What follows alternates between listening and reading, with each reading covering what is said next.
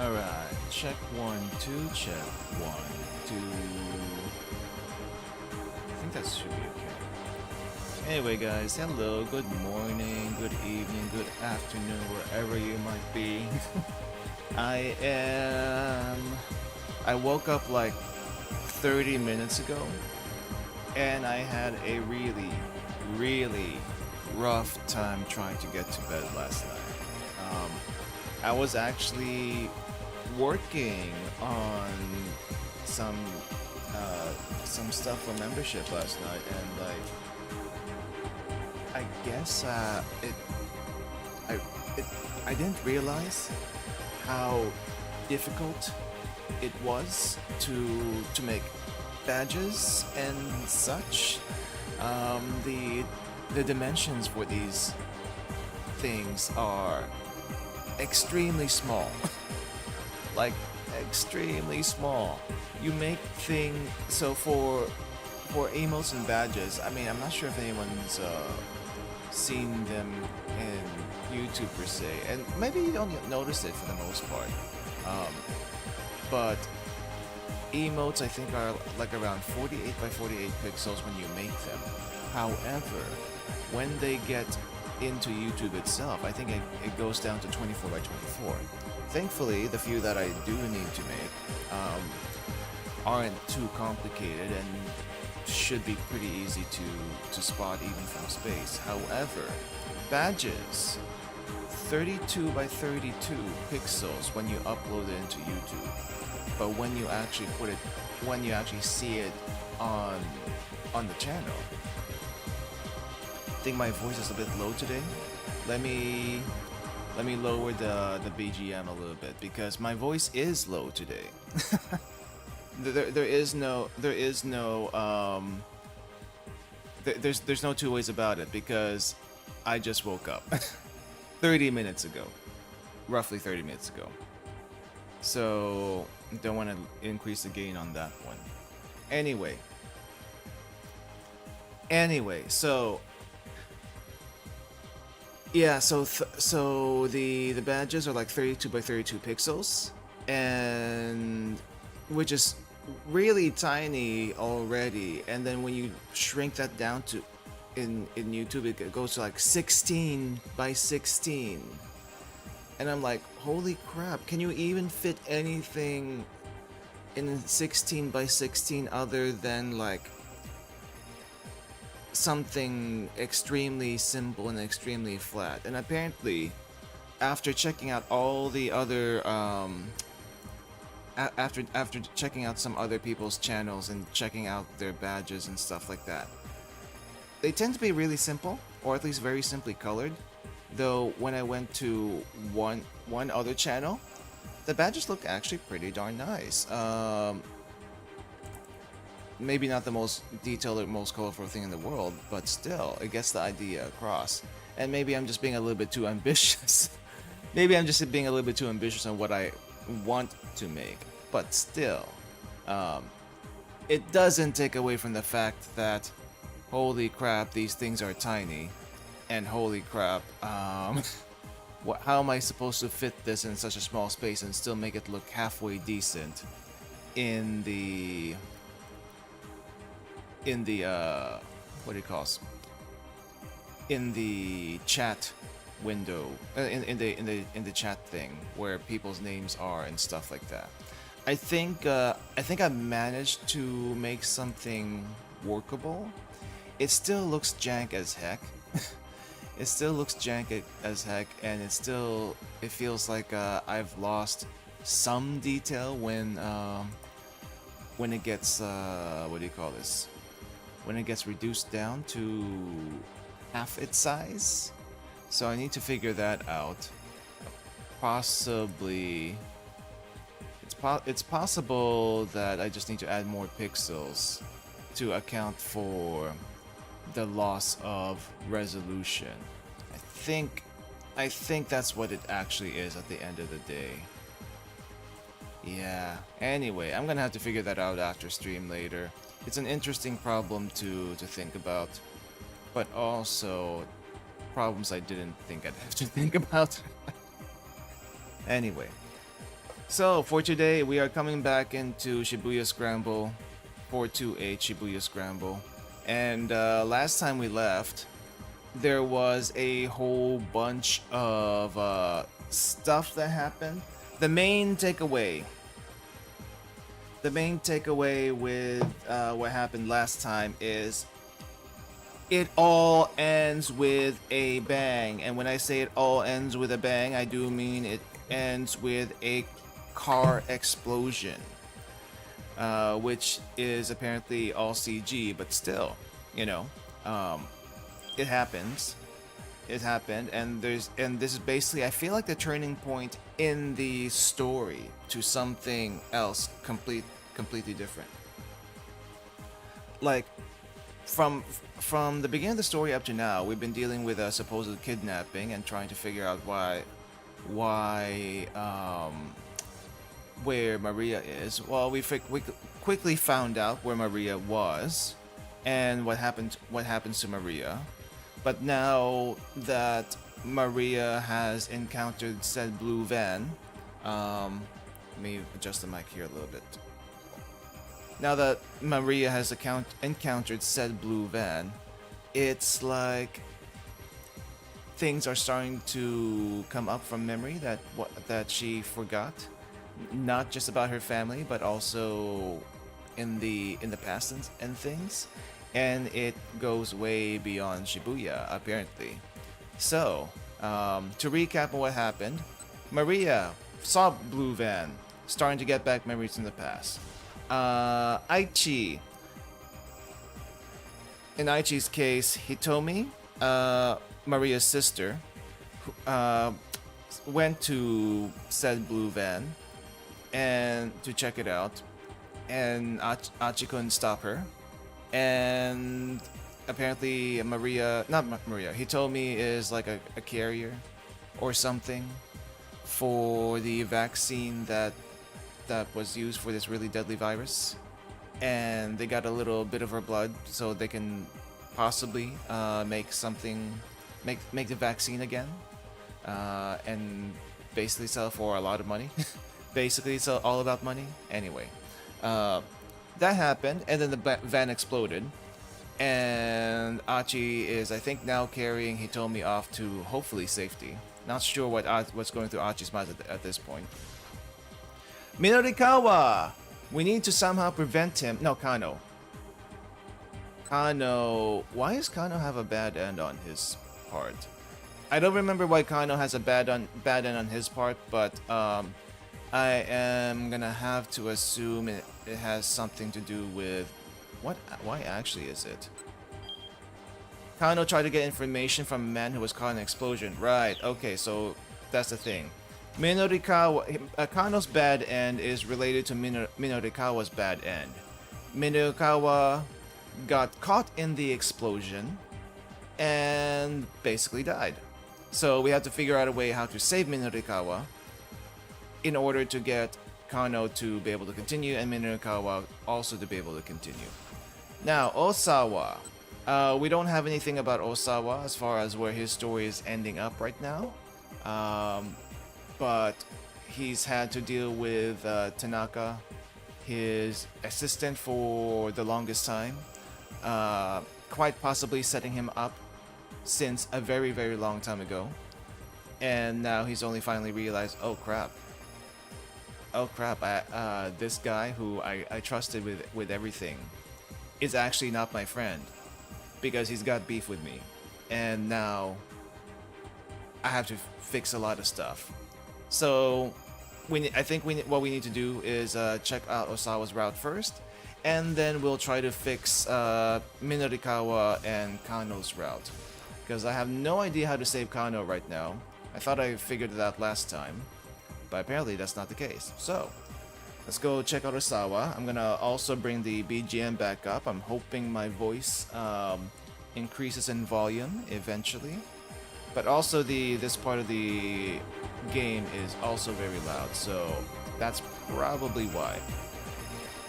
It's probably why my voice is getting drowned out. Among the other reasons, including I just woke up, I can't summon that much volume, and Yeah. Anyway, let's get started. And I'm also gonna shrink myself. I need to shrink myself. Shrink, shrink, and let's see. There we go. No, not yet. Nope, not yet. Oh wait, I'm in the wrong spot. That's why. There we go. Nope, nope. Don't go to Don't go there. Okay. Time chart. Osawa. What is going on with you? Only human.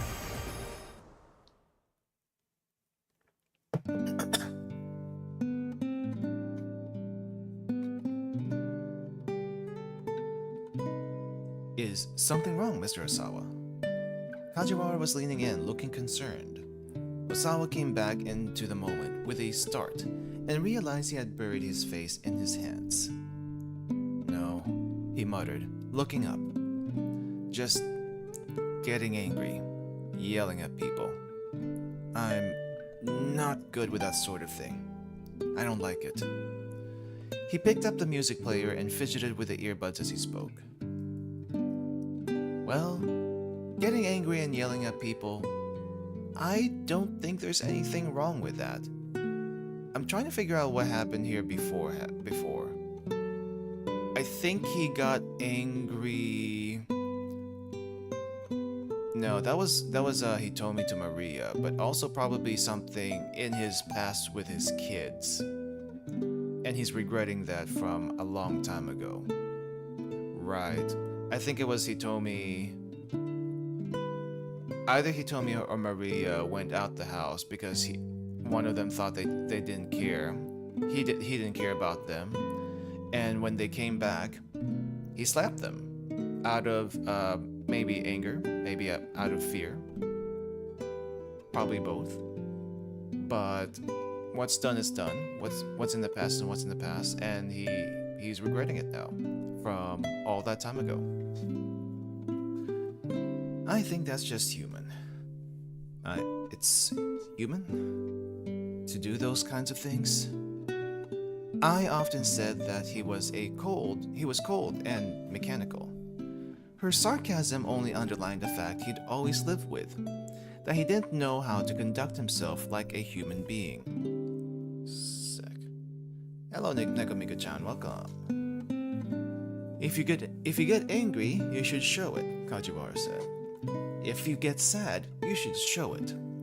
It's human nature to let other people know how we're feeling after all. But what if doing that hurts the other person? That's when you apologize, sir. It occurred to Osawa that he'd never tried to tell anyone how he felt before. He'd never felt the need to. And yet, right now, he suddenly felt that if his daughters were to appear before him, he might blurt out everything he'd ever left unsaid. It was a terrifying thought.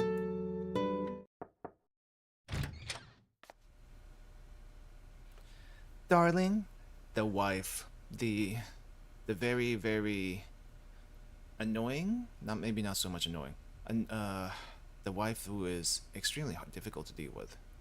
I opened the door and stepped into the room. The detectives are asking for you. It seems there's been a development. We'll be right there. Osawa and Kajiwara hurried out of the room. And we have a keep out because we have to save Minorikawa. Okay, how the heck do we save Minorikawa? I don't think they gave me enough hints for that. Let's see. Chase Miku as far as Koendori, only to be caught by a blast when a minivan suddenly exploded. A few simple words can change his fate. Someone who shouts something at 15:30 needs to change what it is that they shout. If Minorikawa hears something that grabs his attention, he may not die here. 15:30. 15:30. Yeah, it's too bad she doesn't look like anything like Hatsune Miku, but 15:30. I'm guessing it's over here. 15:30. It's a small thing, so maybe here.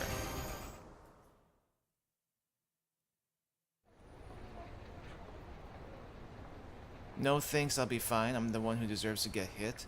I last time I did this, I hit him without saying a word. I'm the one who deserves to get hit. Thinking about Sasayama, Kana couldn't help feel guilty. Maybe we do it. Maybe we do it here. I'm the one who deserves to get hit.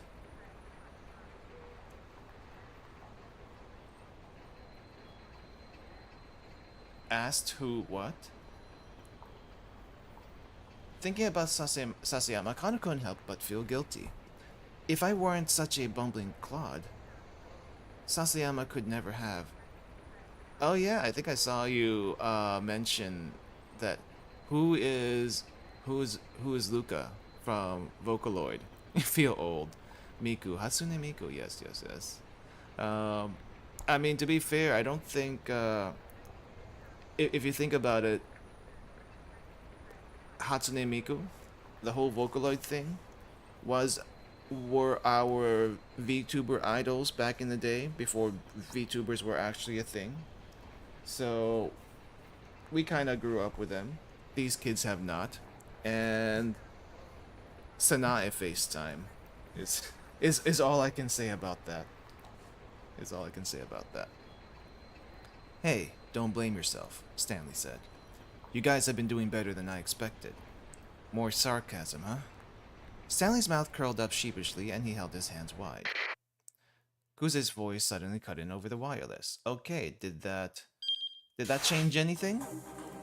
It did not change anything. We need to shout more. Miku steps in.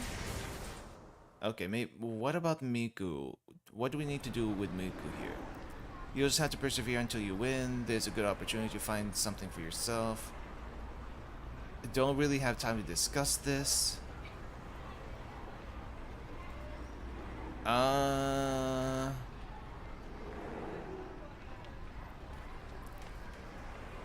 Don't really have time. All these are bad options, but I don't know if this changes anything.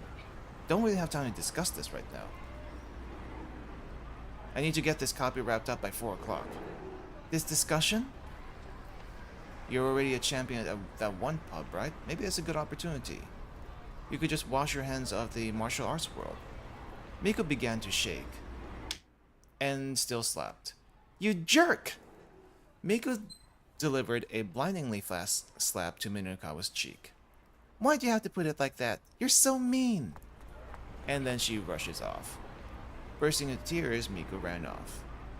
Hey, Miku! She gave no sign she'd heard him and didn't turn around. Minokawa rubbed his cheek. It stung. For once he actually regretted what he said. Maybe he shouldn't have assumed she'd be willing to just give up her hobby.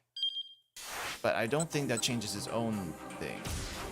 Which means, where the heck is this supposed to be?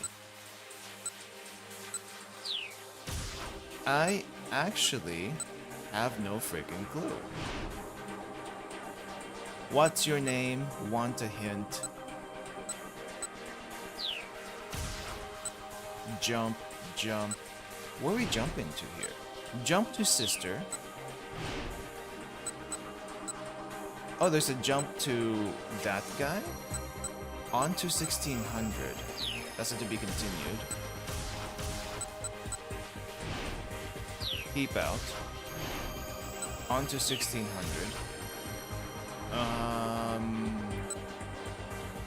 Jump to that guy?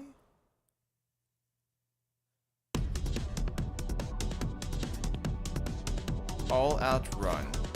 The other guy who's looking for Miku. Oh, maybe it's Achi who needs to be yelling something? But this is where he dies if he doesn't hear someone shouting though. Oh, I get it now. We have to go back. We have to go back to... We have to go back to Achi. Hitomi approaches the van. I think it's this one. Achi's going through his mind. Stay back, don't get too close. Wait, I think I did the other one already. Hitomi, wait! Achi shouted, but she didn't appear to hear his cries, and the hope of rescuing her sister had driven all else from her mind. Achi started to run after her. Hitomi had reached the vehicle already. She brought her face close to one of its windows, but the tinted glass obscured the view inside. Hitomi circled around the minivan's other side. Achi saw her grasping at the door. She slipped out of his view for just a moment. Maybe this is where maybe that's what Minurikawa heard. I'm not exactly sure. I feel like either one he should have picked up on, but I have no idea. Thunderous explosion. Okay. Does that change anything for Minurikawa though? Yes, it actually does. Holy crap! Is that all you needed? Okay, fine. I didn't think it would just be that. Hitomi, wait! As he ran along Koendori after Miko, Minurikawa heard someone shout a familiar name. Hitomi? Oh! Okay, so that's what he heard. It was a pretty common name. Ordinarily, he wouldn't have given it a second thought, but he remembered that one of the Miss Midoriyama winners was named Hitomi Osawa. That made him curious. And then he won't get caught up in the explosion this time. A moment later, he heard a cell phone ringtone. He immediately recognized it as an Ayaka Miki song. His reporter's instincts tingled. He stopped to take a look around, and one young woman caught his eye almost immediately. It was her. He couldn't assume that any pretty girl he saw was Miss Midoriyama. After all, it'd be a little too convenient if he just so happened to run into her now. Still, it didn't cost him anything to ask, "Are you Hitomi Osawa?" He might as well at least check. But to his own surprise, he hesitated in embarrassment. You embarrassed? Really? That's a first. He'd never been too embarrassed to ask a question before. He didn't get a chance to contemplate that realization. Wait, hold up. It exploded right before they stabbed her? At least that's what this scene makes it look like. But now he's not too close to the van, and he gets knocked off instead from further away. A massive fiery blast knocked him from his feet. A deafening roar set his head throbbing. What was that? What's going on? He lay in a daze on the ground, trying to wrap his mind around what had just happened. Fire.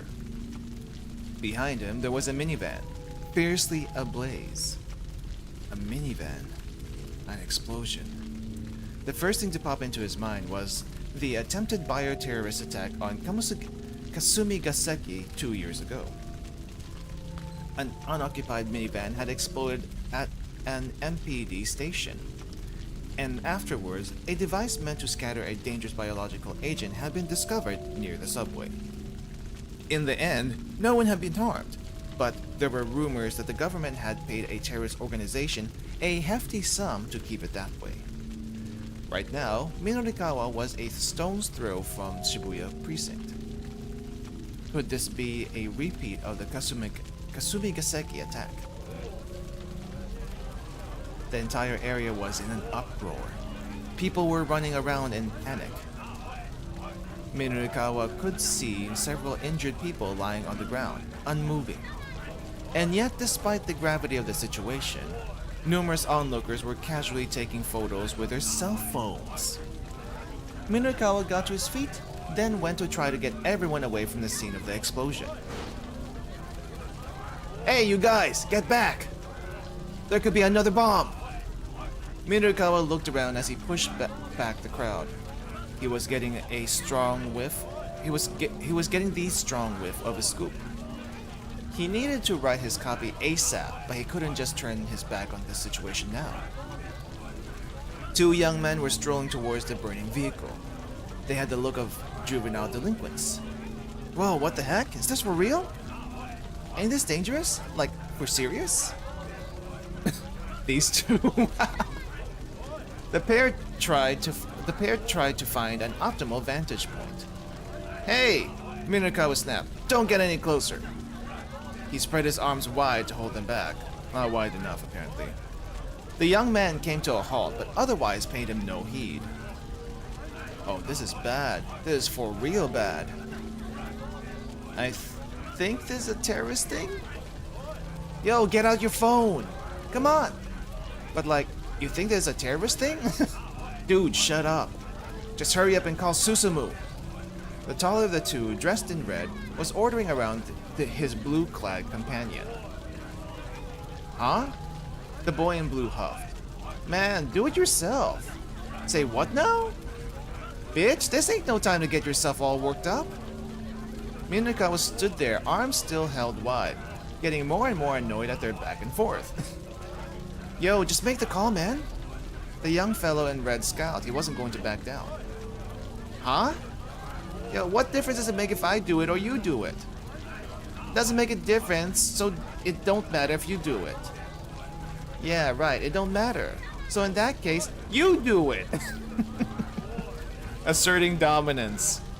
Look, I'm telling you, you just make the damn call. And I'm telling you, make it your damn self. Oh, enough of this already. Mirukawa opened his mouth to tell them off. But then, the young man in red spoke again. Dude, the goods from over at Endo Electronics are gone. You gotta let Susumu know. The name Endo Electronics caught Mirukawa's attention. Huh? Yeah, but ain't that all that Achi's dude's fault for getting all huffy at us? I mean, it was Kiryu who told us to go find the Endo storehouse. Yeah, but Susumu don't like dealing with his stolen goods. Says it dirties the SOS name. Well, what a coincidence. Looked like these two were SOS members. Hey, Mirukawa called out. You two! He finally succeeded in getting their attention. Where's this Susumu fellow? I'd like to talk to him. Back to the pointing. He had no idea who Susumu was, having only heard the name just now. Still, from the way these two were talking, it seemed clear he had some position of leadership. You think I'd tell you if I knew? The red fellow snarled. The fellow in red snarled. Well, both work. Mirukawa kept his composure. Listen, you guys know the Tenryugumi? The Tenryugumi was a Yakuza syndicate that operated in Shibuya. An up-and-coming Yakuza syndicate that turned up on the scene 10 years ago, with a seemingly legitimate Takarada financing as its business front. The group offers monetary solutions for people in financial trouble. The loan shark people. But those who accept their offers soon find that their troubles only grow and grow, embroiled in conflict with the Kanto Shiraminagumi, who have been long established in Shibuya. These street kids were sure to be familiar with the name, if nothing else. I may not look it, but I am in pretty tight with the Tenryugumi. And maybe you two don't know it, but Susumu's been showing up at their office a lot lately. Susumu's been dealing with the Yakuza? Whoa, for real? Sweet! Sweet? Really? That's bad news, dude. You don't want to mess with that. The two punks brought it up completely. What's SOS using at their hangout these days? I've got a little something to discuss with Susumu. Right now, it's this bar called Inferno. Mirukawa made a mental note of the name. Right, and Inferno is where exactly? The two young men suddenly looked distinctly uncomfortable. Uh-oh. Later! Yeah, I got a thing I gotta do too.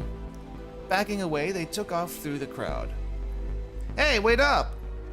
And Achi and Hitomi are in the back. I need to know where Inferno is! But the pair had already vanished. Serious Achi over there. Ambulances began arriving at the scene and paramedics rushed out to tend to the wounded. Excuse me, would you mind answering a few questions? Oh, that was Kano. Minokawa turned to see a man in a suit approach him, flashing his badge. We'll get to him later. So a detective with questions for him, huh? How about you answer a few questions for me? Was this an accident or an attack? We still don't know many details. Let me rephrase that for you. This is a major incident, Minokawa exclaimed.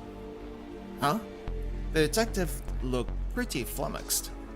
I've been around the block a few times and I know all your police PR lingo. And when you start talking about the details, that is 100% indicative of a major incident. Brushing aside Minokawa's remark, the detective tried another question. Did you happen to notice anything unusual prior to the explosion? Unusual? Minokawa thought back to the moments before the minivan blew up. Now that you mention it, I think I heard a cell phone ringtone. The detective tilted his head. A ringtone? No, never mind, forget that. There's no way the ringtone on someone's phone will be audible through all of that. Minokawa struck the thought from his own mind as he said that. In all likelihood, he associated the ringtone and the explosion simply because one had happened right before the other. Kano. Oh, that was him. Kano, a large-statured Caucasian man, had called out to the detective.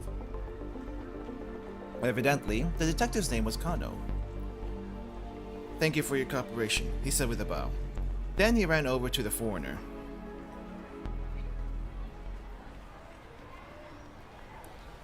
Mr. Minokawa, is that Miku? Minokawa turned to a female voice behind him. It's Miku! He found Miku standing there. She looked like she'd been crying. Miku, about earlier, He trailed off, searching for an apology. It's okay. That doesn't matter right now. Miku looked around the scene. Minokawa followed her gaze. Something big went down here, he said. I know, she exclaimed. The explosion. I saw it happen with my own eyes. You what? Miku looked around nervously. Are you alright? He asked her. You're not hurt, are you? I'm okay. My ears are still ringing a bit, is all. Good. So, what did you see at the time of the explosion? Miku assumed a thoughtful expression. There was this girl who was running towards the minivan. And then I think I saw this other Middle Eastern girl suddenly make a dive for her. And then the van just exploded. Wait, hold on. Minokawa said, so if I'm getting this right, it sounds like this Middle Eastern girl saved the girl who was running up to the van? Miku nodded. Just then, Minokawa's phone chimed. He received an email. Interesting ringtone. It was from Chiaki. Mr. Mino, are you still working on your copy? He checked his watch. At this point, the 4 o'clock deadline was barely 20 minutes away. Nonetheless, he decided to stay at the bomb scene. He could definitely smell a scoop here. He was sure of it. Even if he couldn't get his 6 pages done by 4, landing a major scoop should be enough to persuade the loan company. Minokawa jotted his phone number down and handed it to Miku. I'll make things up to you, he said. Give me a call later. Miku took the scrap of paper, puzzled. If you're looking for an Aiki Jujutsu dojo, I know a few. At that, her face lit up. Wow, that is a small-ass cell phone. Minokawa decided to process the scene for clues. As he wandered around, he caught sight of Detective Kano and his Caucasian colleague heading down an alley. What's that I smell? Something pretty damn fishy. If they were slipping away for a private conversation, maybe there was some way he could listen in. Minokawa hurried into one of the buildings that bordered the alley. He looked around and found a public bathroom upstairs on the alley side of the building. Hoping beyond hope, he slipped up to the bathroom window. Voices outside, He held his breath and listened. Those international criminals you mentioned? Kano's words were faint, but he could make them out. Minakawa did a little fist bump. Correct. Roughly 8 hours ago, they infected Maria Osawa with the UA virus. Then they let loose somewhere in Shibuya. Hold on. By UA you mean... The discussion involved some terms Minakawa wasn't familiar with. He focused all of his mental energy on what the two were saying. This is a killer virus with a 100% mortality rate once it takes hold. 100%? Minakawa muttered to himself. The shock caused him to unclench the fist he didn't realize he'd made. This wasn't just an interesting conversation. It was monumental. It has an incubation period of 12 hours. In another 4 hours, Maria Osawa will go symptomatic. After that, she'll begin spreading the virus through the city. Wait, hold up. Maria is also infected now? Oh, that's huge. It's capable of airborne transmissions? If we don't administer Kenji Osawa's antiviral before she develops symptoms. Yes? Everyone in Shibuya is going to die. Minakawa felt goosebumps rise all over his body. If they were talking about a virus and a Kenji Osawa, they could only mean that Kenji Osawa. He recalled what Osawa had said earlier about the power balance of the world being at stake. There was no doubt about it. This was a tremendous scoop. Well, we need to find Maria Osawa and get the antiviral to her as soon as possible. Just calm down. There's more to the story. It's starting to leak out! The door swung open loudly and someone came barging into the bathroom. I had a feeling it was this guy. It was Yanagashita. Why him again? And why here of all places? Oh, I'm leaking here! Yanagashita was on the verge of hysterics. His voice must have been audible outside. Kano and his companion went to take their discussion elsewhere. And they'd just been getting to the good part. This is looking a little bit like the Yakuza scene right now. You son of a bitch! Enraged, Minakawa grabbed Yanagashita and tossed him to the floor. I'm leaking! Shut your mouth! He put all of his strength into an ankle hold and gave him a good twist. A professional wrestling technique that involves grabbing the opponent by the ankle. Being caught up like this can be extremely painful. It also puts a lot of pressure on the lower body. And if you're already finding the urge to urinate, well... Yanagashita wailed.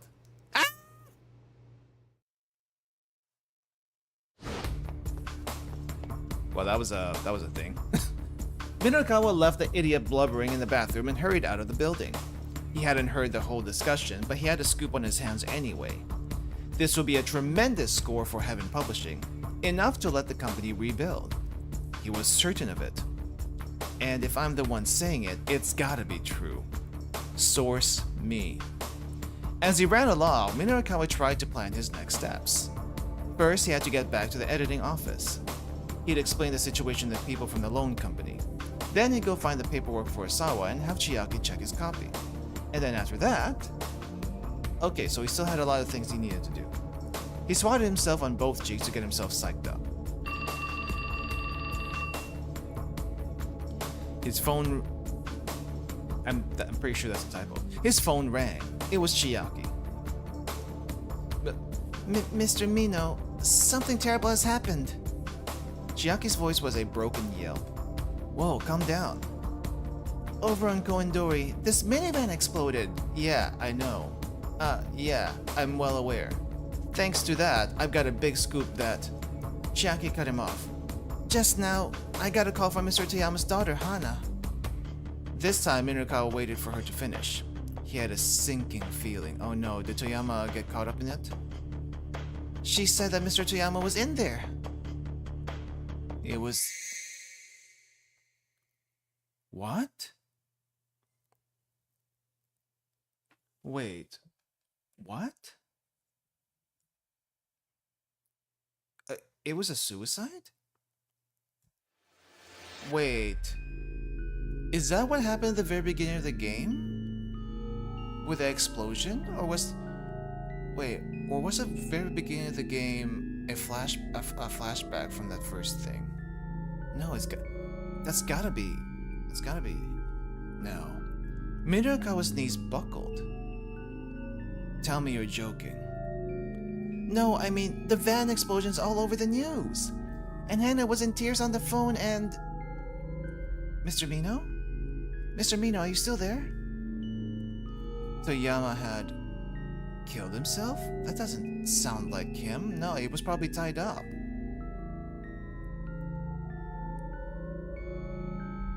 Minorikawa felt the energy drain from his body. Oh yeah, everything changes now.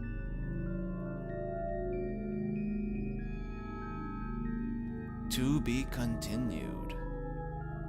Yeah, this is definitely the turning point of the game right here. I don't think he killed himself, but something else happened. That's for sure.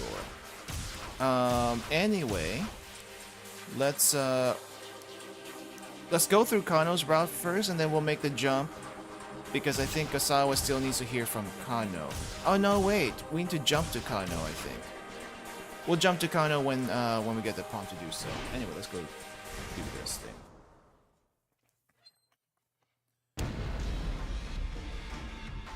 Suddenly, a boom as loud as cannon fire shook the area.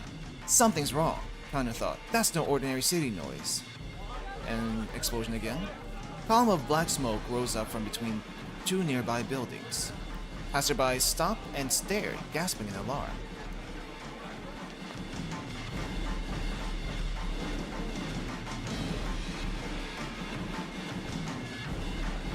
I feel like I've seen this this video 3 times already for 3 different scenes.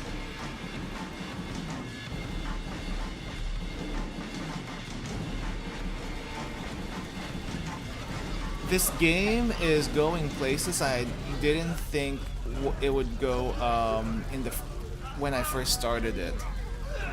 But this is Spike Chunsoft we're talking about. They are known for their twists.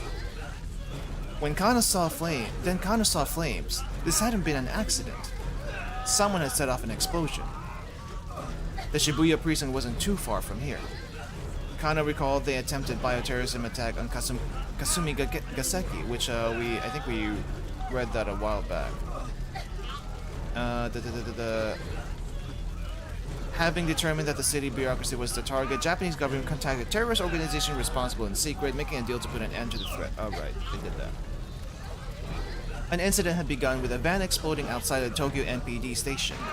Already, a large crowd of onlookers was gathering. Shouts rose up as they took in the scene. What's going on? What happened? The car's on fire!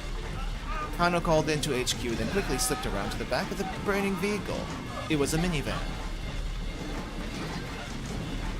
Peering at the flaming chassis, he could see that there was someone inside, which was probably Toyama. Oh no. Could that be Hitomi? No, Hitomi's safe. Once they had their hands on the antiviral, the criminals would have no further use for Hitomi Osawa. But why was Toyama here, wrapped up, bound, and gagged? Already the body had been charred to ash. At this point, it was hardly recognizable as human anymore. Alright, keep out. So we go back to Minorikawa to jump over. Jump. Man in a business suit. They seemed fine though not too long ago. But I'm guessing someone caught him for some reason. I have no idea why. Okay.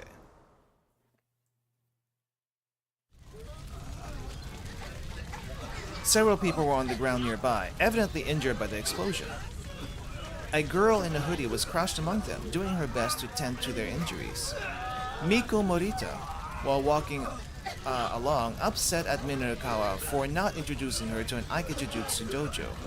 She happened across the aftermath of the minivan explosion.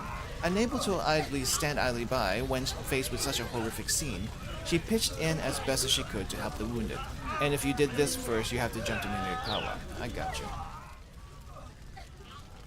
Kano recognized her as the girl he'd talked to earlier during the traffic jam. "Police," he announced. "Get back. Let me handle this." The girl was visibly relieved.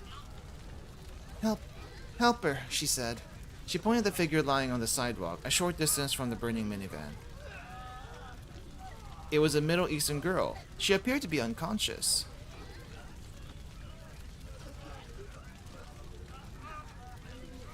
Is that a tattoo? "I think she got hurt rescuing another girl, about college age," the girl in the hoodie said. It seems like the same tattoo as Al-Karan has, or maybe similar? College age girl. That might be Utomi. What happened to the girl she saved? Kano asked. The Good Samaritan looked around. Huh? Where'd she go? The rescuee had disappeared. The girl in the hoodie gestured towards the fallen girl. "I can't believe how fast she was." She spoke with a hint of awe. "The way she moved to get to the other girl. It was on a level way beyond mine." Kano took another look at the injured girl. Her figure looked rather delicate. It was hard to believe she was capable of great feats of athleticism. She started toward her, but Stanley stepped ahead of him. "Leave this one to me," he said. His expression was unusually stern, even for him. "Do you know her?" Kano asked. The American didn't answer as he checked the girl's pulse and then her pupils. "Hey, Stanley. Don't you have other things you should be doing?" Stanley snapped. "Fine then." Kano decided to collect some eyewitness accounts. He wants to take care of that one personally. Patrol cars and ambulances arrived at the scene in a steady stream. Once the vehicle fire was under control, things gradually began to calm down. Several officers worked to cover the area around the burned minivan with a blue tarp. Kano got his questioning underway, starting by flashing his badge at a man near the front of the crowd. "Excuse me, would you mind answering a few questions?" The man puffed himself up. "How about you answer a few questions for me? Was this an accident or an attack?" "We still don't know many details," Kano admitted. The man shoved his finger in Kano's face. "Let me rephrase that for you. This is a major incident." "Huh?" "I've been around the block a few times and I know all your police PR lingo. And when you start talking about the details, that is 100% indicative of a major incident." "Well, I sure picked the wrong guy to try and talk to." Stifling his frustration, Kano continued his questioning. "Did you happen to notice anything unusual prior to the explosion?" "Unusual? Now that you mention it, I think I heard a cell phone ringtone." "A ringtone?" "No, never mind, forget that. There's no way the ringtone on someone's phone would be audible through all of that." The man was probably right, but somehow the idea nagged at Kano. He jotted down a note in his pad. "Kano." It was Stanley. Perfect timing. "Thank you for cooperation," Kano told the man. Then he hurried on his way. Stanley stepped in close enough to whisper. "Who was that guy?" "An eyewitness to the explosion, apparently." "Did he have any info?" "He said he heard a cell phone ringtone at the time of the explosion. Not sure if that's significant, though." Stanley stood silently for a moment, thinking. "What about the girl?" Kano asked. What about the girl?" Kano asked. "Has she woken up?" "No. I'm going to drive her to the hospital." "Huh? Why do that yourself?" "Just look around," Stanley said. He cast his eyes out over the scene. There were still many injured people lying on the roadside. It seemed the authorities hadn't sent enough ambulances. "But isn't your car back in Maruyamacho?" Kano asked. "Under the circumstances, I think it makes sense for me to go back for it," Stanley replied coolly. "Besides, I have a few things I'd like to ask her." Kano was curious. "You do?" he asked. Stanley's cell rang. "Yes," Stanley answered the phone in English. As he listened, his demeanor changed. The blood drained from his face and his hand began to tremble slightly as it gripped the phone. Wow! He is flustered? That's a first. Kano had never seen him this shaken up. You got it, Stanley said at last. He hung up the phone and let out a sigh. What is it? Kano asked. Stanley headed into an alley without responding. Oh, it's probably because of the Maria incident. Kano hurried after him. Once they were out of earshot of the crowd, Stanley finally spoke.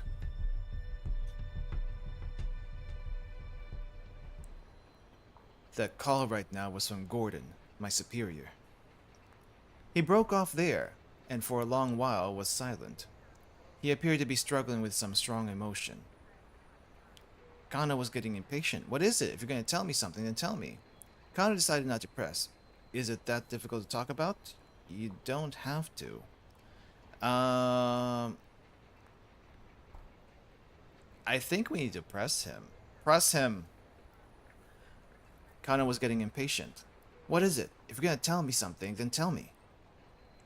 Alright, Stanley said at last. I can trust you with this. Wow, I never thought I'd hear you say you trust me. Kano teased. But Stanley's expression remained dead serious. We were contacted on our end by the mastermind of this plot. Those international criminals you mentioned? Correct. Roughly 8 hours ago, they infected Maria Osawa with the Uwa virus. Then they let her loose somewhere in Shibuya. Hold on. By Uwa, you mean... Kano thought back to his earlier conversation with Stanley. These criminals were trying to get their hands on a new drug, an antiviral drug developed by Kenji Osawa, that had been shown to be effective against the Uwa virus. Stanley hesitated before continuing. This is a killer virus with a 100% mortality rate once it takes hold. Kenji Osawa's antiviral is our only means of combating it. Mortality rate of 100%? It has an incubation period of 12 hours. In another 4 hours, Maria Osawa will go symptomatic. After that, she'll begin spreading the virus through the city. It's capable of airborne transmission? Following the onset of symptoms, individuals infected with the Uwa virus bleed from the lungs, and the virus is readily released into the air via coughing. The Uwa virus is highly resilient to the open air and can survive even after saliva or other fluids have evaporated. Simply getting within 2 meters of a symptomatic patient is said to carry a high risk of infection. Bodily fluids from deceased patients carry an especially high concentration of the Uwa virus, and anything contaminated with such fluids must be thoroughly sterilized before it is safe. Stanley nodded. If we don't administer Kenji Osawa's antiviral before she develops symptoms. Yes? Kano's voice was trembling now. Stanley spoke with complete certainty. Everyone in Shibuya is going to die. Well then. We need to find out Maria Osawa and get the antiviral to her as soon as possible, Kano said, panicking. Stanley remained cool. Just calm down. There's more to the... Stanley was interrupted by a strange sound from the upper floors of a nearby building. Unsure of what it was, the two men hurriedly relocated. Into an empty parking lot that is wide open. Is this any better? Well, at least there won't be as much sound bouncing off. They paused when they came to a vacant lot. The place was deserted. No need to worry about being overheard here. You said there was more to the story? Kano prompted. The antiviral in question is stored in Kenji Osawa's laboratory. The lab is protected by a sophisticated security system, and apparently the storage area where the drug is kept requires fingerprint authentication from both Osawa and Tanaka. What? But Tanaka's... Kano couldn't help but gasp. Tanaka was currently a fugitive, the prime suspect in the kidnapping case. There was no chance of getting any fingerprint authorization from him at this stage. Is there any other way to get in? Ano asked. The door can also be unlocked via password in place of the fingerprint scanner, but we'd still need to know what Tanaka chose for his password. No. In any event, Stanley said, it's essential that we track down and secure Maria. But, he went on, his voice grave, even if we get Maria to safety, the mastermind is now in possession of the UA virus. If they want to, they can unleash a bioterrorist attack on Shibuya at any time. To put it bluntly, the lives of every man, woman, and child in the city are in their hands. Kano felt a pulse of fear deep enough to give him vertigo. He slowly tilted back his head and gazed at the sky, vast and blue as always. There had to be tens of thousands of people in Shibuya right now. Rumi and Shuzo were among them. And they might all be dead within a day. It felt so unreal. Kano's mind almost couldn't process it. With an effort of will, he shook himself out of his daze. Now was no time to waver. We have to try, he said. In the next 4 hours, we need to find Maria Osawa and figure out a way to stop this mastermind and the UA virus. The words were as much for himself as they were for his companion. Let's do this, Stanley. We might not always see eye to eye, but together, I feel like you and I can find a way. But Stanley averted his gaze. My job here is to simply apprehend the mastermind. Kano felt a resurgence of his earlier anger at Stanley. Once again, he was putting his duties above human life. I'm sorry. Stanley's voice was a quiet mutter. You should get away from Shibuya as soon as possible, Kano. Kano hadn't imagined that the American would ever be worried for him. I appreciate the warning, he said, but I'm seeing this through to the end. This isn't the sort of thing you can solve with just an effort of willpower. Even so, giving up isn't the Japanese detective way. Stanley let out a nasal chuckle. Back to that again, are we? Same to you. Kano managed a tiny chuckle of his own. Listen, Stanley went on after a moment. This is just between you and me. The mastermind behind this kidnapping case is an arms dealer who goes by the name Alphard. Arms dealer. Beyond simply selling weapons, illegal arms dealers are also frequently involved in smuggling weapons unlawfully obtained through deals with government or military contacts. In recent years, such enterprises have become increasingly globalized. Some dealers form smuggling networks and also deal in money laundering, drug trafficking, and more. Alphard. The attempted bioterrorist attack on Kasumigaseki, a hotel bombing in Chicago. Alphard had a hand in all of them. What do you know about this criminal? Kano asked. Stanley's expression grew even darker.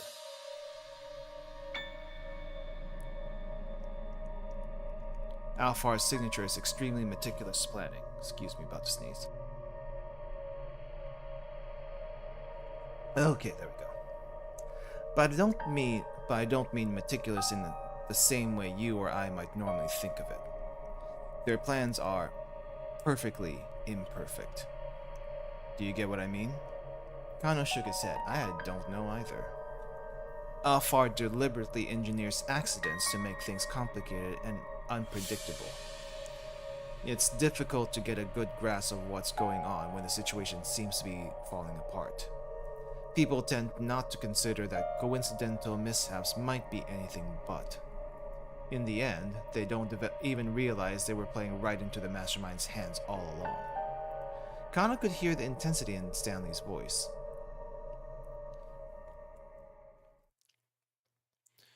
I'm afraid that's all I can say. Stanley had out his right hand. See you around, Kano, if we're still alive. If we're still alive. Kano let that sink in for a moment. Nah, I'll shake your hand after we finish this case. With a slight smile, Stanley withdrew his hand. Fist bump instead? They went from not agreeing to each other, not standing each other, to being somewhat like bros in arms? Wow. Okay, acceptable.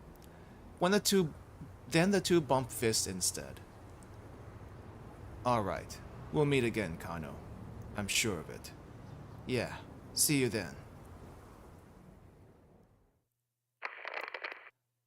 No sooner had Stanley departed than Kuza's voice came in over the wireless. Attention all units. As of now, further investigation of the kidnapping case is suspended. The director's voice sounded strangely cold. I repeat, as of now, further investigation on the kidnapping case is suspended. Wait, hold on, sir? Kano shouted. What is it, Kano? Could you let us know why? We've received information that Maria Osawa has been infected with an unknown virus. Oh, they already got the news. Interesting. And has been released somewhere in Shibuya. That matched up with what Stanley had said earlier. I'm guessing this Gordon guy contacted Kuze also. An anti-bioterrorism security force will probably be deployed in Shibuya. This is no longer a simple kidnapping case. Our part in this is finished. Bioterrorism. Terrorism involving biological agents such as bacteria or viruses. Biological weapons are easier to acquire and transport than nuclear weapons, and because they rely on an organism's natural ability to proliferate or infect, they can yield powerful results for low effort. For these reasons, recent years have seen widespread apprehension about the possibility that such weapons might be used by terrorists. In the event that a bioterrorist attack occurred in Japan, temporary quarantine and decontamination facilities would be set up in the area affected. No, it's not. We haven't managed to resolve anything. Kano, I assure you everyone else feels the same as you do. Kuze's voice had a cautionary tone. They're still performing the autopsy on the body found in the blue minivan that exploded. I'll let you know once we have a positive ID. Kuze out. Director! But the line had already gone dead. Left at a loss, Kano gazed out at the cityscape. The sight of the bomb vehicle had calmed down briefly, but now the news networks had begun reporting the herd of onlookers was growing. There was also a sizable crowd gathered outside of a large home electronics store. The largest LCD televisions on display were showing a press conference being held by the governor of Tokyo. Kano might learn something new about the case. He decided to watch the broadcast. Kano's part in this is over. He had to hurry and find Rumi before it was too late. I guess watch the broadcast. We can worry about Rumi in a bit. Kano might learn something new about the case. He decided to watch the broadcast. Let's see. Clinging closely to the administration, we are keeping a careful eye on the situation as it develops. The governor's expression was solemn as he spoke. The moment he finished his statement, the reporters bombarded him with questions. This seems similar to the bioterrorist attack on Kasumigaseki 2 years ago. Is there any possible connection? What countermeasures do we have in the event that Shibuya is a target of bioterrorism? The governor was visibly concerned. If this does turn out to be a bioterrorist attack, we will establish emergency shelters, with a large-scale quarantine station at Yoyogi Park. However, there are still many details that remain unknown. The politician was clearly struggling to maintain his composure. Can you comment on the rumors we're hearing that Shibuya might be blockaded off? Don't be ridiculous, the governor barked. What outlet are you with? Are you trying to start a panic when we don't even know all the details? Besides, it wouldn't even be possible to blockade the whole of Shibuya. The press conference continued. The governor and the reporters locked in a belligerent back and forth. Kano left the electronics store and headed to the cafe where Rumi and Shizuo were waiting. He had to tell them both to get far away from Shibuya.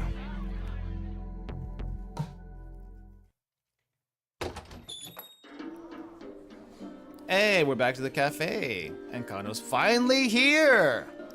The cafe law track seemed quiet when Kano arrived. Shizuo was sitting alone. Kano scanned the establishment but didn't see Rumi anywhere. One of the staff greeted him. "Welcome, sir. Just one, sir?" "No, I'm meeting someone, actually." "Of course, sir." The hostess smiled and then went on her way. Shizuo was glaring at him. "How do you know it's this guy?" Kano walked over to him and bowed deeply. "It's a pleasure to meet you, sir. I'm Shinya Kano." "You look even more of a knuckle-drugger than I thought." Shizuo maintained his appraising stare.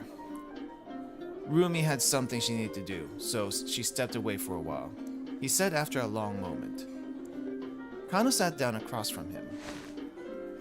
"He's got a laptop. What's he working on?" There was a laptop computer open on the table. Right now, the laptop is in sleep mode, and there's nothing on the monitor. But just before Kano came in, Shizuo was browsing an internet forum. I knew it! I knew it! He was a cutie honey person from before. He takes his user handle from a nickname from the apples that grows on his own farm, which are pretty little things and nearly as sweet as honey. I knew it was him, pretending to be a 17-year-old. The waitress came by to take Kano's order, so he asked for an iced coffee. "What are you using the computer for?" Kano asked. "I'm on the internet." Shizuo's voice was low and gruff. "This cafe has an internet connection? May as well start with a little small talk." "So what?" Again, Shizuo glared at Kano. The words wouldn't come. "No, actually, there's no time to be making idle chit-chat. If they got infected with the virus, Rumi and Shizuo might die. Look, please, you need to leave Shibuya right away." Shizuo's face contorted with confusion. "What are you talking about? Why?" Kano wasn't sure if he should tell the truth or not. He was strictly prohibited from discussing a case with anyone outside the department. As a former policeman himself, Shizuo ought to understand full well the secrecy of an investigation required. But it wasn't like he'd just up and leave town without a good reason. "Please listen," Kano said. "There's a risk of a bioterrorist attack. It's very important that you go, though I'm not at liberty to tell you why." Is he gonna buy this, though? Is he gonna buy option B? Let's try option B. "It's very important that you go, though I'm not at liberty to tell you why." Even if this was Rumi's father, Kano couldn't bring himself to leak secret information. His mind spun with regret. "Well, I don't need your say-so." Shizuo huffed. "I'm sick of this town anyway." Kano was a bit relieved to hear that. "Does this have something to do with the case you're working?" "Huh? You're telling me to leave Shibuya. Does that have something to do with your case?" "Yes," Kano admitted. "So why don't you run off with Rumi then?" Shizuo's tone was frank. "Well, I mean..." When Kano didn't have an answer handy, Shizuo let out a single, heavy sigh. "Is your work important to you?" he asked. Kano hesitated. "Is it more important than Rumi?" "Well..." Again, Shizuo cut Kano off as he waffled over how to answer. "Me, I used to put my work before my family. There was no question in my mind that combating society's ills and solving cases was worth any price. And because of that, I did some pretty reckless things. Almost wound up dead more than once." Shizuo paused, a forlorn look in his eyes. "My wife did nothing but worry about me. So much I didn't even realize she'd worried herself sick." And this is why he didn't want Kano to be with Rumi. Understandable. But right now it's not about that. I was so caught up in my work that I wasn't even there for her when she finally passed away. It was all so very absurd of me. The waitress came by and set Kano's iced coffee on the table. It sat there, untouched, until Shizuo looked at it pointedly. With a tiny nod, Kano brought the cup to his lips. The bittersweet liquid was a balm to his parched throat. I told Rumi the same story, Shizuo continued, but I didn't tell her how absurd it was. I told her that her father only did what he had to do. He took a sip from his glass of water. Rumi, she's very much like her mother used to be. Their personalities are almost identical, and I don't want her to suffer the same way my wife did. Shizuo's fist clenched in his lap. What was it that made you become a detective in the first place? He asked. Well, at first, I got the job because I thought it would make Rumi happy. And then I guess also because I thought it'd make you like me, sir. It was the truth, and Shizuo simply chuckled. If your goal is to get me to like you, you may as well give up now. I'm sorry, sir, Kano said. I can't do that. Are you this stubborn around Rumi? Shizuo grumbled. I love your daughter, sir. I want to keep her safe, to make her happy. And why is that? Whenever I think about her, I just feel so amazing. I'm sure that you or anyone can empathize with that. Everyone has someone they want to protect, who makes them feel good.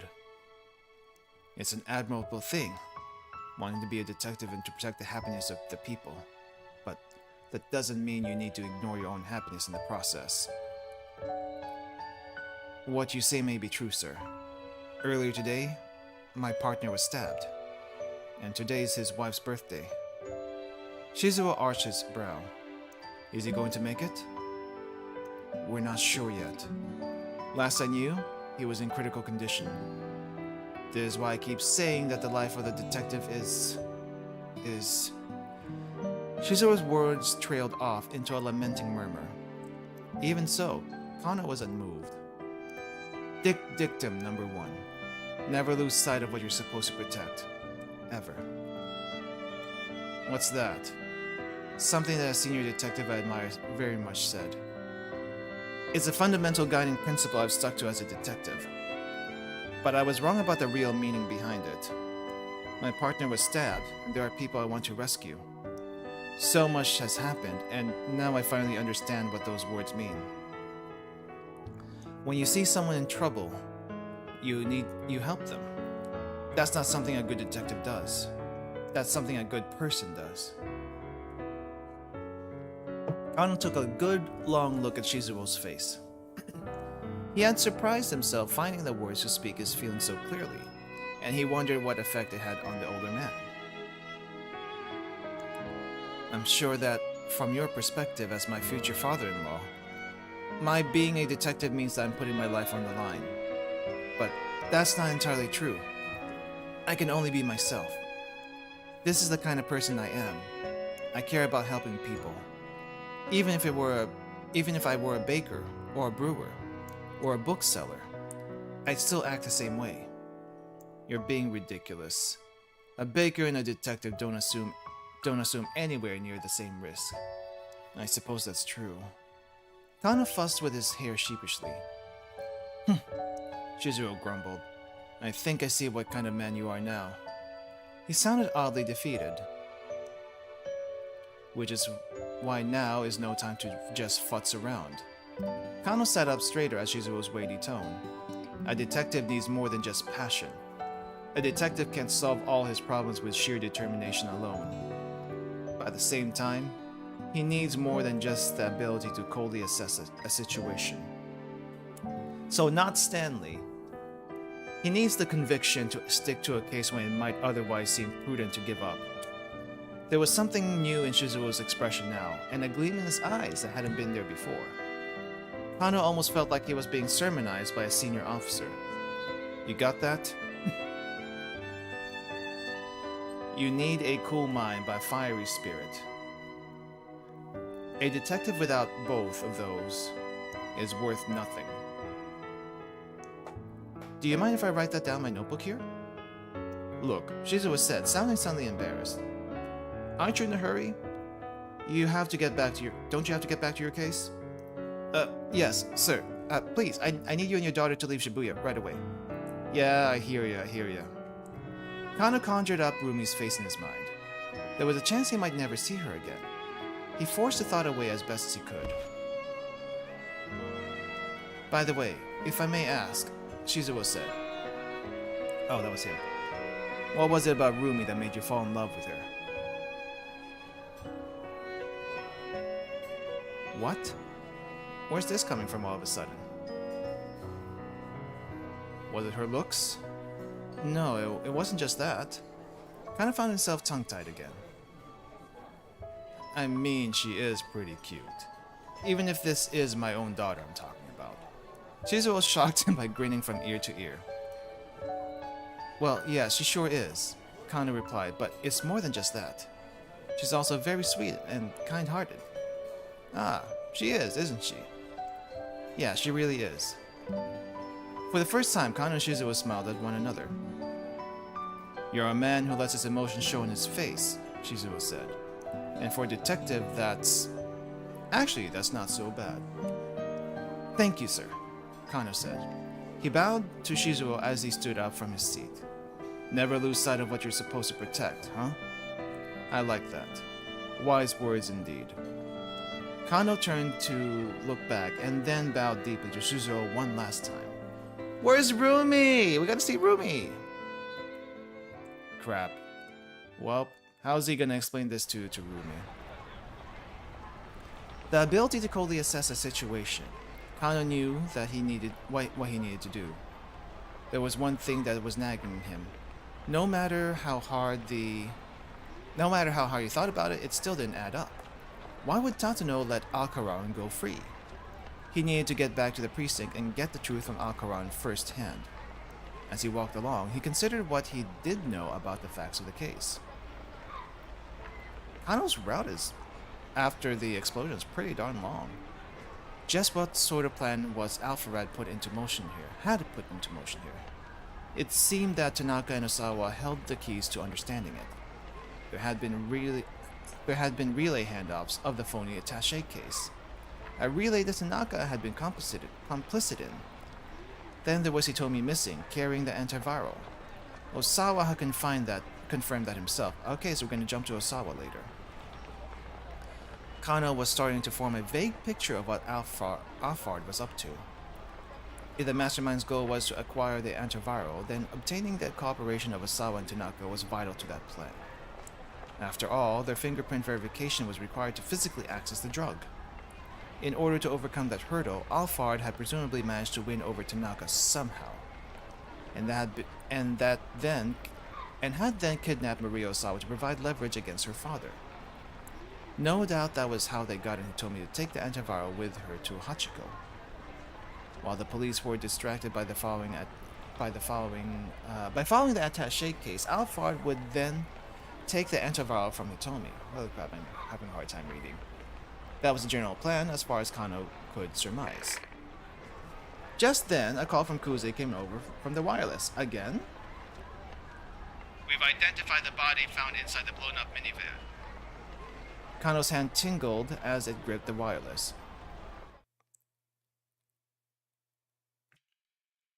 Mamoru Tanaka, male, 40 years old.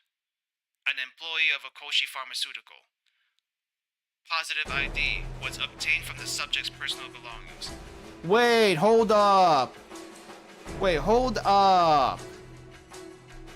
I thought Tanaka was somewhere else. Wait, oh, if this is Tanaka, then Tatano is not Tatano. Tatano's the detective. Then Hana's dad is still fine. Okay, Hanuset is still fine. So where did they go to then?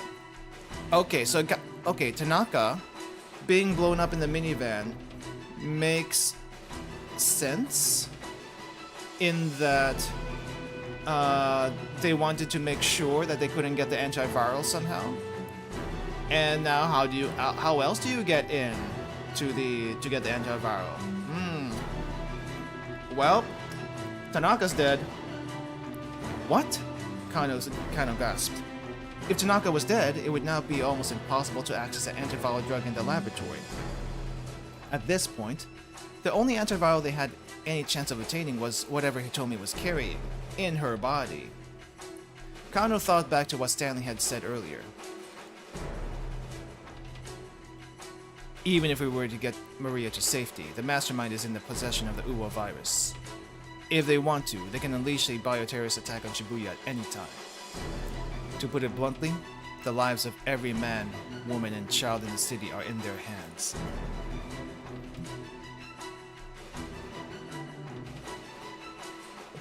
No.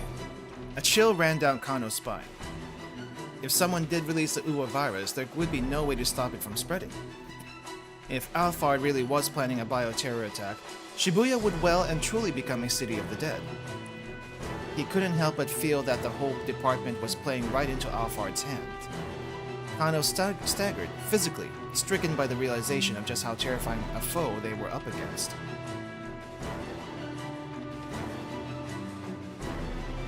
To be continued.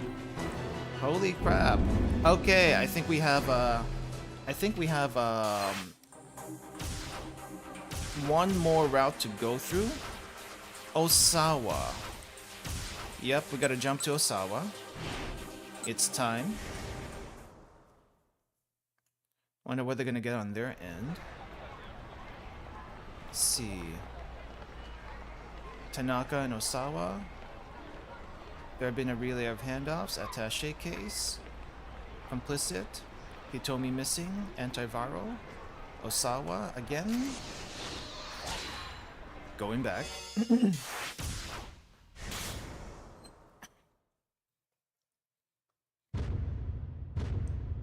Wow, this scene. This scene. Before the news was shared with Osawa, the members of the investigation team quietly briefed Detective Kajiwara. Osawa and I sat on the sofa on the far side of the room, watching. They could see Kajiwara go pale. He wiped the sweat from his forehead with a handkerchief several times. Bad news, Osawa thought. Mr. Osawa, ma'am. Kajiwara shoveled his way over to them at last. We've just gotten word from headquarters. Detectives uproars on the scene, order to discontinue kidnapping. Right, okay. He hesitated ominously. Osawa braced himself. Please, let's hear it. It would seem that your daughter Maria is safe. What? Osawa felt an unexpected surge of relief. You mean it? The case has been solved? The case has been solved? I said. For a moment, they almost sounded like a happily married couple. It was only the stern look on Kajiwara's face that gave them pause. However, as of yet, we do not have her in custody. I'm not sure I understand, Osawa said. You know she's alive, but you don't have her? How? Deep furrows appeared in Kajiwara's forehead. I'm sorry, sir. The information we received from the top is complicated. We've confirmed that she was able to escape confinement. It's just... The detective gave every appearance of holding something back. If there's something you need to tell us, then just say it, Osawa told him. It would seem that Maria has been infected with a virus. Infected? Osawa felt as if a taloned claw had just clutched his heart. It's not one I've ever heard of before, but apparently it's called the Uwa virus.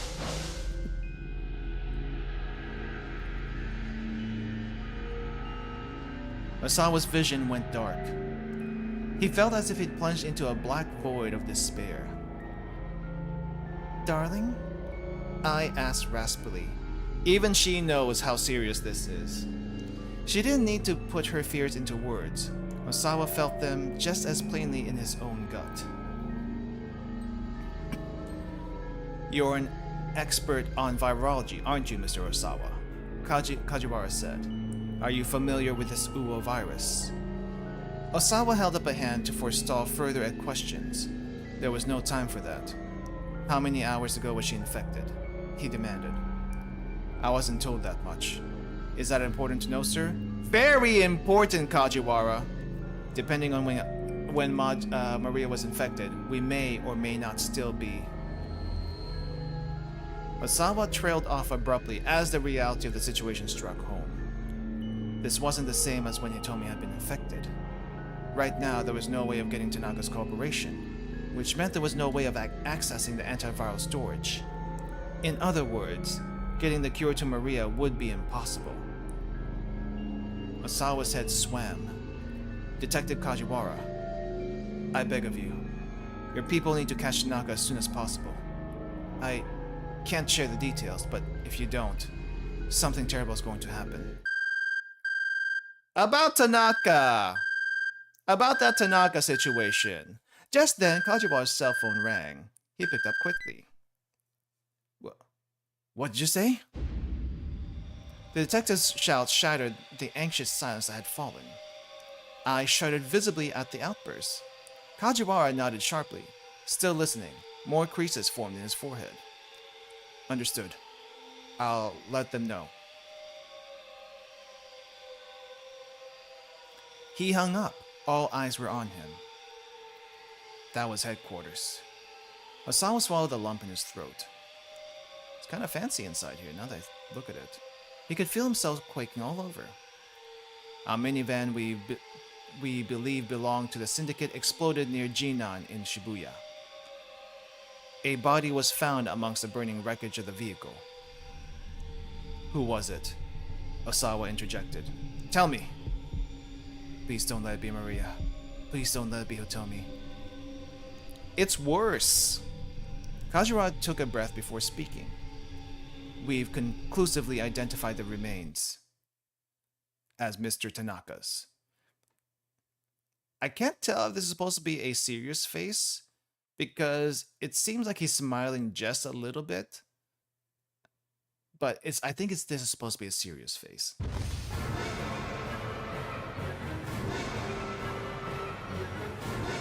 Wow! I stood up so quickly at that. Holy crap! Were you still having an affair with Tanaka? No! The cry was visceral, almost bird-like. Osawa looked around in surprise. It was I. It's not true. You're lying. Her shrill screams reverberated through the room. Holy crap, this is loud. Osawa felt like he wanted to scream too. With Tanaka dead, there was no way to get the antiviral. Which meant that Maria was going to die. To be continued. How else are you gonna get it now? Well, I don't think you can just make an antiviral in a very short amount of time, even with Hitomi.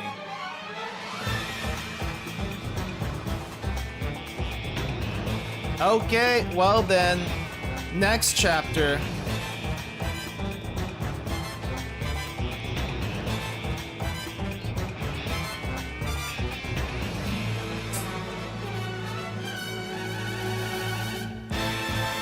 $1,600 to $1,700 is no longer about a kidnapping case. We are now well and clearly into trying to save everyone in Shibuya because of this thing. Alright then. I feel like we can check out Osawa's route later. I'm kind of curious what is happening with Maria. Let's see what's happening with Maria since we last checked in on her. Which I think she just saw the van explode. And then she was captured by this guy. The guy with the cane. I walked around the throng of people heading towards the scene of the explosion.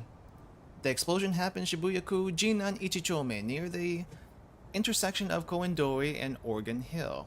Wow, very precise location. There's a gun pressed against my back, leaving me no choice but to continue marching forward. I don't have time for this right now. There's something I need to do. My frantic sense of urgency grows and grows. Kanan. The only clue I have is that name. The other hazy snippets that have surfaced in my memory provided no answers. Please, just tell me, I murmur. Do you know who I am? When the man with the cane doesn't answer, I stop in my tracks. I'm going to start shouting, I warn him. If you want to find out who you are, then do as I say. The barrel of the gun jabs forcefully into my back. Once we find Hitomi Osawa, you'll remember, whether you like it or not. Guess I have no choice but to keep moving then. Are your memories really that precious to you? The man murmurs as we start to move again. I'm taken aback by the question. Well, yes, I mean, isn't that pretty normal?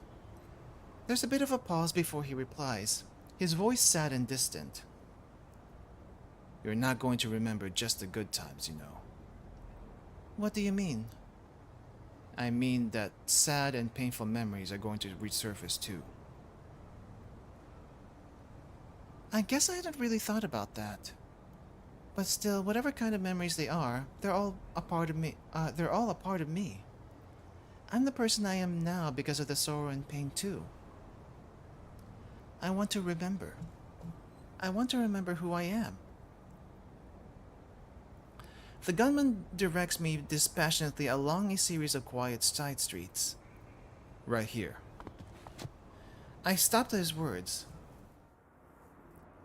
Pretty nondescript buildings. In front of us is an old multi-tenant office building. We ride the elevator to the 8th floor, then use the emergency exit to take the stairs up to the rooftop. To the rooftop. To the rooftop, why? A cool breeze blows across my cheek. Sit down here. I do as he says, settling myself on the outdoor air conditioning unit. The man lowers his gun, but keeps it in hand. We'll wait here for a bit. For how long? He lets out a rueful chuckle. Guess we'll have to wait and see. I decided there's no point in trying to fight with him. For now, I have to hope he's telling the truth, and whatever's coming will help me get my memories back. If I don't know my past, how can I know what to do about this Kanan stuff or anything else? I stare up at the sky as I wait for whatever this assassin is waiting for. The silence between us is suffocating. Finally, I can't take it any longer. Hey, so I think this is yours. I hold out the notebook I picked up earlier. The man's surprise is plain on his face. Where'd you get that? I saw the picture inside. He snatches the book out of my hand. Then he flips through it, looking sad. I'm afraid that another agonizing silence is about to descend when he speaks at last. This is a picture of me and my childhood friends. His voice is now low and quiet. We were inseparable back then when we were kids. The boy here, he liked to fiddle with machines, always doing things like taking apart radios and whatnot, and putting them back together. That has to be Aichi's dad. Achi's dad. He was a total bookworm too, so he got picked on a lot. But I was always there to save him from the bullies. All of a sudden, the guy's in a sharing mood, I guess. I can feel his aura of murderous rage starting to abate. The girl here was the same age as us, but she felt more like a big sister. Whatever stupid things my other friend and I got up to, she was always willing to laugh it off. I decided to stay quiet and keep listening. What was her name? I asked, curious to know more. So was it some sort of love triangle? Well, okay then. I guess I'm the nosy sort. What was her name? What was... I asked, curious to know more. Kotone. We dated when we were in high school. Oh wow. I get the impression from that picture that the other boy must have liked Kotone too, right? The gunman's eyes widened. You're very astute. Call it a woman's intuition, I say proudly. Then I asked the obvious follow-up. So what happened to you two? I dumped her. Dumped her? Wait, didn't Kotone, I think, end up with the other guy? The man carefully slipped the notebook into the pocket of his inside his jacket. How come? I asked. I felt it was for the best. He lets out a little chuckle, then stands up and brushes the dust off his pants. He looks strangely lonely.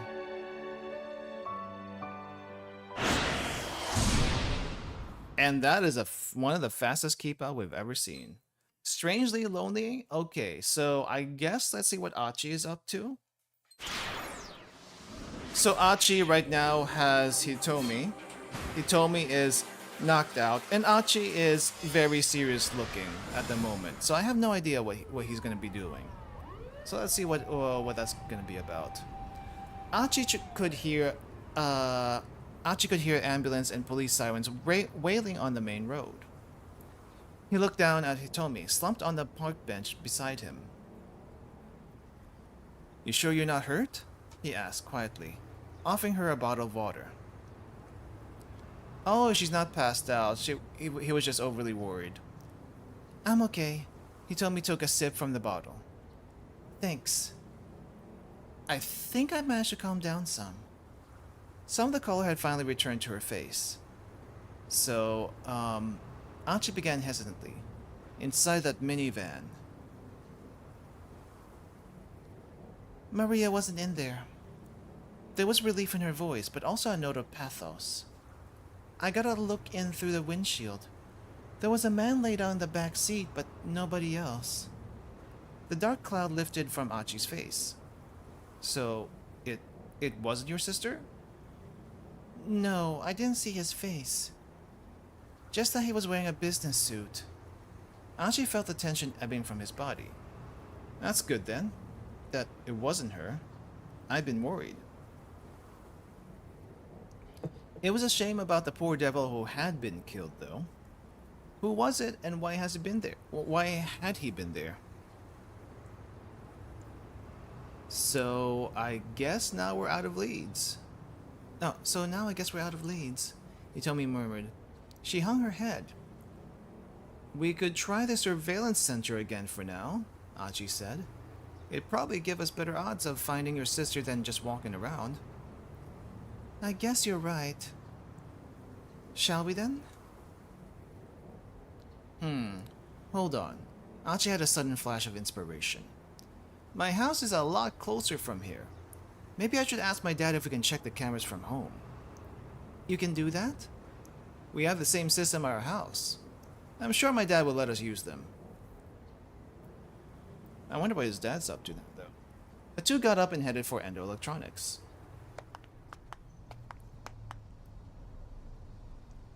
Achi decided to let his father know they were coming. He turned on his phone as they walked along. He had it off for a while, so first he checked his voicemail. There was one message. Wondering who might have called, he played it back. Is this Achi Endo's personal phone? This is Dr. Saiki from Shibuya Central Hospital. Dr. Saiki, Seiichi Saiki, heart specialist and Suzuna's attending physician, a preeminent surgeon who has successfully performed the Batista procedure, wherein the ventricle is reconstructed after a third of it has been removed. Heart transplants, got you. Achi's expression stiffened. He pressed the phone closer to his ear. There's been a sudden change in Suzune's condition. I tried calling your home as well, but got no answer. Achi felt the edges of his vision growing dim. As her brother, it would be good if you can come to the hospital as soon as possible. It's...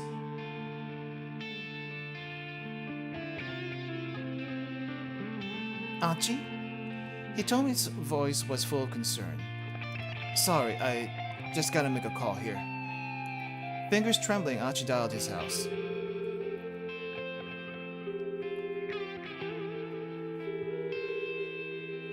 The phone rang several times before switching over to the answering machine.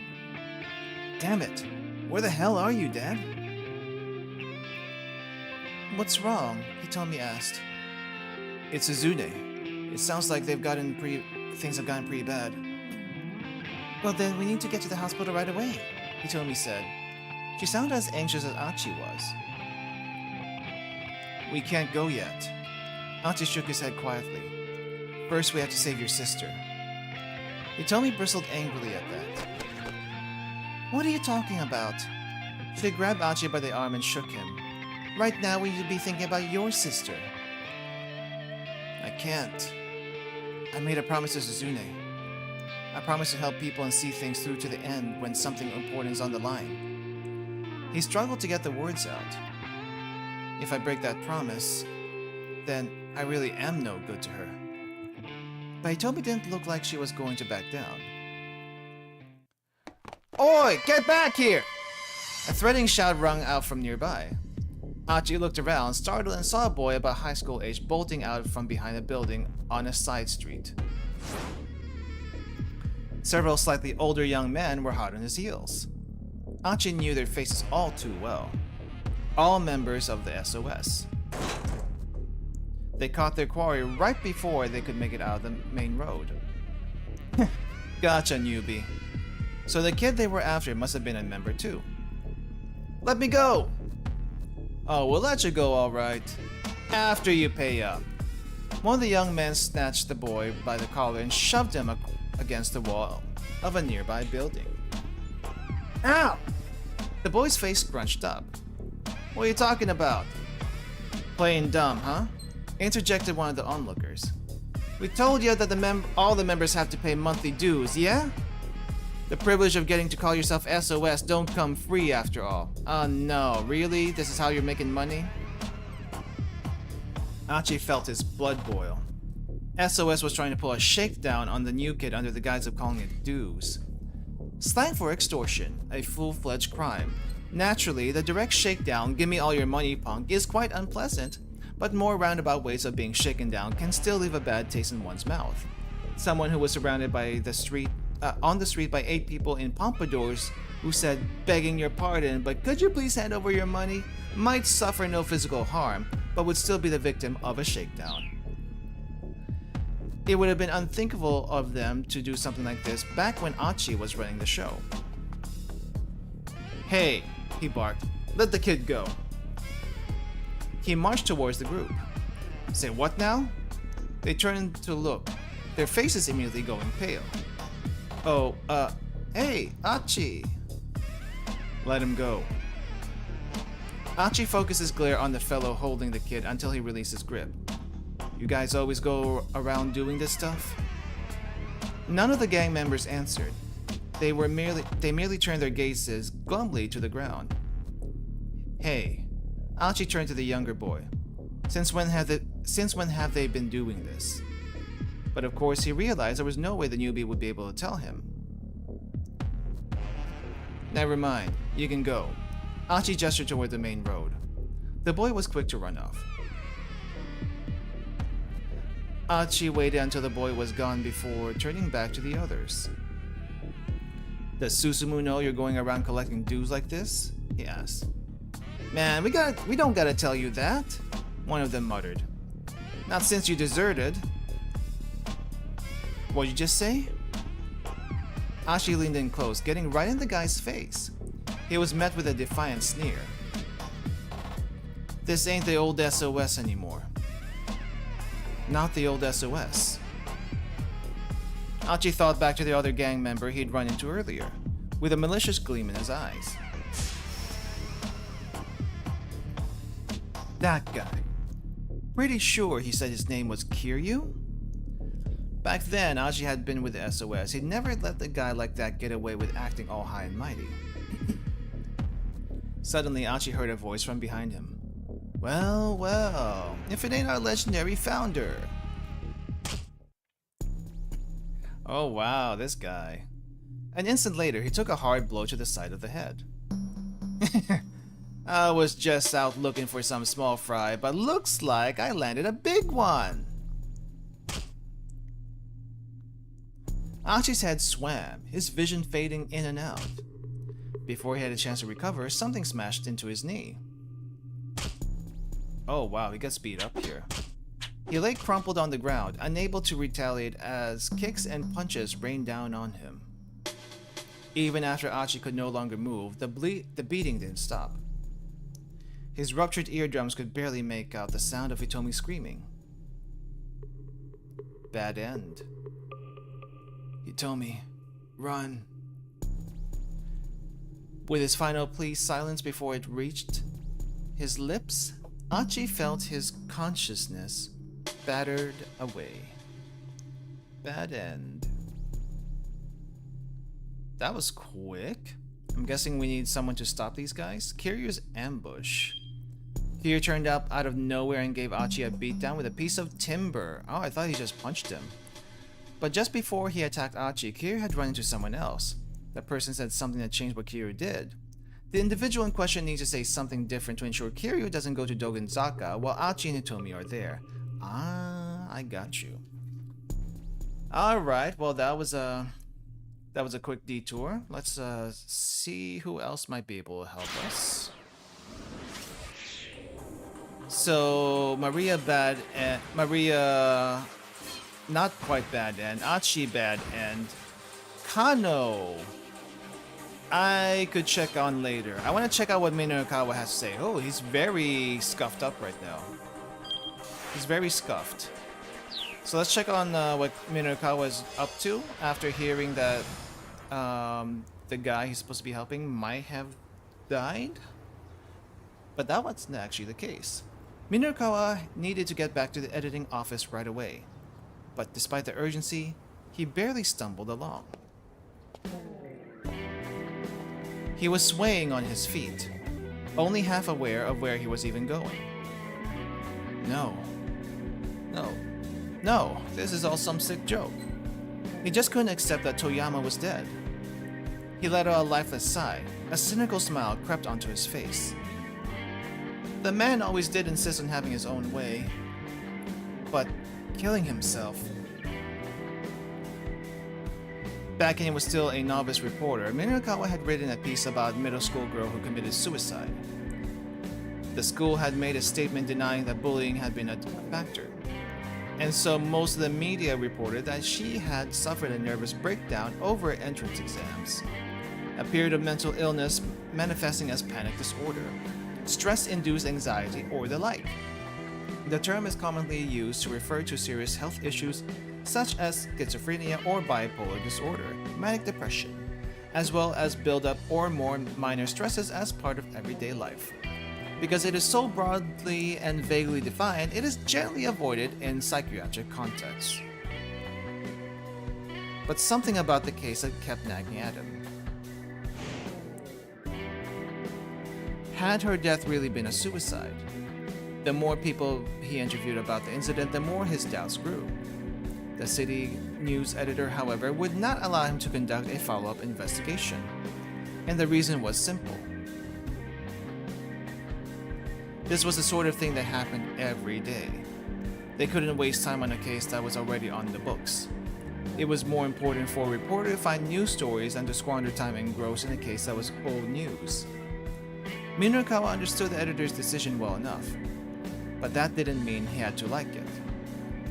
He had been sulking up on the roof, slowly nursing a cigarette, when the paper's local news copy editor, Toyama, happened to drop by. Copy editor. At a newspaper, an employee who evaluates the quality and suitability of reporters' copy and coverage. effectively the boss of a group of reporters. However, the copy editor typically works under a section editor who was the final say about what makes the page. A middle management position, caught between upstart reporters and an angry section chief. Way too much bureaucracy with this. Did they say no to the follow-up interviews? Toyama asked. About that girl's suicide? The name of the girl who killed herself was Chiharu Fuyusuki. After reading her diary, Minurikawa became convinced it was an ordinary suicide. 6 years from now, Minurikawa will run into a certain teacher, and the investigation into the student's death will be reopened. But that's another story for another time. 6 years from now. Yeah. Minurikawa expelled a plume of smoke along with a sigh. Nothing tasted quite as bad as a cigarette when he was down in the dumps. So, what are you gonna do? I'm not gonna do anything, Minurikawa said. Editor told me no. Oh, editor said not to. You sound like a child. The rebuff made Minurikawa's temper flare. There are other interviews to do. I want to follow up on this, but there isn't any time. There isn't any time. Oh wow. Punched. You dumbass. Toyama hold off and hit him right across the face. Hold off.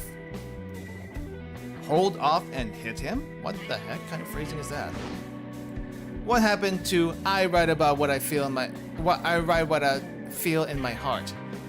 What's that one thing that was oh my gosh. What happened to I write what I feel in my heart? That's the one thing I refuse to back down on.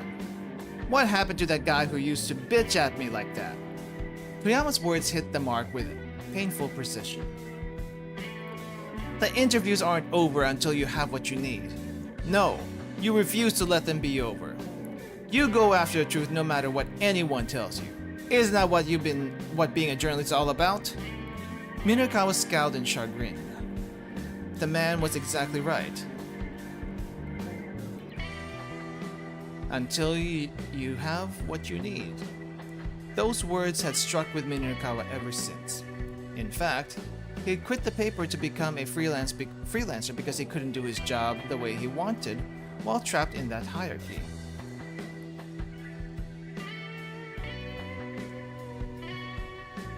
Now he wondered, what if Toyama hadn't killed himself, but had instead been the victim of a terrorist attack? But after considering the idea for a moment, he thought bitterly, so what? The reason and the details hardly matter at this point. What mattered was that Toyama was dead. Minurikawa sat down listlessly and stared up at the sky. The blank swath of blue made him feel all the more worn out. Just what had all of the days running around been for? He felt so empty, so hollowed out by loss. All his motivation had drained away. He had no idea what he should do next. Hey, Minoru Minurikawa, what should you do? He tried to listen to his inner voice. You've forgotten your passion. You need to get that back. Stand up. Right now, you just need to forge ahead. Forge ahead? Your passion? You forgot your passion. Get back up. You've forgotten your passion. You need to get that back. Yeah, that was his only option, really. He needed to turn back the clock, to reclaim the fire that used to burn inside him. And he knew just how to do that. Dramatic cigarette butt going down. Before he could, however, a young man stumbled across his path, taking a nasty fall on the pavement. Ow! Oh damn, that hurts. The youngster scrambled back to his feet and turned to Minurikawa with a snarl. Is this Kiryu? Oh, it is Kiryu. What are you looking at, pal? The young man clutched a piece of timber like a club. There was a nasty gleam in his eyes. I'm not looking at anything, Minurikawa sighed. I just happen to be looking in your direction. Shut your yap! Apologize, bitch! Now! The punk raised his cudgel. What for? You tripped me, man! Ain't you gonna apologize for that? The kid stumbled all on his own, but was probably too embarrassed to admit it. Guess he's got to vent his anger at someone. Listen, kid, Minakawa said, it's not my fault you're such a klutz. You know, like the pedal on the car that's got a manual transmission? Oh, that's a clutch. Okay, so then like lumps of earth or clay. Those are clods. Those are clods, you say? Right, so then we're talking about some sort of social get-together for coffee and conversation? Huh? Right, that's a clash. Is it really... Is it when you've tried to fix something using stuff that isn't meant for that purpose? That's a kludge. Okay. Self-demonstrating article right there. The hell you say to me? The hell you just say to me? You got a death wish, pal? With a murderous glare, the punk advanced on him, brandishing his weapon. Hey, Minakawa said. Is it fun hitting people with that thing? Alright, I'm sorry. Bring it on. Bring it on. Is it fun hitting people with that? Let's see. Whatever we do here is also going to affect Achi in the other route. But if he says I'm sorry, he's probably going to go after Achi instead out of frustration. So... Is it fun hitting people with that thing? The corner of the punk's mouth curled up. Ah, yeah. Real fun. Only a dumbass beats people with their bare hands. You just wind up hurting your fists. We're gonna enjoy some violence. You gotta have yourself a weapon. Aha, I see. In that case, maybe give it a rest with that stick, yeah? Huh? What for? The punk scowled in irritation. Don't get me wrong, Minakawa said. I'm just saying there has to be better weapons than that. Something that could take a man down in a single blow. Oh no, don't tell me we gave him ideas. The kid stopped to consider Minakawa's words for a moment. I getcha. Yeah, you might be right about that. And I think I have just the thing. May as well go with my usual. The usual? Not the wood? He tossed away the piece of wood on the side of the road. Don't you go anywhere till I get back. Got it? Yeah, sure thing. Well, that was stupid. Minakawa watched as the punk headed back the way he'd come. Man, he murmured, what a dumbass. Looking around, he spotted a taxi parked close by. Hey, it's this guy again! It was Kimizuka! Do you need a ride, sir? Kimizuka asked. All politeness as he opened the back door. If you're heading to that publishing office again, I can get you there in 10 minutes. Kimizuka's driving was as smooth as always. He wove his way skillfully through a series of back streets. There was some big explosion earlier, he explained. The main roads are all gridlocked. Yeah, Minakawa muttered. I was there when it happened. Oh wow, really? I'm glad to see you're not hurt then. Still, what a terrible thing. That minivan. I hear someone was inside when it exploded. I'm not sure if you were aware. Yeah, I'm aware. Oh, nothing gets past a reporter like you, I see. Kimizuka flashed Minakawa an approving smile through the rearview mirror. How much have you heard then? Rumor is that the person who died was a middle-aged man. Oh, huh. We taxi drivers tend to hear quite a bit ourselves. Kimizuka chuckled, but Minakawa would just cast his eyes down forlornly. You look tired, sir. Yeah, I guess so. His reply was barely audible. Suddenly, someone rushed out into the street right in front of the cab. Achi? Look out! And Achi gets smacked by the car. What? There was a heavy thunk as a taxi crashed into the pedestrian. What the heck? Screeching to a halt, Kimizuka and Minorikawa jumped out of the vehicle to find a young man splayed out on the street. Hey, the driver called. You alright? He's knocked out. The fallen pedestrian was practically still a kid, and he wasn't moving. Kimizuka hunkered down and jostled his shoulder. Then his expression stiffened in alarm. Minorikawa checked the young man's pulse, but couldn't detect any heartbeat. Oh no, don't tell me that was enough to knock him out. Oh no, Kimizuka said. This is... Tears began to well up in his eyes. Minorikawa turned to him in surprise. You knew him? I did. Kimizuka cradled the young man in his arms. I'm sorry, but you'll have to find yourself another taxi, he said. I'm going to turn myself to the police. Looking down at the boy's unmoving form, Minorikawa felt a pang of guilt. No, he said, I'm the one who's been asking you to drive around so recklessly all day. This is on me too. But I'll go with you to the cops. The two men decided to head to the station together to surrender themselves. There probably wouldn't have been time to work on writing articles while they were being interrogated, but that was just how it'd have to be. This was the right thing to do. Minorikawa just had to keep telling himself that, knowing that it was the truth. And bad end for two people surrendered to the police. Minorikawa's day ended in disaster when the taxi he was riding hit a young man, Achi, who ran out into the street. But why'd the kid rush out into the intersection like that? The answer lies in Achi's story, so hopefully we have saved Achi now? Have we saved Achi?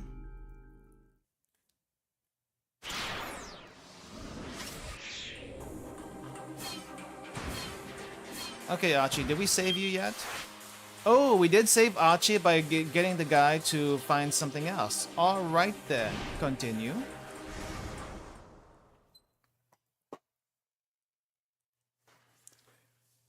Oh, I get back here! Threatening out, ring by, yada yada yada. Chasing, chasing, chasing. Same as earlier. Reread. Where's the reread section? Ah, right here. Kiryu. That guy. Pretty sure he said his name was Kiryu? Back when Achi had been with the SOS, he'd never let a guy like that get away with acting all high and mighty. Now it seemed like all these young fellows were ready to follow suit, eager to take him down a peg. Your old news, pal. Ain't your business to tell us how to do things. Achi felt a confusing flood of anger and sadness that he couldn't quite control. I'm not messing around here, you guys. He grabbed the nearest punk by the collar and hefted him up in the air. Then someone shouted from behind him. Hey, what are you doing? Achi put the guy down and turned around and to see Susumu standing there. Mind telling me what's going on here, Achi? Susumu flashed his underlings a sharp glare. They immediately took to their heels. Achi wasn't about to just let them go. He raced after them. Ah, that's how he got hit. Just what the hell was going on with the SOS? Achi needed to talk to Susumu. Yeah. I asked what was going on here. There was a threatening note in Susumu's voice. That's what I want to know. What the hell's happened to the SOS, man? Susumu's face twisted with displeasure. You're an outsider now. That's none of your business. I don't give a damn if it's my business or not. When I left you in charge of SOS, You shut your damn mouth, Susumu roared. Yeah, that's right. You left me in charge. So you don't you dare give me any lip now about how I run things. His sudden ferocity left Achi at a loss for words. You're not the one busting your ass out here. I am.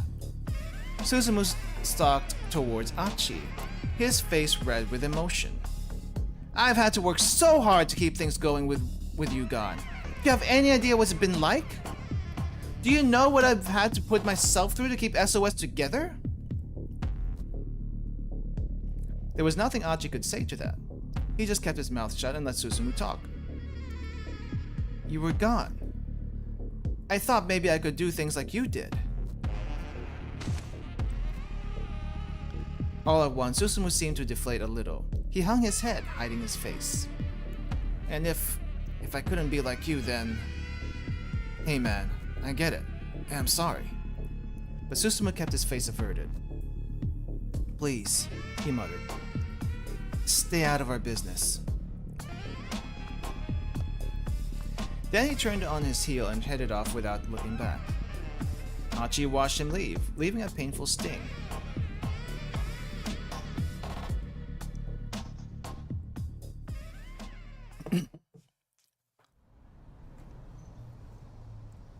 Achi?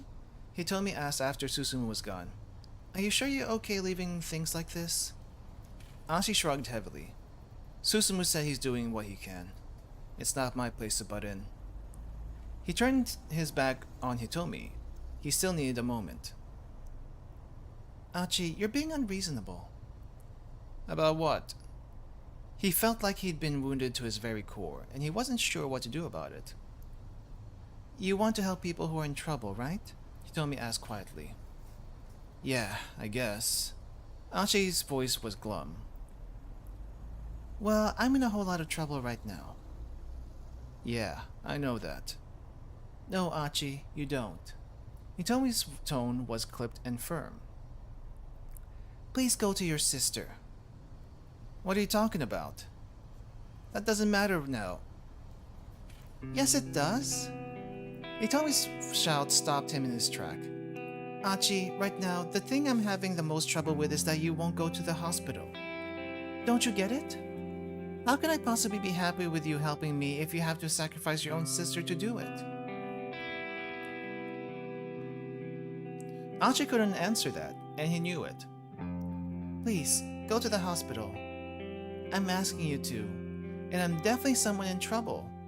So, it doesn't count as breaking your promise, right? I appreciate that, Achi said softly. And I'll remember it when this is all done. So yeah, how about we drop by the hospital for a bit? Okay, so I guess, how about we drop by the hospital for a bit then? The emotions Achi had been trying to hide now came welling to the surface. We'll go see Suzune, and after that, we can go look for your sister. Would that be okay with you? That would be more than okay with me. And at long last, Hitomi smiled at him. Back in sync with each other, Achi and Hitomi headed to the hospital.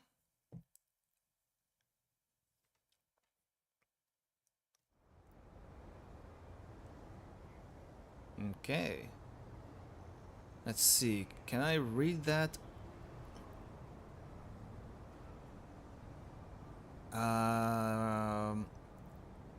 Shibuya Chunaka Byoin. I think that's what it says. So Shibuya something Chuo. Central Shibuya Hospital. Oh, Central Shibuya Hospital. Got you.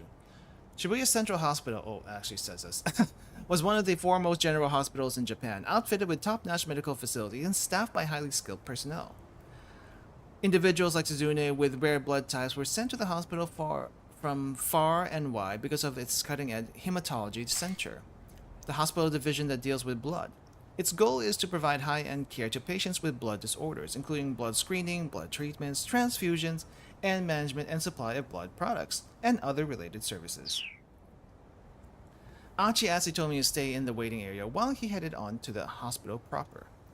From the visitor's entrance, he passed by the nurse's station and then entered the cardiovascular medicine section and walked along a row of examination rooms. The cardiovascular system includes the heart as well as various blood vessels that circulate throughout the body. Cardiovascular medicine deals with heart and blood issues such as enigma, heart attacks, heart failure, irregular pulse, and the like. He walked by the first room as quietly as possible, catching sight of a mother and daughter sitting together in chairs in the hallway. The mother was crying softly. Oh, Takuya. He's only 15. she murmured under her breath. The name Takuya didn't ring a bell. It was the only 15 that got a reaction out of Achi. Only 15. He couldn't imagine anything good coming from after that, or from that. To be cruelly taken away from one when one was still so young. Achi could feel the woman's pain as deeply as if it were his own.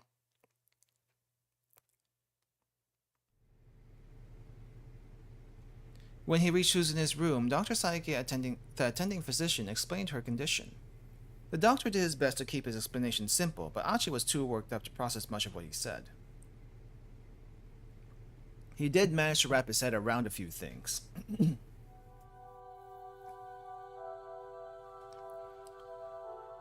At around 10 o'clock that morning, Suzune had a seizure. That was a long time ago. For a while, it had been touch and go, but finally her condition had stabilized. However, since she hadn't regained consciousness yet, she wasn't allowed any visitors. That was the gist, as far as Achi could tell. "What's your father doing today?" "He still hasn't come by," Dr. Saiki said. Achi wasn't sure what to tell him. It was certainly odd. There was no way his father wouldn't have rushed right to the hospital if he'd heard Suzune had taken a turn for the worse. "I'll give you a call once she's woken up. For now, you can head on home for the day." "All right. Please, keep a close eye on her, doctor." Somberly, Achi went to find Hitomi in the waiting area.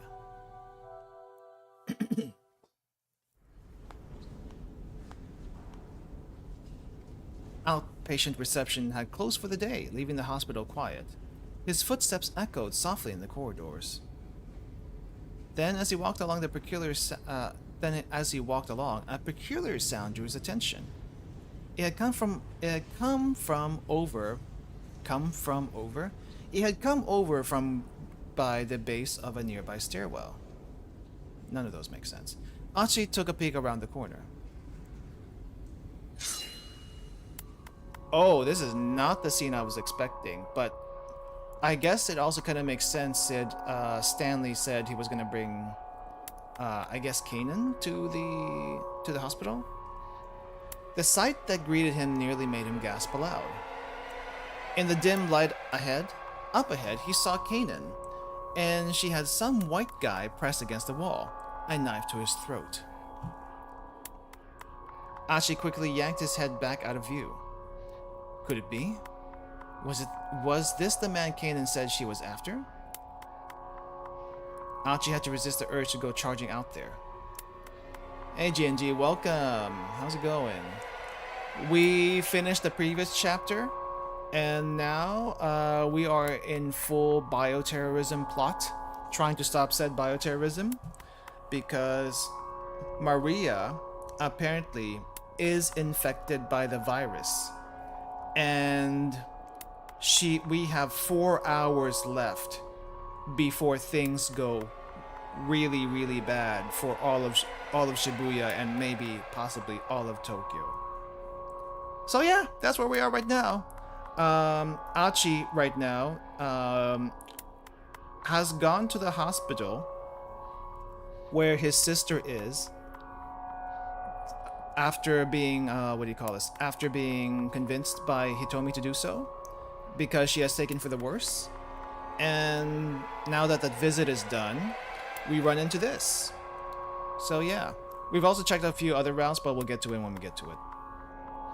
Some amateur heading in half-cock might be more of a liability to Kanan than any sort of help.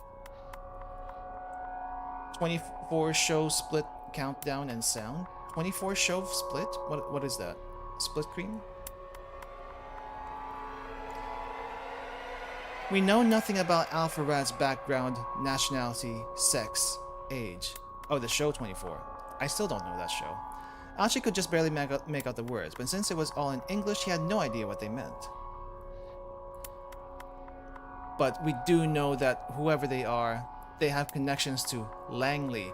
I knew it! I freaking knew it! Oh wait, no, never mind. I thought Langley was the professor guy. The professor was Leland. The professor was Leland, not this thing. Okay. Never liked it, but it was distinct. Oh, it's actually a TV show. Slang for the U.S. Central Intelligence Agency, or the CIA. Headquartered in Langley, Virginia. I did not know where they actually were headquartered. I thought they were in D.C., just like all the other agencies. Though apparently the CDC, I think, might be in Boston? Question mark? Or Maryland, one of those places.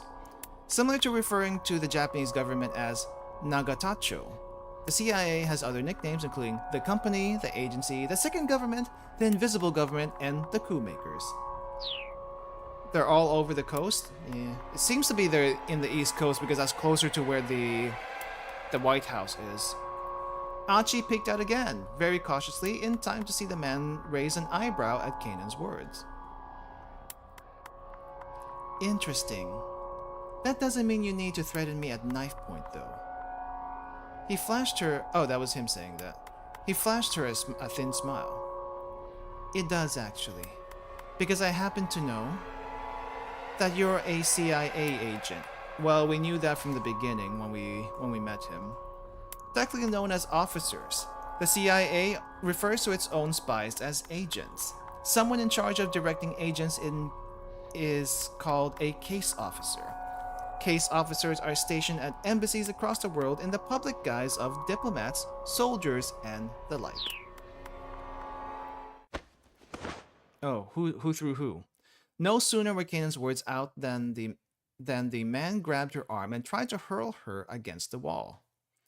Just before her head connected, though, she jackknifed her upper body forward, then planted both feet against the wall and kicked off with a tremendous force. Extremely good core muscles right here, also out from an anime. She used her momentum to launch herself forward, regaining her position with her knife against the man's throat. And he's got the gun. But during his brief opening, the man managed to draw a gun from inside his jacket. Now the barrel was pressed right against Kanan's heart.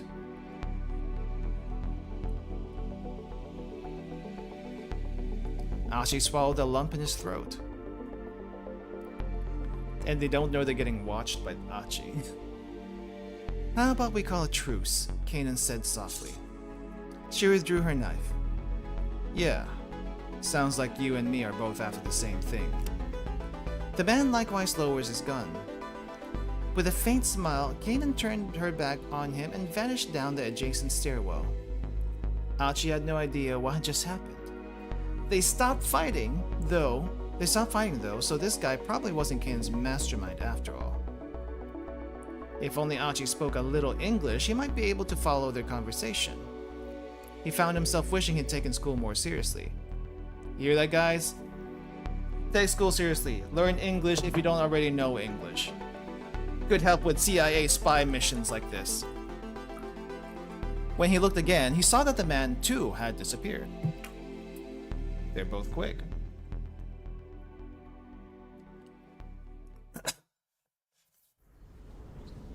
Itomi stood up from her chair as Achi hurried into the waiting area. Those actually look really comfy chairs compared to what you might see in an emergency room here in the US. Holy crap. How's Suzune? She asked. For now, she's not in any immediate danger, they said. That's good to hear. But more importantly, Kanan was here just now. What? Why? I'm not sure. I'm not smart enough to figure that out. Achi slumped his shoulders. Huh? What? He's not smart enough to figure that out, but he's smart enough to figure out that he can't figure it out. Which is kind of amazing in itself. He knows his limitations. I'm not quite sure what you mean. Exactly. I couldn't understand anything she was saying. Hell, I couldn't even figure out how to get through to Itomi. May I have a moment? A voice spoke unexpectedly from behind Achi. More ignorance, he has no idea what she was saying. Both. It was both. Oh, it's Stanley. His breath caught in his throat as he turned around. Standing there was the man Kanan had been struggling with. What's up? Achi asked. He tried to sound as nonchalant as possible, but the man wasn't looking at Achi. You're Hitomi Osawa, is that right? Yes. Hey, Achi snapped. Keep your distance. He stepped protectively in front of Hitomi. This guy, he's not what he looks like. Achi clenched his fist and adopted a defensive posture. Oh no, Achi. You're gonna get thrown around. Huh? Huh? Hitomi seemed panicked. Achi said, "This might be the person Kanan was warning us about. I don't know who he is, but he's not our friend."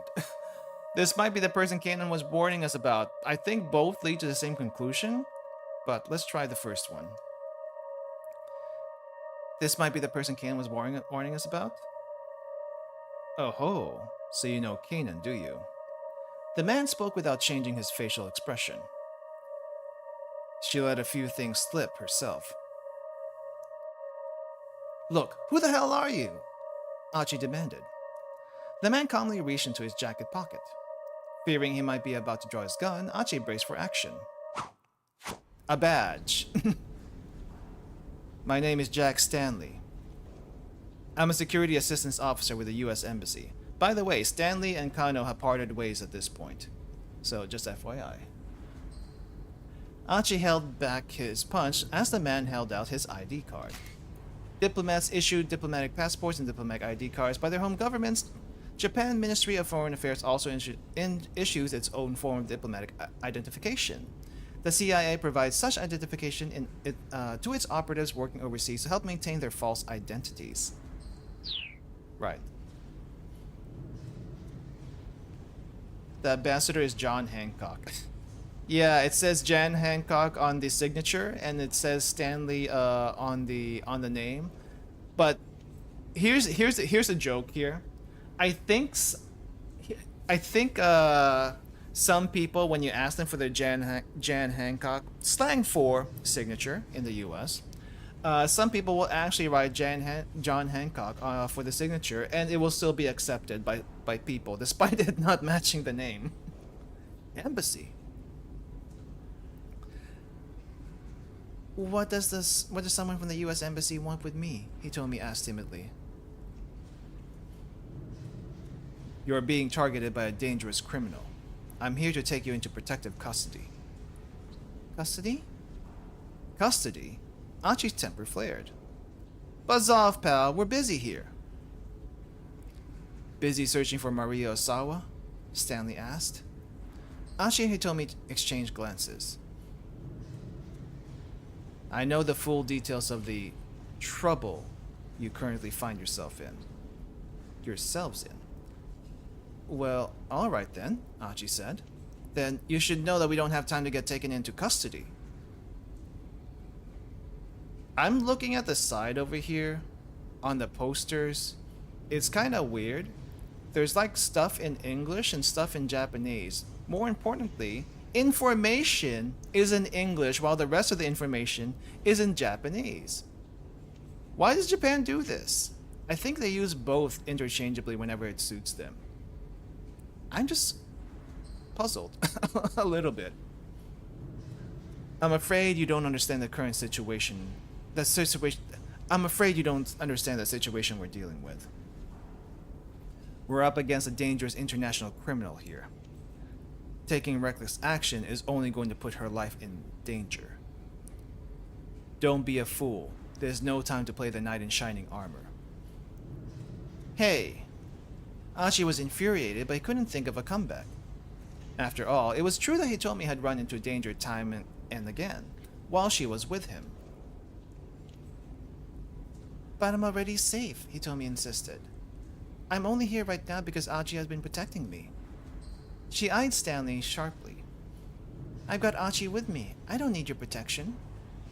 Achi felt a surge of pride that practically brought tears to his eyes. If Hitomi would have let him, he'd have given her an enormous hug. Stanley grimaced in resignation. Alright. In that case, how about I join your search for Maria? I can help keep you safe that way instead. I don't know. He told me grab hold of Achi's sleeve. This Stanley fellow didn't have the most trustworthy face. I guess, kind of, sort of. But he realized that he might be biased after being chased around by foreigners all day. After all, if this guy really were after Hitomi, he'd probably have already made a show of force.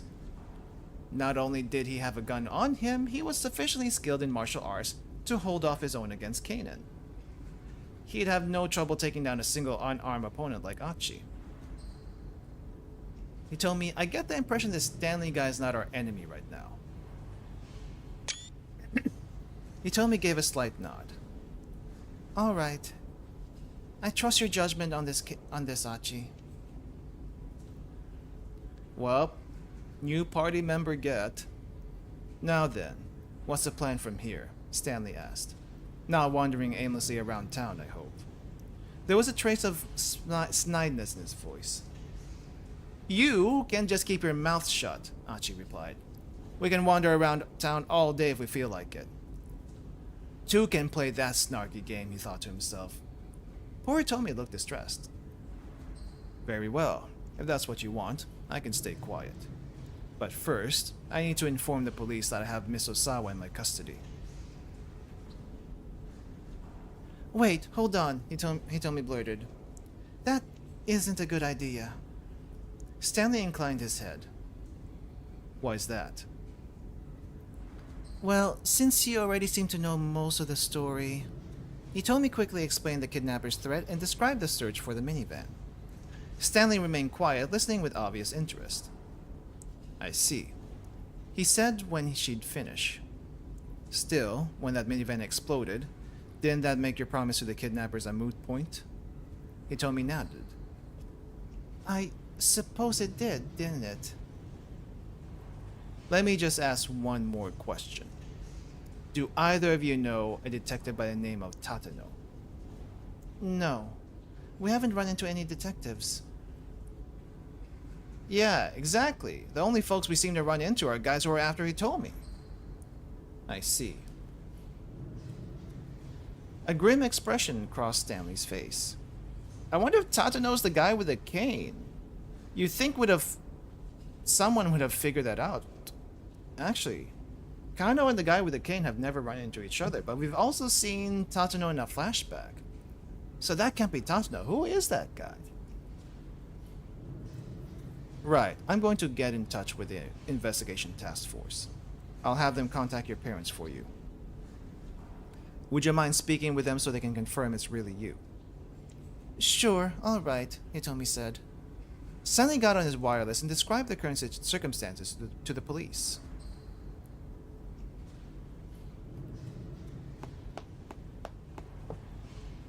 Mr. Endo, hold on! Suddenly, Dr. Saeki appeared, running down the hallway. There's something I forgot to tell you. Regarding your father. Oh? Achi got a sinking feeling. I got a call from him yesterday afternoon. And he asked me something rather odd. Now you bring up his dad. Preparations for a transplant. I'm sorry, I'm not entirely sure I understand what you're asking. Saiki clutched the receiver. Daisuke Endo's brooding tone was more than a little disturbing. No, it's alright, Endo said. This all just difficult to talk about, Doctor. Please, forget I said anything. There's just one important thing I wanted to let you know. Yes. There's going to be a brain-dead woman coming your way at probably 9 o'clock this evening, I expect. Her blood type is Bombay. Wait, who are they expecting? Are they expecting Maria? Bombay was the extremely rare blood type that Endo's daughter Suzune possessed. Any transplant donor for Suzune would also need to have the Bombay blood type. Since she has the same blood type as Suzune, the transplant itself isn't an issue, Endo continued. The only thing I'm concerned about is whether the procedure can be done within the limited time window.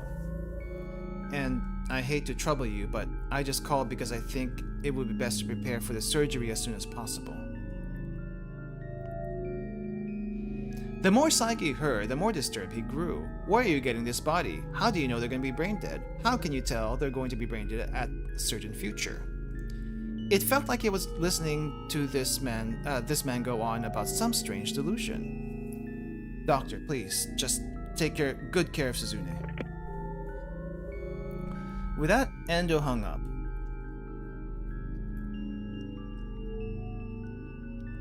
Achi kept quiet as he listened to Dr. Saike tell his story. Of course, that was yesterday, and I still haven't heard anything about a brain-dead girl turning up. After all, only God would know when someone would wind up in a state of brain death. But still, there was just something very strange about what your father said. It was as if he was certain that someone was going to wind up brain dead or... Just stop right there, Achi exclaimed. Stanley and Tomi turned in surprise. They were still in the middle of their wireless call to the police. Don't get me wrong, the doctor said hastily. I'm not trying to imply that your father would hurt anyone. What I'm worried about is your father's mental state in... No! Achi interrupted him again. That's not it. His own words from earlier spun within his head. So long as we have these cameras, this guy has nowhere to run. Huh? That's what you were thinking about? The security cameras. I'm sure this is the place. The man with a cane. He had been on the phone with someone. That didn't mean anything. It was just a coincidence. It couldn't be true. Wait, hold up. I know we talked about the cameras before, and that's how the guy with the cane was helping. What the guy with the cane was might be getting around. Oh, is Achi's dad helping the guy with the cane? But why? Why would he order a hit on someone like this? I don't understand that part. I guess we'll find out. Achi searched desperately for some other explanation. The neurons be connecting in his head, though, in an unexpected way. That was it. Anyone from downtown committee could have used the camera monitoring room. Yeah, no one's been by to check today. Nothing wrong with a little nap, yeah?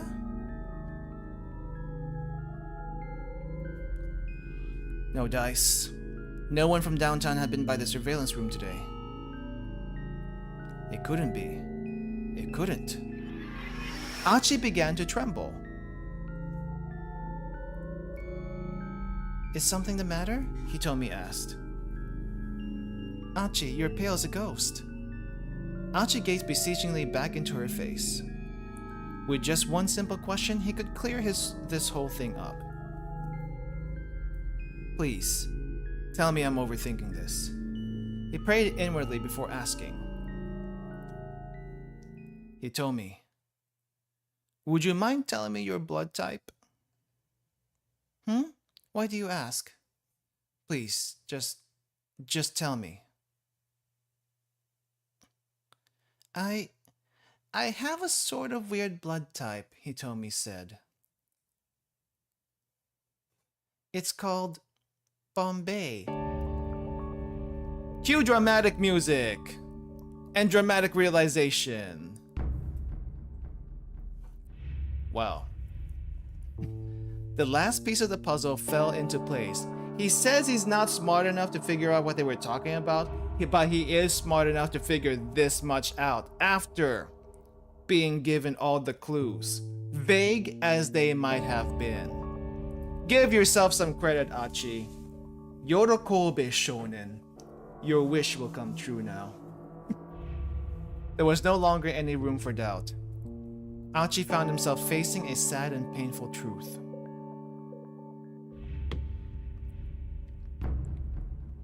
Why? Why? With an angry scream, Achi punched the wall as hard as he could. But his fist still didn't hurt as much as his heart. Dad. Why?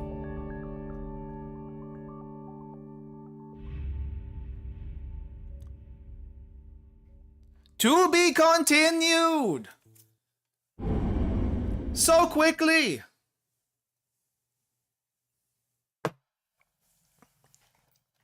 Wow, we may actually be able to get to be continued on everyone on this chapter we just opened up today. Alrighty then, so that happened.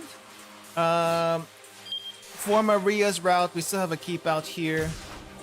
Achi went all the way down here to 1635. For some reason, to be continued at 1635 and not all the way up to 1500. That's 1700. Okay, so Kano, Minorikawa, Osawa. I think we were on Minorikawa's route last time. So we'll continue with Minorikawa's route.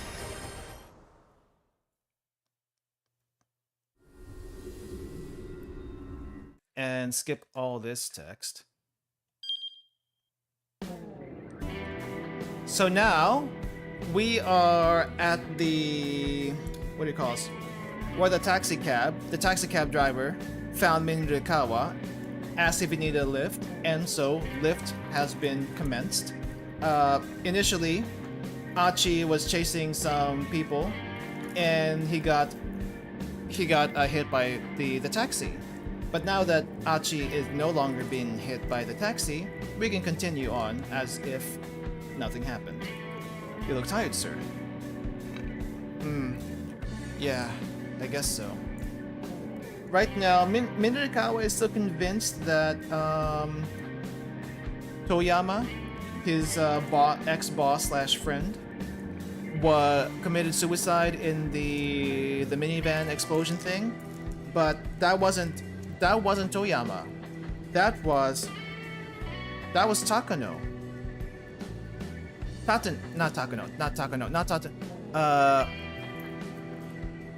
The guy that Osawa's assistant was. The Tanaka. Tanaka? I think it's Tanaka. That guy. Tanaka was in the car explosion and now he's crispified and he's dead and now they can't get the antiviral from the safe because he's gone. So, yeah, but so far, Minorikawa doesn't know that. He thinks it's still Toyama, and he's kind of disheartened because of that. But he still has a job to do, so he's gonna go do his job.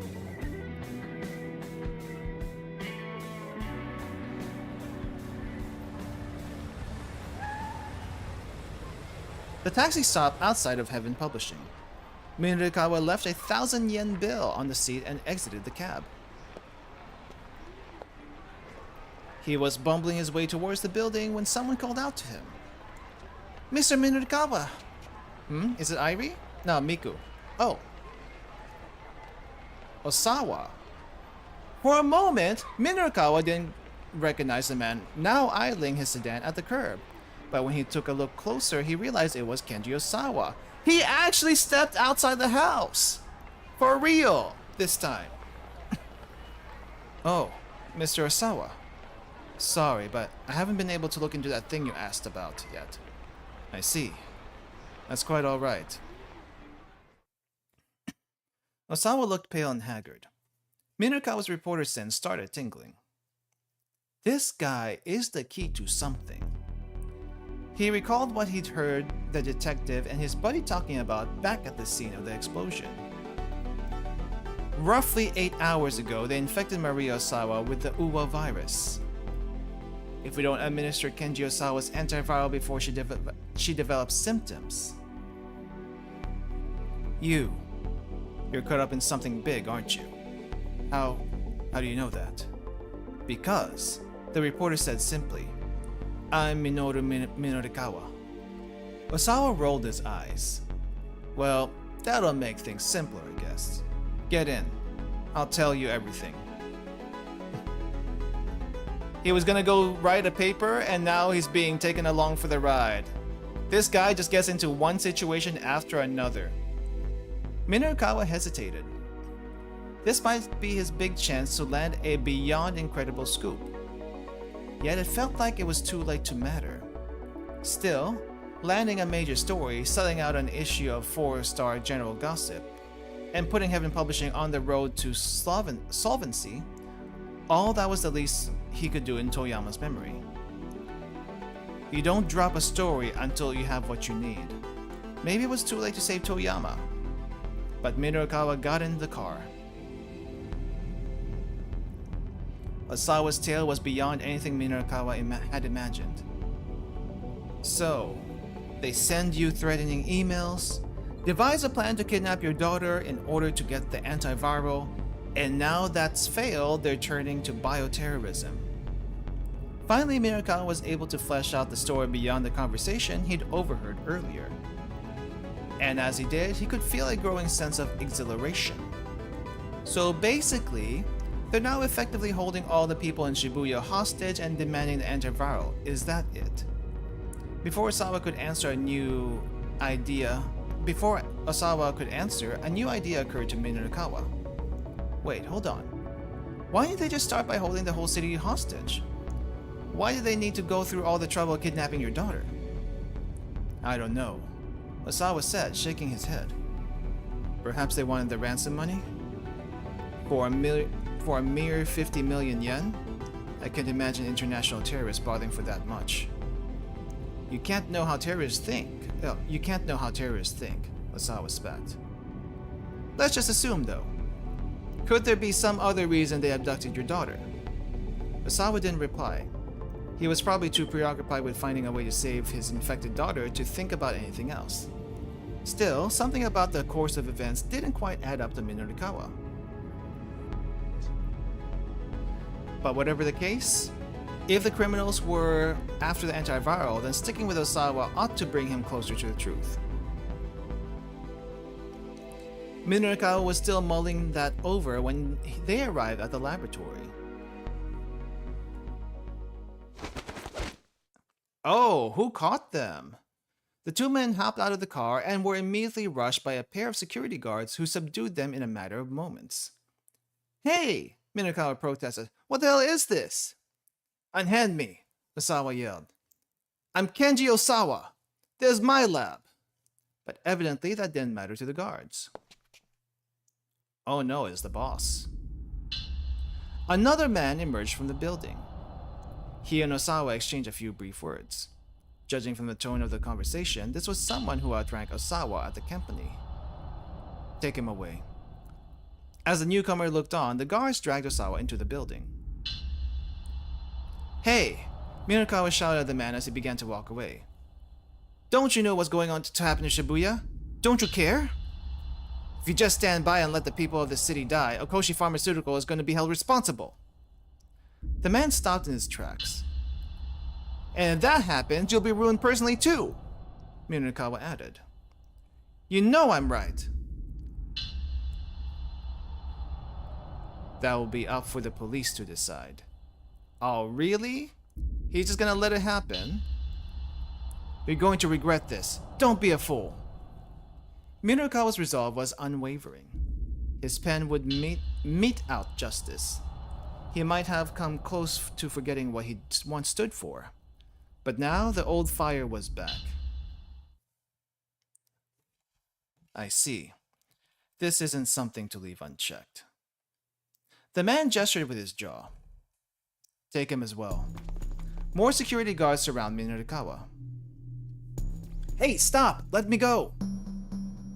But though he struggled fiercely, there was no escape. Once he was dragged through those laboratory doors, Minorukawa never wrote another article again. Oh, so this is a bad end for both Osawa and Minorukawa. No, this seems like something that lands us in court. I mean, do what the boss says. That's based. That's basically how they function. Minakawa accompanied Osawa to the lab, but there was no getting past security guards. And even if Osawa can't get into the lab on his own, there's no real reason to go there. It's Osawa who needs to decide on a different course of action here. Osawa needs to decide on a different course of action. Okay. Let's see what Osawa is up to then. We haven't taken a look at Kano's route yet, but let's see what Osawa needs to do before we check on Kano. I don't want to know how people feel. I want to know... All I want to know is what viruses feel.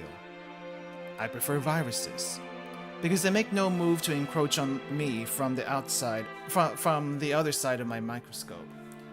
They leave me free. So they let my thoughts wander as I wish. This is Osawa before. And while it may be true to say I understand viruses, I have never been able to understand my fellow humans. I don't know them. I don't know a single fundamental thing about them.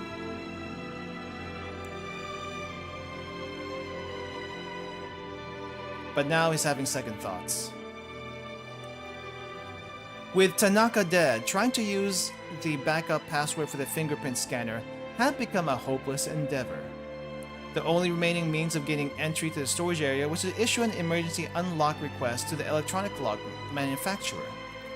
In order to do that, they needed approval from the 6 members of the board of directors. Holy crap, that's so much trouble, but also understandable. Returning to his study, Osawa called Makino's personal cell phone. What is it? Makino said gruffly as soon as he picked up. Osawa informed him of the situation, including Tanaka's death, and the fact that Maria was infected. The news left Makino at a loss for words. Please, Osawa begged. You need to hold an emergency board meeting. Makino was silent for a few moments. I'm afraid I can't do that. Why not? Are you just going to sit by and let my daughter die? Osawa raged. And not just her. If Maria goes symptomatic.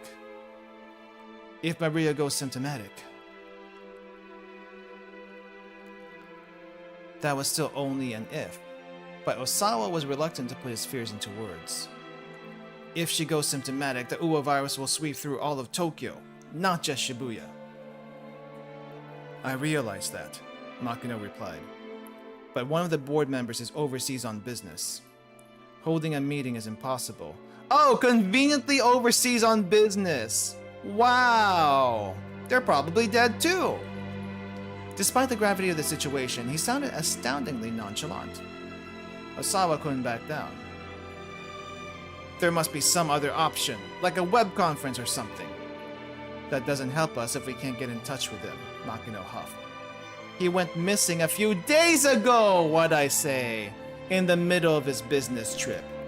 The head of Akoshi Pharmaceuticals' New York branch has been missing since April 25th, 9 p.m. local time. There have been no demands for a ransom, and so the New York Police Department is investigating the possibility of some form of other foul play. Osawa was almost too appalled to be angry. That's the most ridiculous lie I've ever heard. Would you like to speak to my on-site contact if you don't believe me? This was like arguing with a child. If Makino was deliberately working up against him, he'd never know if this disappearance was real or not.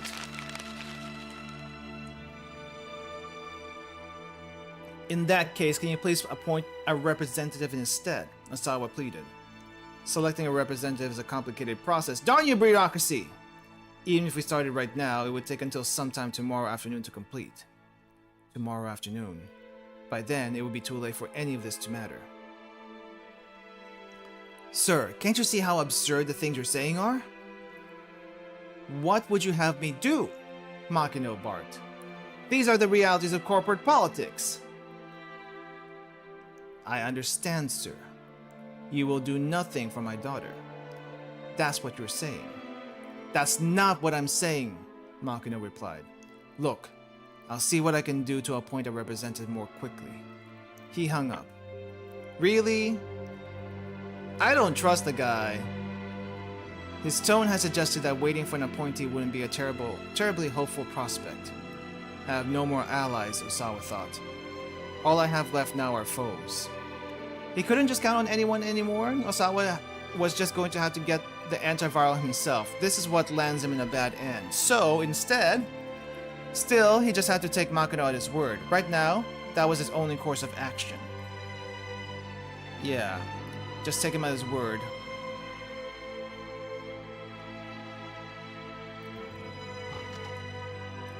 Osawa sat down in front of his computer and quietly closed his eyes. If only I could just go to sleep and wake up tomorrow morning and find all of this resolved. All I'm asking for is a miracle. But he knew reality would never be so kind. He could hold his eyes shut as long as he wanted, and it wouldn't make this hopeless situation go away. He felt the anxiety welling up inside him until it seemed like he was going to explode. Needing a distraction from his helplessness, Osawa opened up Ayanet. He knew this was mere escapism, but he couldn't sit and do nothing while waiting for Makino to call back. He posted a new topic with the title, Aya Fortune Teller. Oh no, not the online fortune teller again. I tried the Aya Fortune Teller. My results basically said I was a bad person who can't connect to the people around me. Oh, by the way, we are more or less confirmed in Kano's route after Kano finally got to talk with Shizuo, his soon-to-be father-in-law, that Shizuo is indeed the person posing as a 17-year-old girl in this idol forum. But yeah, he wasn't caught red-handed, but all the implications were there, which makes it even more hilarious. And you know what? That's exactly right. I'm only interested in my own little world. That's probably why my wife and my assistant at work got so fed up with me. It's the same with my two daughters. What sort of things are they interested in? Do they have a lot of friends? What are their aspirations for the future? I don't know any of those things. It never even occurred to me to find out. I'm such a terrible father.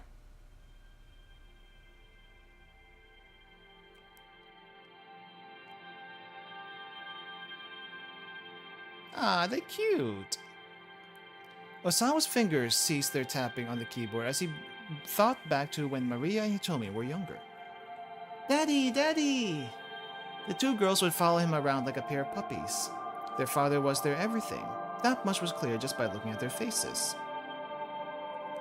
He felt a ticklish giddiness at having his girls cling to him so. He'd never felt anything like this in his life. But there were times where he also found it tiresome. I am sick of being the person I am. There's nothing I can do about that, though. I'm sure it's far too late for me to change. It's never too late. You're changing right now. It's not too late. He poured out all his negative emotions into his post. It felt like stream of consciousness drivel, but he didn't hesitate to write it down all the same. He wanted other people to know what a miserable excuse for a human being he was. At last, when he couldn't think of anything else to add, he posted his bitter confession to the forum. He was staring numbly at the monitor when he heard a furious shout from the next room. You have got to be kidding me! That's gotta be I. Oh no, Kajiwara. You have got to be kidding me! It was Kajiwara, and Osawa had never heard him so angry.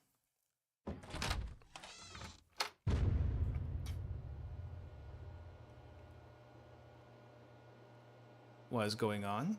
Are they packing up? Osawa headed into the living room and found Kajiwara embroiled in a vehement argument with the other detectives. I don't care what HQ's policy is, I will not just quietly go along with this. Kajiwara had already screamed himself red in the face. You're out of line, snapped one MPD detective. Kiichi Sawatari, with the Metropolitan Police Department's first criminal investigation section. Having heard of Kajiwara's past deeds from friends in the Shibuya precinct, he recommended to his boss that Kajiwara be assigned to the investigation of the Osawa residence. After seeing the detective's interactions with Osawa, he is confident that his recommendation was in the right. However, given the circumstances, he can't help but take a cold stance towards Kajiwara. Hold your tongue. I don't care if I'm out of line. You may have talent, but I'll give you that. The other detective said. But you're a precinct detective, and this isn't your jurisdiction. It's not your place to question orders from the higher up. Wait, Osawa thought. Kajiwara really is a real detective after all?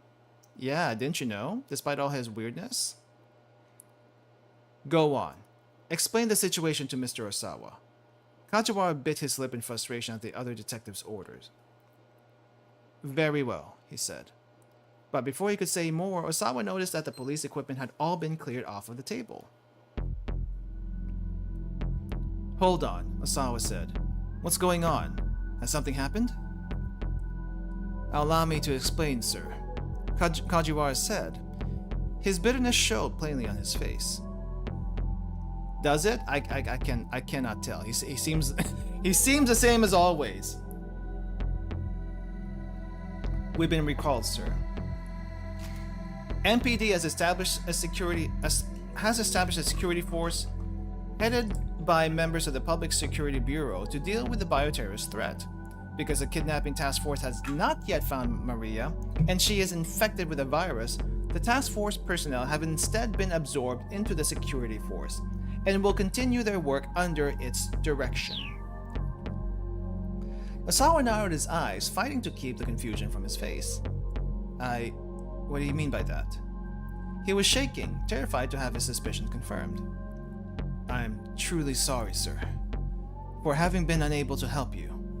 Kajiwara gave a deep and solemn bow.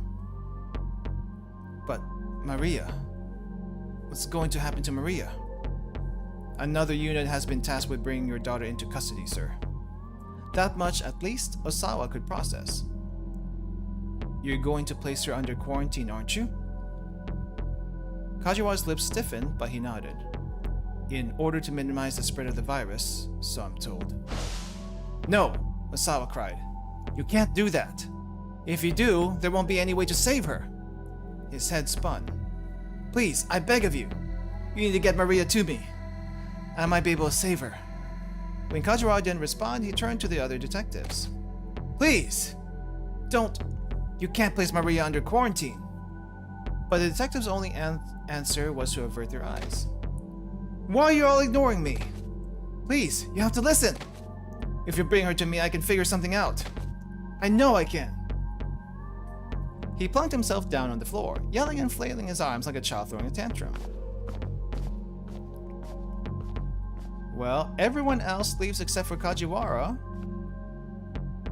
The detectives exchanged sullen looks with one another and then walked off and left him there. He knew he must be a sorry sight, but nevertheless, he kept shouting after them.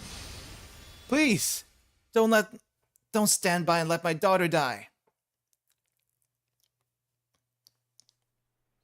Well, they're left alone. Probably his only real homie at this point. Only Kajiwara remained with him in the living room. I'm sorry, sir. This was beyond my ability to stop. He gave another apologetic bow. Osawa felt suddenly deflated. No, you've done a fine job, Detective Kajiwara. It's me who should be sorry. I made such a disgraceful display of myself. That's not true, sir. In fact, I'm deeply moved. I can tell how much Maria must mean to you. Osawa shook his head. If I'd really been thinking about Maria, I would have made an effort to work with you detectives more. That was all just self-absorbed shouting. A moment of emotional selfishness. And yet, as a result, You convinced me to stay here with you. Kajiura proceeded to pull out his phone and put in a request with the task force headquarters to remain at the Osawa residence. He got into a heated spat with his commanding officer, but ultimately received permission to stay on as a police liaison with Osawa. Well, the detective said when he hung up, you see, there are some people who are legitimately moved by a parental display of emotion, even if I'm not certain that I can do very much in staying here with you. That's not true, Osawa replied. There's plenty you can help me with. He looked into Kajiura's face and smiled. For instance, I can have a banana wherever I want.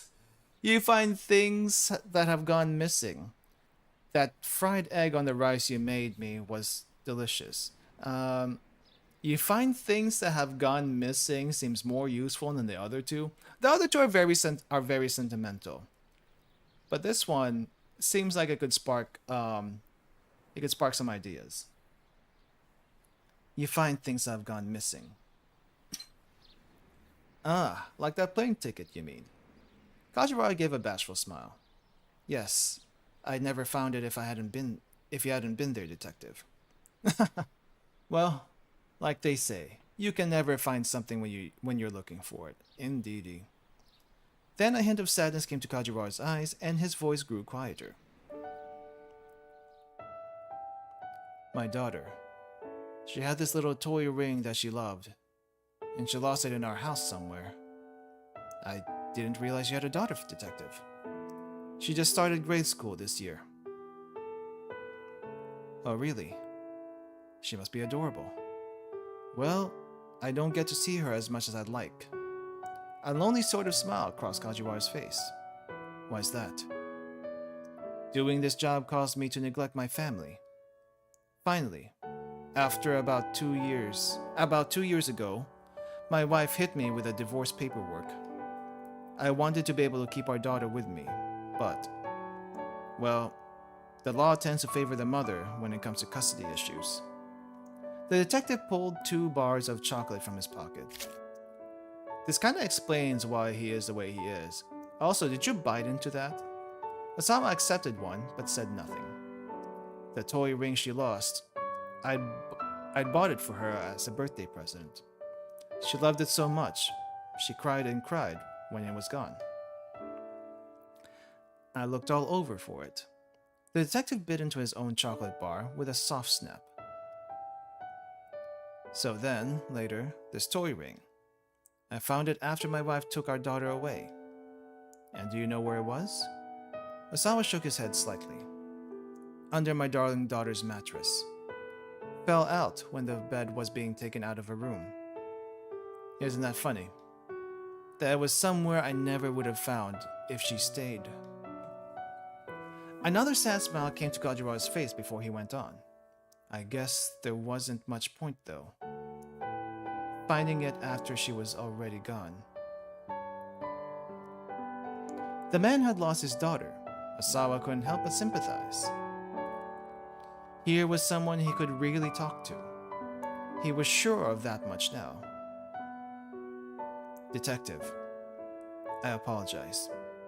I've kept things from you because I was worried that they involve classified corporate information.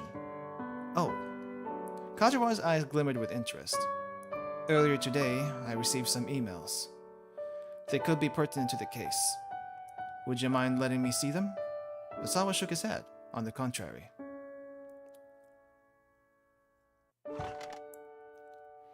Back in front of his computer, Osawa saw the IANet was still open.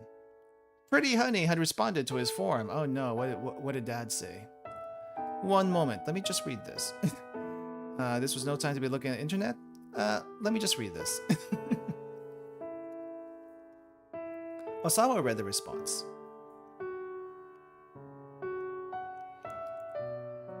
I got that same result! Do you really think it's too late? Don't give up hope. Hang in there. It's never too late. Every family has its share of problems. Like, you'll never find one that doesn't, I'm sure. When it comes to family, there's no such thing as game over. So, don't let it get you down, Julie. What? What? Osawa! Why did you name yourself Julie on this forum? Oh my gosh. Two grown men pretending to be girls on a forum. Wow. Besides, I did learn one thing from reading your post. In the end, a father's happiness is his daughter's happiness. And now he's outing himself to not be a 17-year-old girl. Kajiwa appeared into the monitor. A young girl is posting to a forum for people 40 and older? It's pretty honey. She always replies to my threads. The detective furrowed his brow. I see. Is something the matter? No. That last line there just has me curious is all. A young girl writing something like that. Well, that's neither here nor there right now. Let me see those emails, if you would. Osawa opened his email. He pulled out the images of the human testing on the monitor. Haven't seen these in a while. What is this? Kajiwa stared at the monitor as if unable to look away.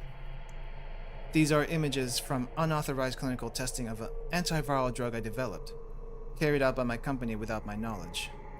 Image of a... I'm sorry, what was that? The detective frowned at the unfamiliar terminology. In simple terms, the antiviral is a wonder drug to combat the UWA virus. Hold on. Maria is infected with the UWA virus, isn't that right? Yes. UWA is a species of virus discovered in South Africa relatively recently.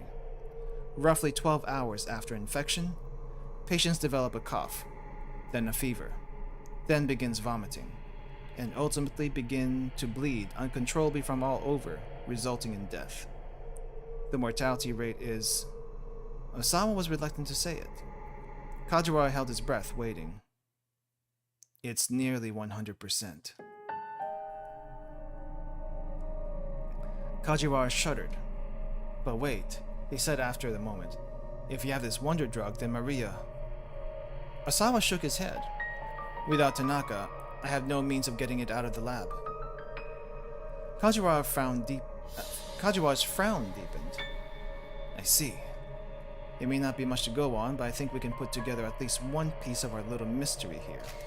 Something difficult or impossible to explain. An enigma. You see plenty of books titled The Mystery of Such and Such or The Secret of Whatever on bookstore shelves, but when you read them, you're invariably disappointed by the mystery not being that mysterious after all. Except here, it's actually a mystery. Pardon me one moment. Kajiwa inspected the email address of the sender, A, then brought up the mail header. You don't see email addresses like this much. It's seemingly from a foreign country. But that may be fake. I don't even see what the email is. You can tell that just from the email? The detective flashed a little grin. Take a look here. So if we just do this, and then this... His fingers flew all over the keyboard, calling up the header details. Singling out the received from the field. This set of 4 numbers at the bottom is the sender's IP address. Think of it as the ordinarily hidden location marker of sorts. As he spoke, the detective pulled up a website called IP Station. He copied and pasted a set of 4 numbers and pressed the enter key. Wow, we doing this. The monitor showed the name of the provider, connection method, and other such details. Provider, a vendor that provides the internet connection service. A typical internet connection requires a dedicated line. Customers who do not already have one must make a contract for one with a provider. When the provider establishes your connection to the internet, you are assigned an identifying number called an IP address. Osawa couldn't make heads or tails of most of it, but one thing drew his eye. Access point, Shibuya Ward, Tokyo. Kajiwa went into the email program's options and checked the server info for Osawa's connection. Deep furrows formed in his forehead. This is the same provider that you use, Mr. Osawa. What does that mean? What kind of internet connection do you have here at your house? What sort? Well, it's plugged in over there, but Osawa pointed at the router. Why does everyone in your family use the same... Does everyone in your family use the same line? Yes, I think so. Don't tell me, is I the one sending it? Kajira opened up a command prompt and typed in ipconfig. You know what? He's not bad with this backtracking thing. He really isn't bad.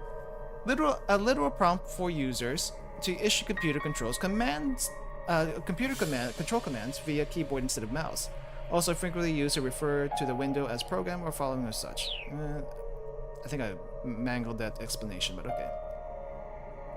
Okay, so if the same numbers we saw before pop up here, that's a bad sign. Oh? Asawa stared at the monitor. Kazura pressed enter and a black window covered in white alphanumeric characters appeared. What the heck? Kajira muttered under his breath. Wait, what's going on? Asawa asked. Explain simply so I can understand. Faking an email address is simple enough, but the typical person wouldn't be able to fake an IP. It's very likely that these emails were sent from another computer inside this house. Osawa had to stifle a gasp. The emails had been sent from his own house at around 11 o'clock that morning. Since Osawa hadn't sent them himself, that left only one possible culprit. She was in on this too. Wow, you literally cannot trust anyone anymore. Suddenly, his phone rang, nearly startling him out of his seat. Makino's name showed on the incoming call display. Osawa quickly picked up. Is there an update on the emergency board meeting? He blurted. Makino's voice was quiet and subdued. I tried pulling whatever strings I could, but to no avail. Didn't think so. I'm afraid holding a board meeting today just won't be possible. You're useless. The phone fell from Osawa's hand. His only possible means of saving Maria was now gone. To be continued? To be continued! Oh my gosh, we might be able to finish this chapter today. Finishing 2 chapters in one day? Unheard of. But we're quickly getting to the climax already happened. I guess we're at the resolution now or something. Alrighty then. Okay. Osawa, to be continued. Minurikawa, we need to go to his route. Achi, to be continued. Maria is still a keep out. So let's go to Minurikawa. Yeah, going close to the end. I wonder how much more we got on this thing. Minurikawa depressed. Stumbling man.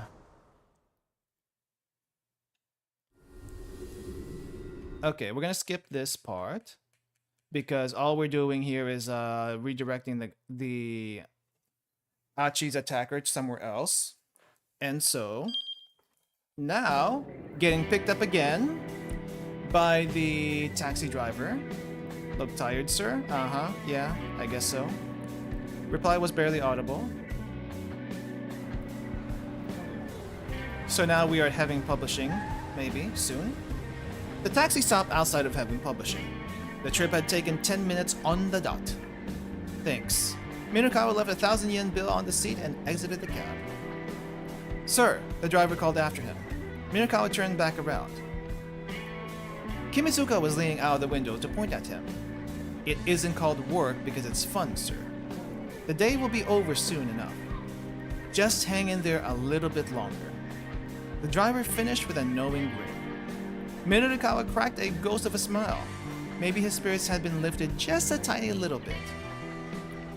Thank you, he replied. You're a true friend of the working man. He waved half-heartedly, then headed into the building.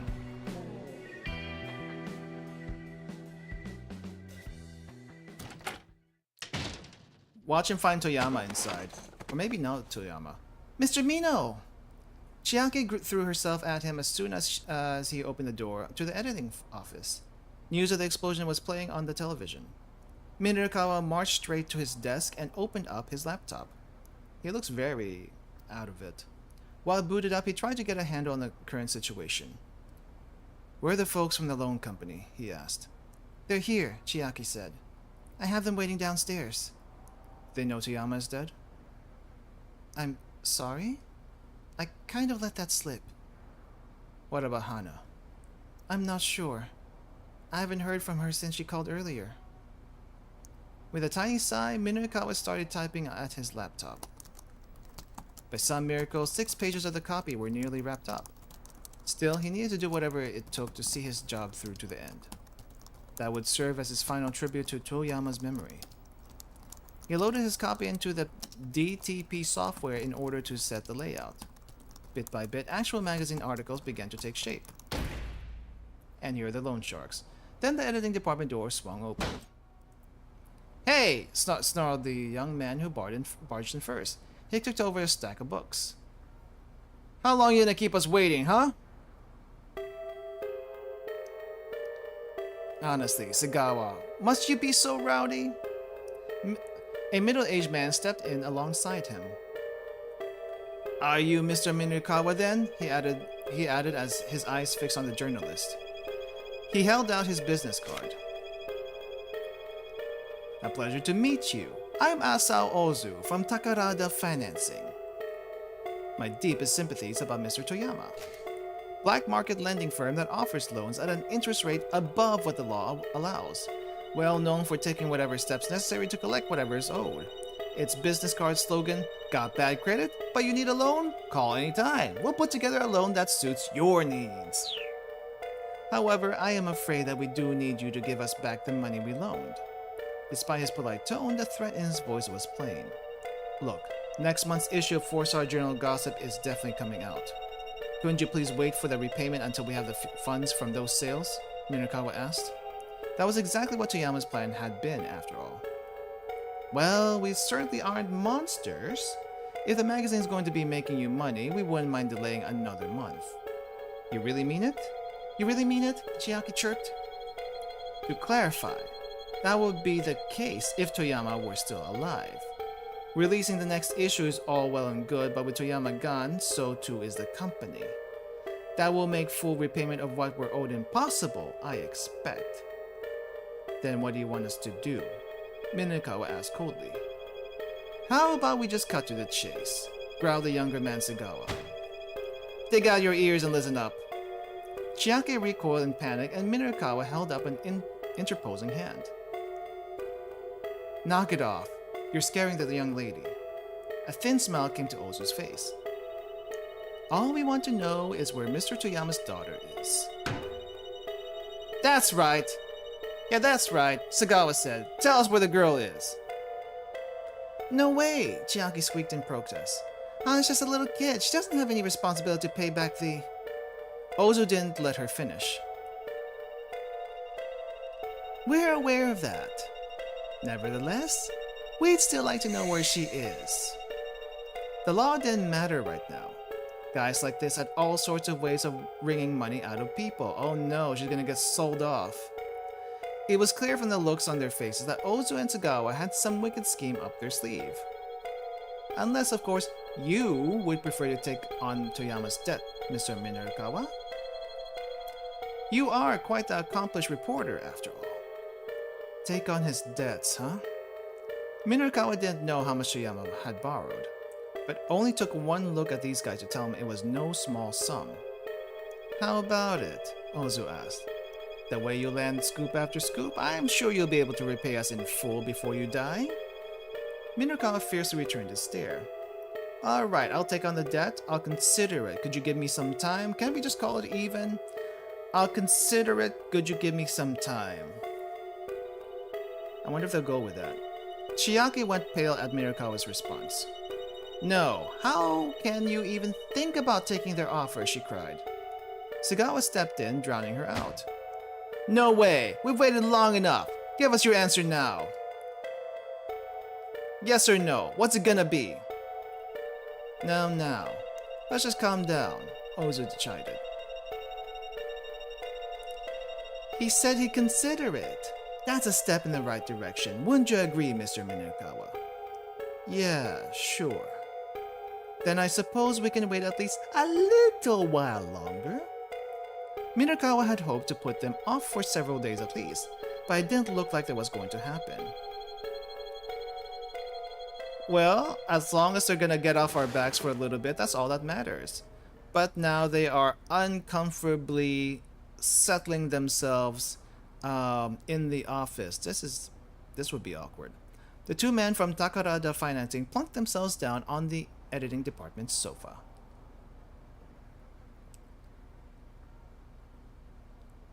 Mr. Mino, you're not actually going to take that debt on, are you? Chiaki asked quietly. Minakawa sat at his desk looking over the copy he'd written. That's none of your concern, he said. What I need to know is how's that piece on those street interviews coming. But, I mean, those guys... They said it doesn't matter if the issue comes out or not. Don't be ridiculous. When a professional agrees to take on a job, they see it through to the end. Chiaki took his point, then scampered to grab the printout of her copy. Minakawa gave it a quick once-over. He saw immediately that the piece was lacking in structure. Then he read the article a second time, checking the finer details. Several off-theme sentences jumped out at him. This is no good. Rewrite it. He thrust a printout back at Chiaki. Yes, sir. She bowed her head and retreated to another desk. That's a lot of cigarettes. Holy crap, he must be super stressed. The TV was still on. The news broadcaster's voice suddenly broke through the silence, as well as Minakawa's concentration. We're live on the scene now. We're an explosion Shibuya has. Minakawa gazed blankly at the screen. He found his mind drifting to a particular memory of Toyama. What is this? The door looked like it might fall apart at any moment, but Minakawa didn't care. He pounded on it as hard as he could. The Toyama nameplate popped off and fell to the floor. It was hard to believe this dilapidated apartment was the home of a newspaper editor who'd worked his way up from reporter. Hey, Toyama! Get your ass out here! At the sound of Minakawa's angry shouting, other tenants on the floor poked their heads out of their rooms to stare. He paid them no heed, continuing to call out. Everyone is so different on their downtime, aren't they? Eventually, Toyama opened the door, dressed in his sweats and undershirt. Quiet down, you moron, he snapped. Come on in. Dilapidated it may be, but it still has a ton of books and articles. Holy crap. I hear you tendered your letter of resignation at the paper. Oh, no, that was Minakawa. I heard you, yeah, that was him, yeah. Minakawa sat cross-legged on the tatami-covered floor. Tell me why. Toyama quirked a lopsided grin. You want to know why I quit, huh? Alright, lean in close. Minakawa peered at him dubiously. Huh? Why? I don't want anyone overhearing this. Resigned, Minakawa leaned forward and turned his right ear toward Toyama. The man's warm breath against his cheek was pretty unsettling. At first, he had trouble concentrating on Toyama's story. But when the older man got to the crux of the matter, he found himself listening with rapt attention. By that time Toyama finished, Minakawa was unable to suppress his shock. You're starting your own publishing company? Not so loud, damn it! Toyama shushed him with a finger to his lips. He looked around wearily as if there might be spies in his own apartment. Japanese comedy style. Yeah, maybe not yet. Right, but a publishing company. Minakawa said again, more quietly this time. What are you doing for your distributor account? All booksellers were required to use a wholesale distributor to circulate their publications. To do business with such a distributor, a publisher needed a specialized distributor account. They're not going to let a company with no track record open a new account with a distributor. I'm sure you realize that. Toyama grinned, a proud gleam in his eye. I know, that's why I bought one. You bought one? A ghost account belonging to a publisher that went bankrupt. Distributor accounts could go for tens of millions of yen. Oh no, don't tell me this is where the money went to? There was no way Toyama could afford that on his severance pay alone. He must have taken out a loan in order to make that purchase. But the publishing industry was in a slump nowadays. People just weren't buying books much anymore. Starting up a new publishing company was a beyond risky endeavor. And I've already decided on a name for my company, Minorikawa. Toyama's face was positively gleaming. Get this. Heaven Publishing. Heaven. Yeah, it seems like a really bad idea, and we know how that went. That sounds fatalistic.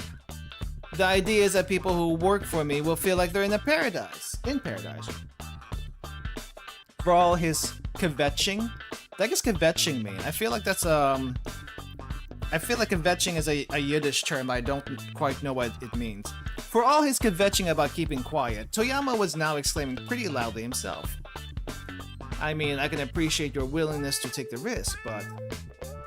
Complaining? Ah, thank you. But surely your wife must have had objections? Minorikawa said. Toyama fell silent. He went and opened up the refrigerator. Minorikawa took a peek inside. Beer, tea, some dried fish. Yiddish has some interesting words, no lie. Its shelves were mournfully spare, holding little besides beer cans and drinking snacks. The missus left me, took our daughter with her. Those scant few words painted the picture clearly enough.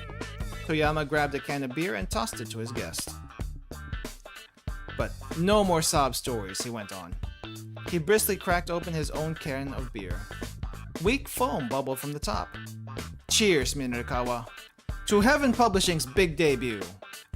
He cast everything aside and was striving for a new beginning. If the man had braced himself for a challenge, it wasn't Minorikawa's place to tell him he was making a mistake.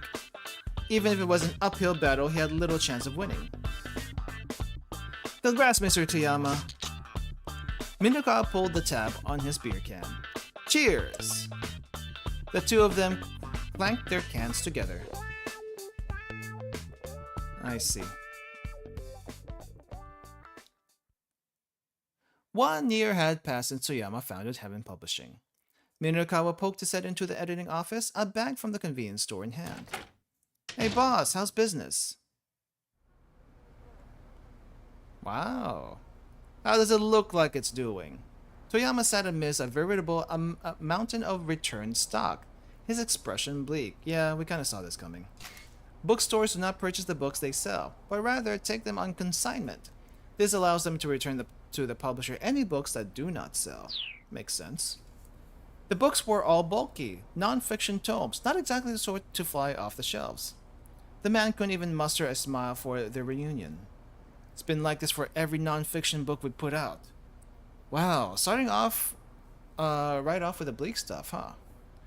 Because things are bleak, the only thing that's selling is this gossip rag of ours.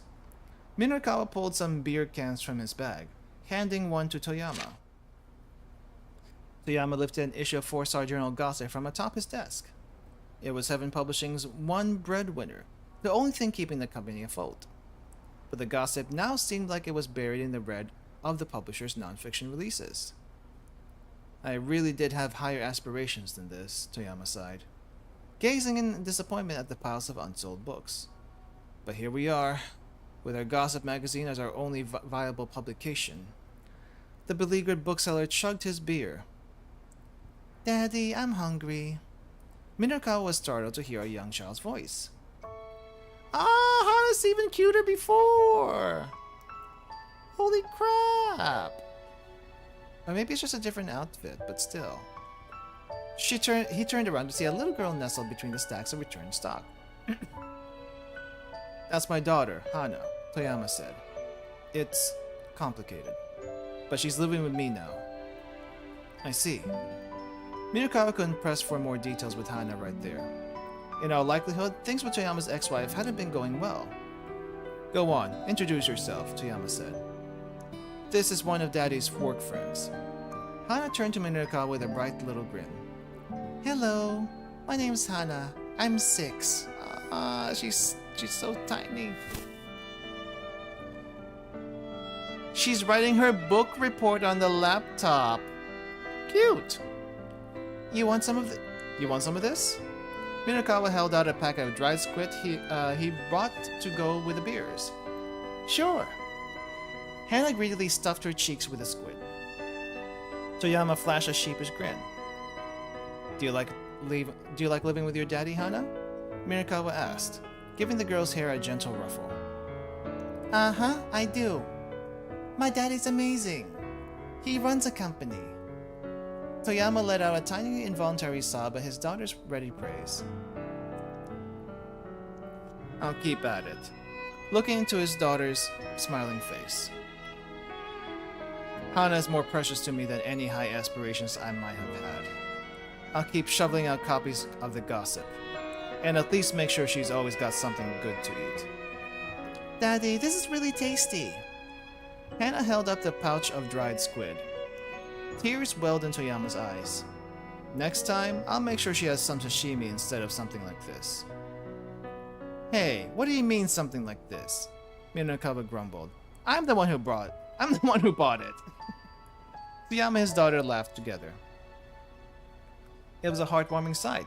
Minorikawa thought, a father and his daughter getting along so well. Toyama might have been a hard-hitting journalist, but when he came home at the end of the day, he was just daddy.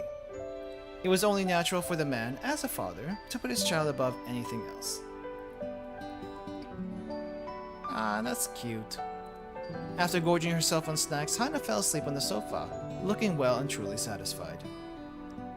You know, Minorikawa, Hana's happiness means more to me than my lofty artistic ideals ever could. Toyama kept his voice low as he regarded his daughter's sleeping face.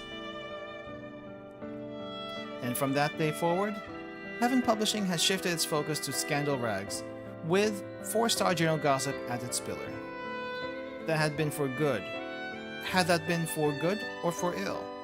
Whatever the case, Toyama had abandoned his pride. Minorikawa had watched him become more and more of a miserable wretch. Minorikawa snapped back into the present as a sheaf of pages appeared in front of his face. Here you go, Chiaki said, radiating anxiety. Right. Minorikawa gave her copy a close read over, then thrust it back to her. What did you even fix? He asked. Could you please tell me what parts are wrong? He's becoming Toyama here. She mumbled, hanging her head. What are you talking about? What are you talking about? It's just, well, we don't have a lot of time here, so I figure I just fix the parts that need fixing. Chiaki trailed off into a distinct mutter.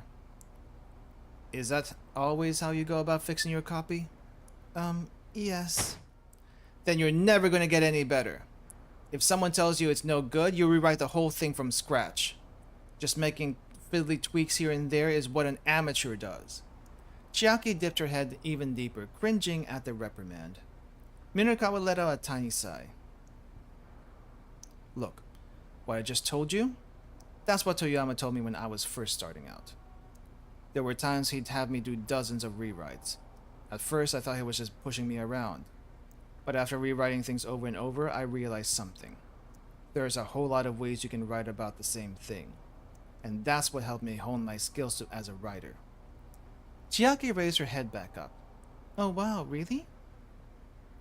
If you can get that, then stick with it. Write your submission deadline as close as you have to in order to write the best piece you can. Okay, I can do it. I will do it. Finally, Chiaki's face brightened with a smile. That's the spirit. The woman might have talent, but she hadn't realized it yet.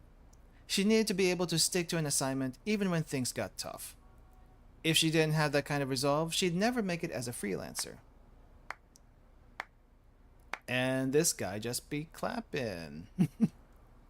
Oh, how touching! Ozu chimed in, applauding.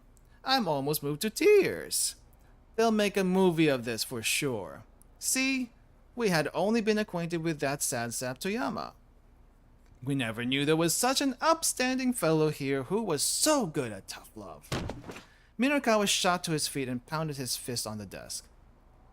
That's about enough from the peanut gallery. Hold your tongue, Sugawa snarled. His eyes shone with a vicious gleam. We're getting sick of waiting here.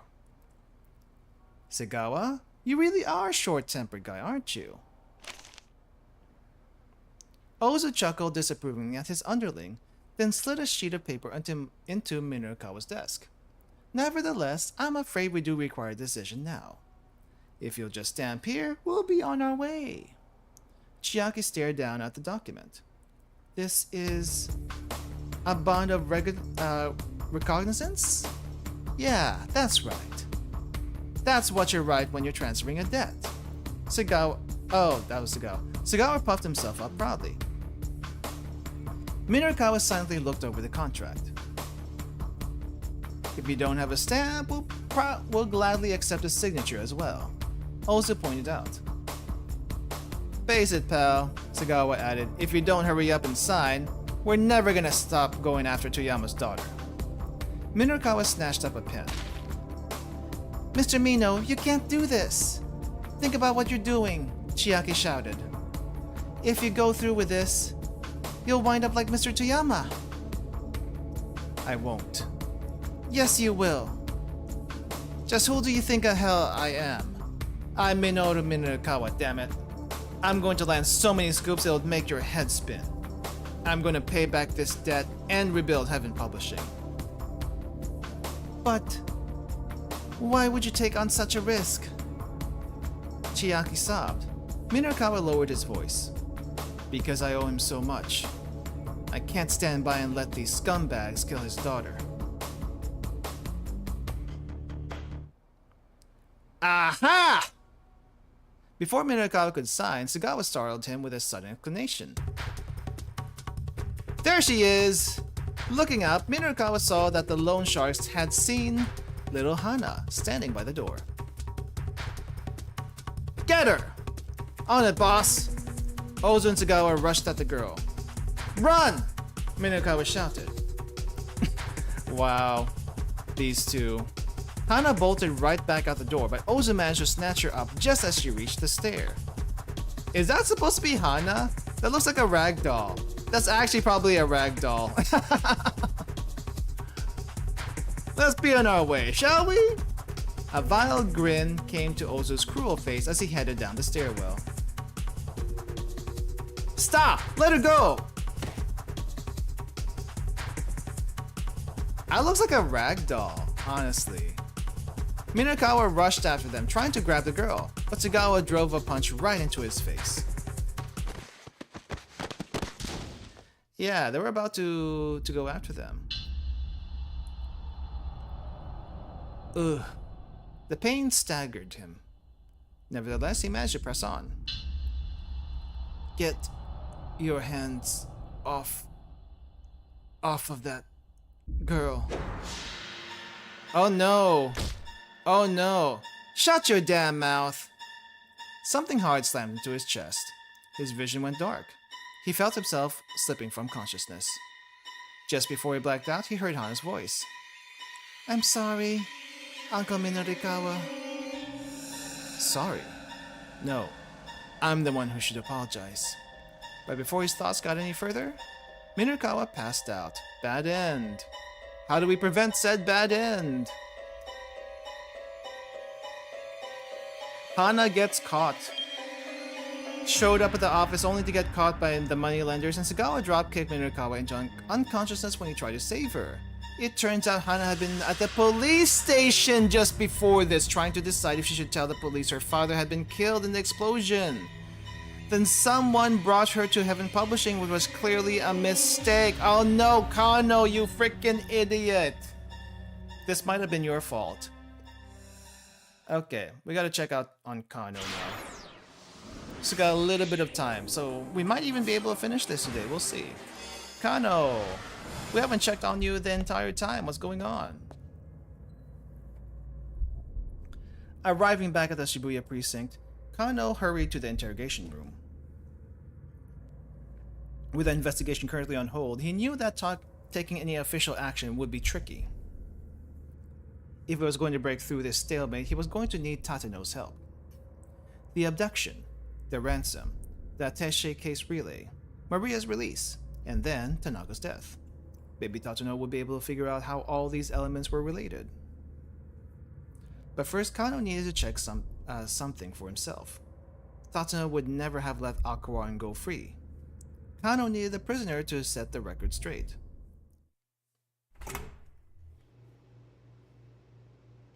Alcaran sat in the precinct interrogation room looking brazen and cocksure. One glance at his face and Kano was reminded that of what had happened to Sasayama. Fresh anger smoldered at the edges of his mind. There were already two detectives already in the room.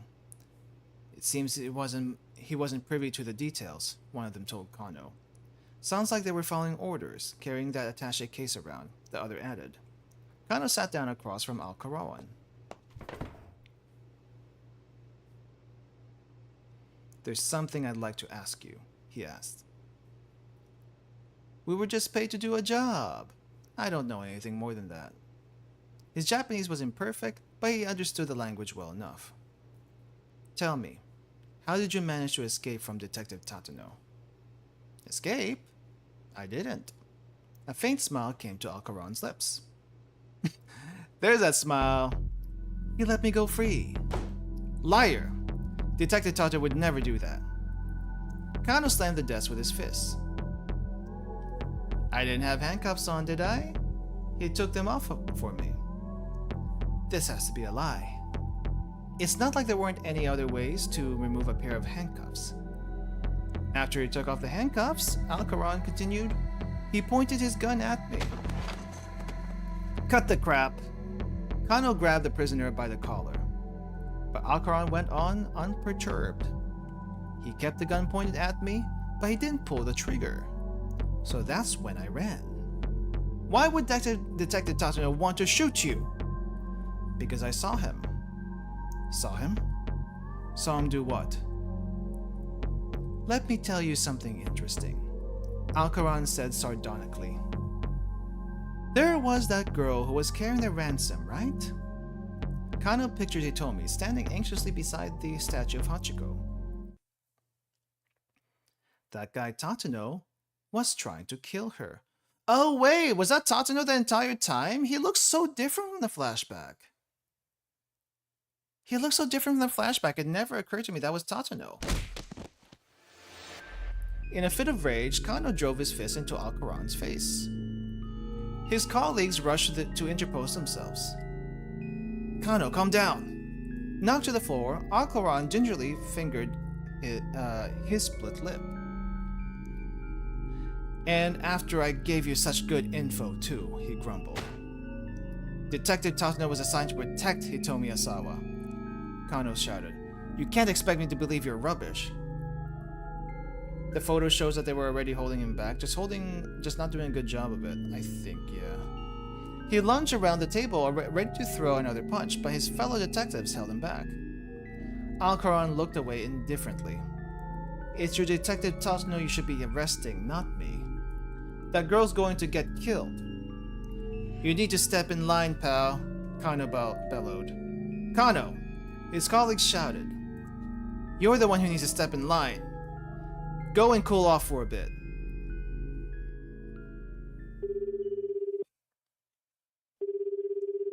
He looks different though from the flashback. So expelled from the interrogation room, Kano immediately pulled out his cell phone and called Tateno's number. Please. Oh, did the stream die? Did the stream die? Are we back now? I just reconnected, but I do not know what happened. Okay, we back. Thank you. Thank you. Okay. Where were we before we DC'd? I think we were I think Kano had just been ejected from the room.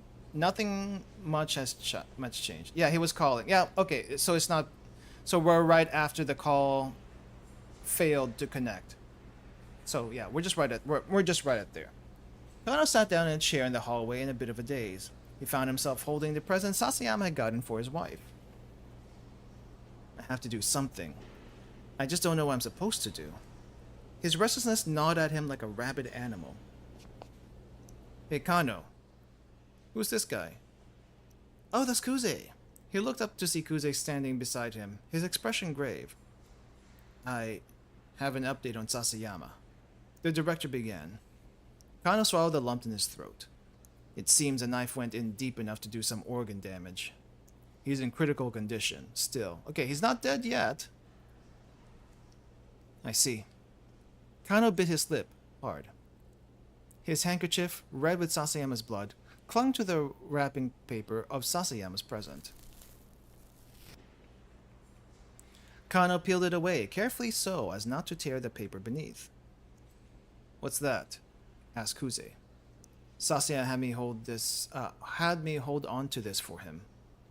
It's a present for his wife. Ah, I see. I'm sorry, Detective Kuze, for ignoring your orders. Kano's eyes remained fixed on the gift as he spoke. When you get down to it, none of this would have happened if it weren't for me. Some kind of punishment was surely headed his way for acting alone as he had. He probably wasn't getting out of this one with simply a written apology. When public servants are negligent in their duties or violate rules, they can be punished with a warning, a formal reprimand, reduction in pay, suspension, or dismissal. The reduction in pay bit, I feel like is a very Japanese thing, because I don't think that happens in any other country that I can think of, which is weird. Reduction in pay, I hope, is a temporary thing, because that hurts. That really hurts. In the case of a warning, in addition to the remonstration from a direct supervisor, the individual must also submit a formal letter explaining the relevant details and assuring that it won't happen again. But Kuze calmly shook his head. What happened to Sasayama isn't your fault. Don't blame yourself, he said. As far as the case goes, I've been given quite the runaround myself. There was a rare note of vulnerability in Kuze's voice. The higher-ups had barely let any information trickle my way, but they're still ordering me around non-stop. It's a real pain in the ass. Kuze fell silent, ruminating. The quiet lingered between the two men for several moments before he abruptly spoke again. All right. I'd like to get your opinion on something. So, Mamoru Tanaka, who we found in that minivan, you know? What you think? Should we either maybe release his name to the media? Yes, do that, so that Minarukawa will snap out of it. Kuze had slipped into his childish register. He was clearly exhausted. After dealing with the kidnapper's baffling actions and too much meddling from the higher-ups, even a veteran like Kuze is just beat. But that's not the only reason for his exhaustion. Kuze had a brother, 6 years his senior, who, despite being nominally mature, refuses to get a real job and shows no inclination to settle down with a family. That's his choice, but the real job part, that might be a different story. He walks around town day after day, dressed like a hippie and treating passerbys to songs he's written. Okay. Kuze has been worrying about his shiftless brother for years now. The guy's become a chronic source of consternation. Oh, I feel that. Kano was thrown by the question. It was a rare thing for the director to seek an opinion from a mere junior detective. It feels like there's something not too normal about one of Kenji Osawa's subordinates dying, Kuze went on. Kano had had the same thought. This felt too intentional to be a coincidence. So here's the question. Should I get the media involved and try to rush for a resolution? Or should I be more cautious? What would you do? About releasing the name? That wasn't such a simple thing to answer. There were so many factors to consider. A tired smile came to Kuze's face. Don't think about it so hard. This is just so I have a point of reference. Tell me what your gut says. I think releasing the name should be alright. I think we should hold back for now. I can't make that decision, sir. I would like to say I can't make that decision, But I am basing this decision on what Minorikawa is going through right now. And what Minorikawa is going through right now, I say we should release the name. I think releasing the name should be alright. There was still a lot of they didn't know about Tanaka. The fact that the final stop of the ransom relay was Tanaka's condo implied some sort of connection between him and the kidnappers. But they still had no idea what his role is in the abduction case might have been. They also didn't have any motive for why Tanaka would be helping the kidnappers in the first place. By sharing some of what they did know with the public, they might be able to garner some new leads. You'd release the name. Alright then. Without another word, Kuze headed back towards the conference room.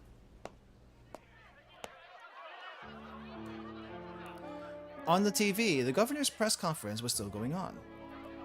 I've just requested that each of the railroad companies, starting with JR, stop running trains through Shibuya Station until further notice. As far as the roads go, Route 246 has already been closed to traffic. We're still not 428. The executive looked pale as he spoke to the crowd. Is there any possibility of a bioterrorist attack? What about the people who are still in Shibuya?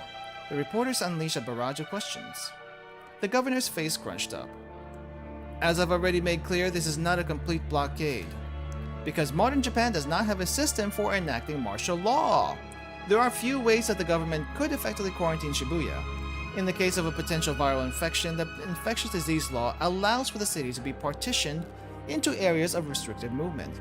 If the authorities do not want to acknowledge the existence of the top-secret UO virus, however, taking such an action will be rather tricky legally. Really? No way to do martial law. I don't know if that's a good thing or a bad thing, but it definitely does make things a lot trickier. How else would you do it without actually calling for martial law temporarily? There's nothing to stop anyone from leaving Shibuya on foot. Isn't what you're describing de facto martial law? Spat one reporter. Of course not, the governor snapped. You should be well aware that martial law is illegal. With pre-45 Japan, not a surprise that the Constitution probably doesn't have a lot of permissions. Yeah, and guess who was part of those permissions, making those permissions. Kind of the reason why also they don't have an official military, but they still have a quote-unquote self-defense force with military equipment, as well as now lifting some restrictions to be able to do things more openly. You know, they did that for themselves, but still. Anyway, off topic. You should well be aware that martial law is illegal. I couldn't declare it even if I wanted to. If you wanted to. So it is a bioterrorist issue then. I never said anything of the sort. The press conference was devolving into chaos. Kano was unsurprised given the circumstances. Still, everyone was doing their best insofar as they knew how. So why not me, Kano thought. It doesn't matter what I do. I just want to be doing something. Just letting time tick by without trying to take action was more than he could bear. Kano began to worry about Rumi and decided to give her a call. Was worried about Sasayama and decided to give him a visit in the hospital. Thought about Sasayama's wife and decided to get in touch with her. I don't know which one to pick. Let's talk to Rumi. Began to worry about Rumi and decided to give her a call.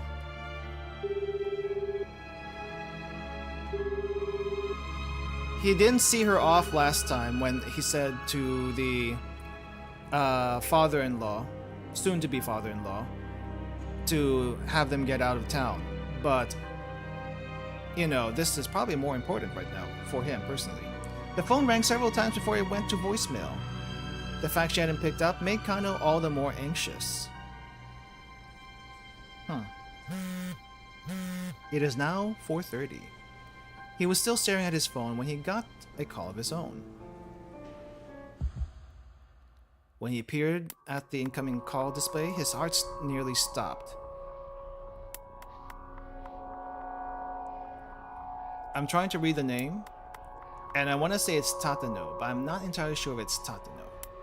It was Tatano's name! It is Tatano's name. I don't recognize that second kanji, but... Huh. Kano quickly pressed the button to accept the call. Detective Tatano? Detective Tatano, is that you? There was a whole mountain of things Kano wanted to ask. Just what had Tatano been doing this whole time? Why had he let All-Kawaran go free? And what had happened to Hitomi? But while he was trying to decide what question to pose first, Tatano spoke. I've secured Maria Osawa. Oh, that was him! Actually was him. What? The word came out as a startled gasp. Detective Tatano, you have to bring her here ASAP. Right now she's... Tatano cut him off. You need to bring Hitomi Osawa to my location at once. Hitomi? Osawa? Yes. I heard over the wireless that the man from the US Embassy had her in custody. Kano had been listening to the most recent wireless traffic. Apparently, Stanley had managed to find Hitomi. But what was Tatano getting at here? Wait, hold on. What for? I mean, why do you need me to bring Hitomi Osawa to you? There was no reply. Detective Tatano, answer me. Please. Tatano replied as if he hadn't heard Kano's question. There's an office building in Nanpei-dai called South Hill. Nanpei-dai is such a weird name. Sounds almost Chinese. I'll be waiting for you on the rooftop. If you don't bring her, I'll kill Maria. Admission! With that grisly warning, he hung up. Kano's hand went limp. His phone slipped from his grasp and fell to the floor.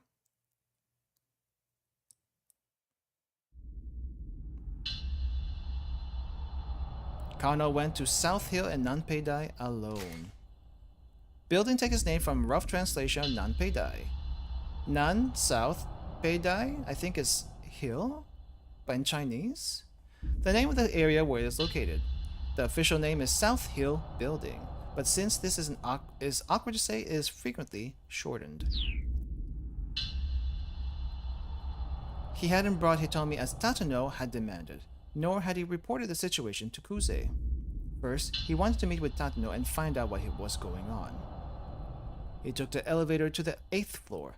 After that, he had to take the stairs to the rooftop. This sounds like a bad idea. As he made his way up the steps, he tried to imagine what Tatano might want with Hitomi. He hadn't noticed anything suspicious about the senior detective in the lead-up to the stakeout at the Scramble. Tatano had seemed like the same man Kano had always revered. So why was he doing this? Kano couldn't think of a reason. Reaching the top of the staircase, he had at last stepped out onto the open roof.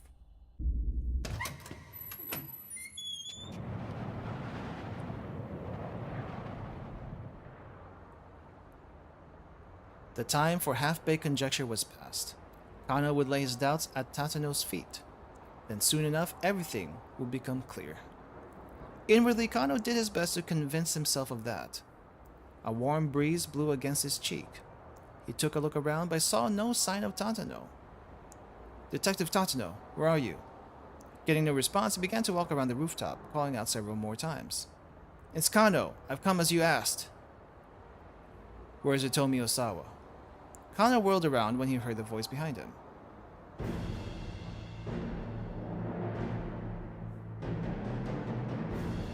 Tatano stepped into view from behind a water tank. He led with him a young woman, bound and blindfolded. Why didn't you bring her? He growled.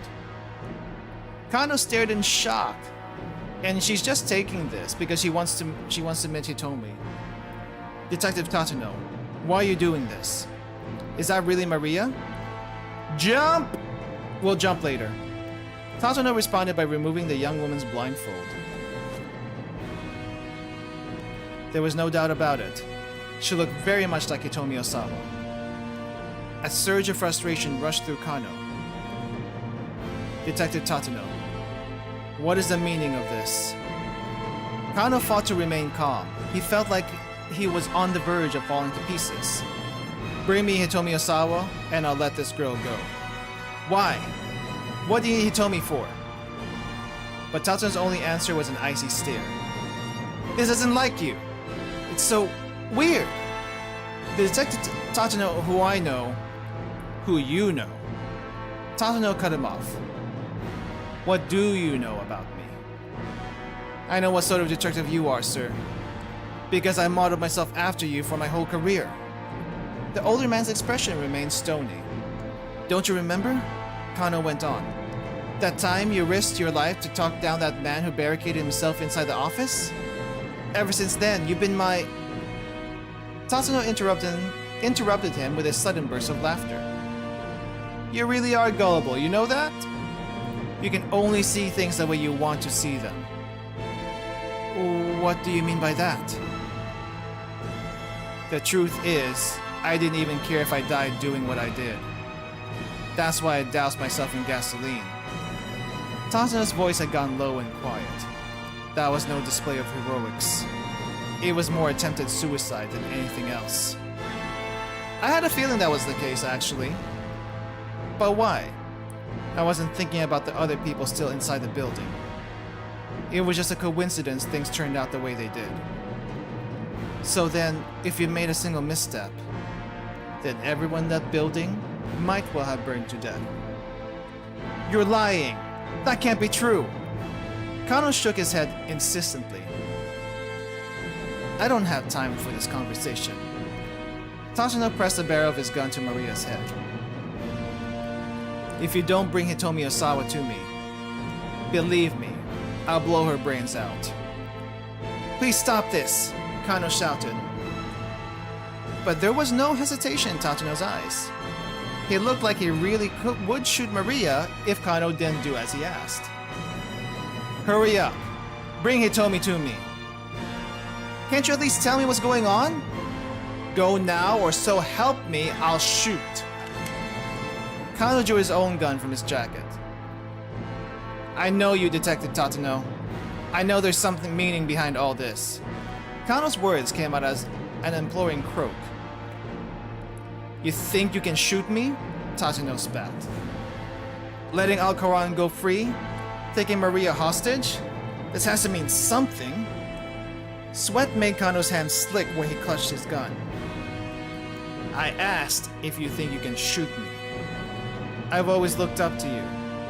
You were the sort of detective I wanted to become.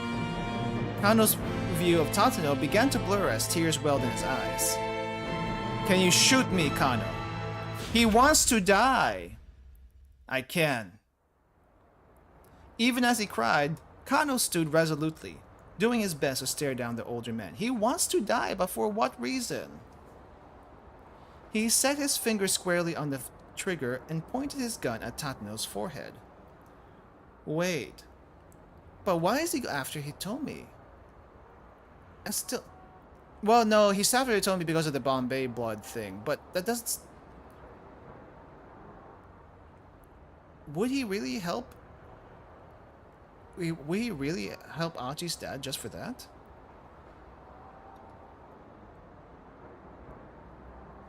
Suddenly, the piercing stare vanished from the other detective's eyes. I've got to give you full marks for that, Kano. Tatsuno smiled thinly. I'll tell you then. I'll tell you why I'm doing this. Please explain. To be continued? No, not to be continued yet. It all happened 17 years ago. Wow, so long! A meth addict had assaulted someone in Shibuya. Tatsuno was questioning people around Dogenzaka in search of the perp. He happened to pass by Endo Electronics. Oh hey, Tatsuno! Oh, never mind. Kotone Endo, clad in pristine white. That must be Achi, baby Achi. Or maybe the younger sister, actually. Suzune, only a few months old. Clutched to her breast was her daughter, Suzune, who was a few months old. It's been a long time, Kotone said. She flashed a tiny smile. Yes, it has. Tatsuno replied with a clumsy smile of his own. Yeah, both of his parents are Japanese somehow. Weird, huh? Are you on the job? Yes, I am. Kotone recoiled slightly at the dour look on Tatsuno's face. Is something the matter? There's an armed criminal hiding out somewhere in the area. What? I wouldn't leave the shop for a while if you can avoid it. Maybe he's adopted. Maybe. He looks like he could be adopted, huh? But I have to go to the bank to deposit some money. Surely you can have Daisuke go do it. He's away on a repair job and hasn't come back yet. Tatsuno let out a one-note sigh. I'll see Daisuke still does things his own way. Alright, let me escort you to the bank. You mean it? I'd feel a lot safer having you with me. Kotone flashed him a smile so wide that Tatsuno thought he might lose himself in it. Tatsuno, Kotone, and Daisuke were childhood friends and had gone to school together through high school. Oh, wait. No, I'm not sure yet. I'm not sure yet what's going on, but let's keep going. Tatsuno and Daisuke were always clowning around together, and Kotone was always there alongside them, laughing. It had been quite some time since he'd gotten to walk along Dogenzaga with Kotone. How have you been lately? Well, with a newborn... How have you been lately? Well, with a newborn to look after, it's been pretty hectic. But there's never a dull moment. Things have been good. I'm glad to hear it. Kotone was always as bright as a sunflower. Sometimes, Tatsuno managed to convince himself that was just the sight of her was enough. Outside the bank, Kotone held Suzune out to him. Tatsuno received the baby with an anxious frown. What's with the face? I'm not good with babies. I haven't held one very often. Oh, you'll be fine, don't worry. Just hold on to her for a minute while I take care of things inside. Alright. He held the baby gingerly like it was a bomb that might explode at any moment. Kotone chuckled softly. Cute baby. Suzune stirred and squirmed in Tatsuno's arms. She kind of has Kotone's eyes, he thought. It was strange, the sensation of holding a child. She was so soft and light, and yet such a real and responsive presence.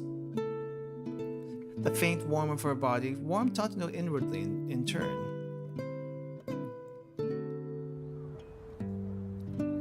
When Kotone returned after making her deposit, they strolled to a nearby park, Suzune back in her mother's arms. That went a lot better than I thought. I'm waiting for the other shoe to drop with Kotone though. Do you have any plans for marriage, Tatsuno? I haven't thought about it. Work has me plenty busy. Oh, that's just an excuse, Kotone said. If there really were some woman you wanted to marry, you wouldn't let work stop you. Then I suppose it's because there hasn't been anyone I felt that way about. Really? Nobody this whole time? Yeah, really. I see. But still, seeing the two of you like this...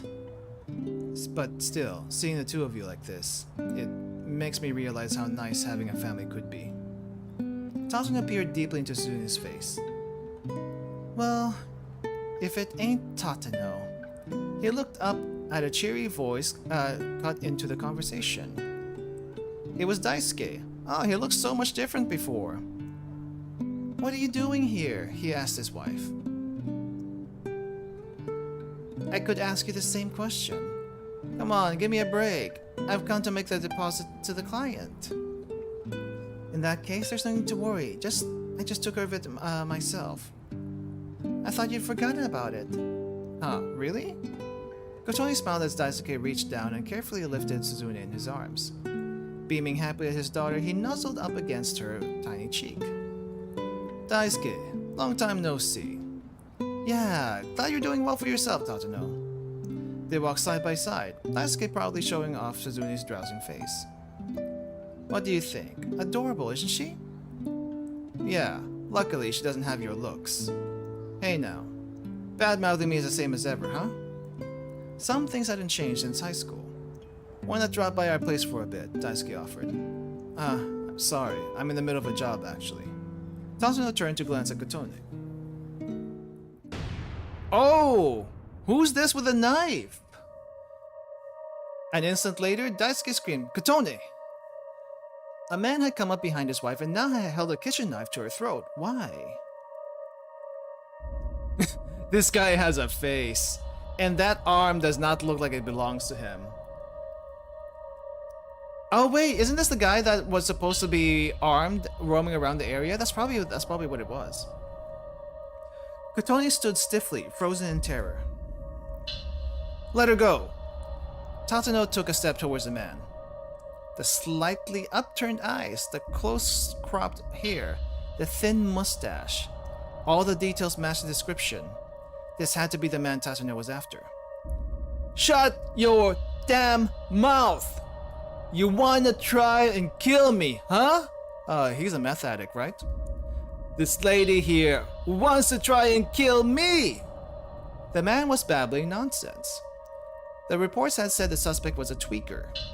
Right now, his mind was probably a complete mess from meth withdrawal. Left unchecked, there was no telling what he might do. Tatsuno shoved Daisuke behind him and drew his gun from his jacket. Wait, don't shoot! You'll hit Kotone! But Tatsuno ignored Daisuke's shouts and trained his gun on the perp's shoulder. He was confident in his marksmanship. He'd never miss at this range. Tatsuno, please, back down! Daisuke pleaded, Suzune still clutched in his arms. I beg you! I can't. Tatsuno hissed under his breath. This isn't someone we can reason with. The assailant began waving his knife about. He could stab it into Kotone at any moment. That's pretty close to the neck already. Tatsuno had to take the shot now. He aimed for the shoulder of the arm the man held his knife in. Tatsuno, stop! Daisuke shouted. Don't do this! For a brief moment, Tatsuno's eyes met Kotone's. He thought he saw her give a tiny nod. Don't shoot!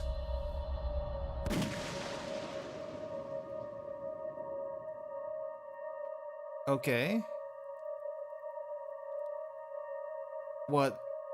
She seems okay, but the knife was flying in the air. She moved a little too quickly. And... stab. There was someone else.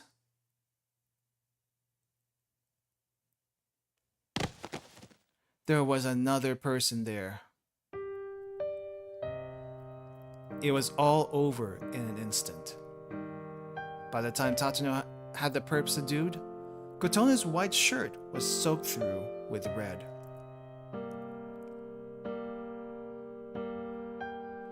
With Kotone's death, so too died Tatsuno's heart. Whatever feelings had lived inside him had been reduced to cinders, and that's why he became suicidal, leaving only a never-ending need to atone.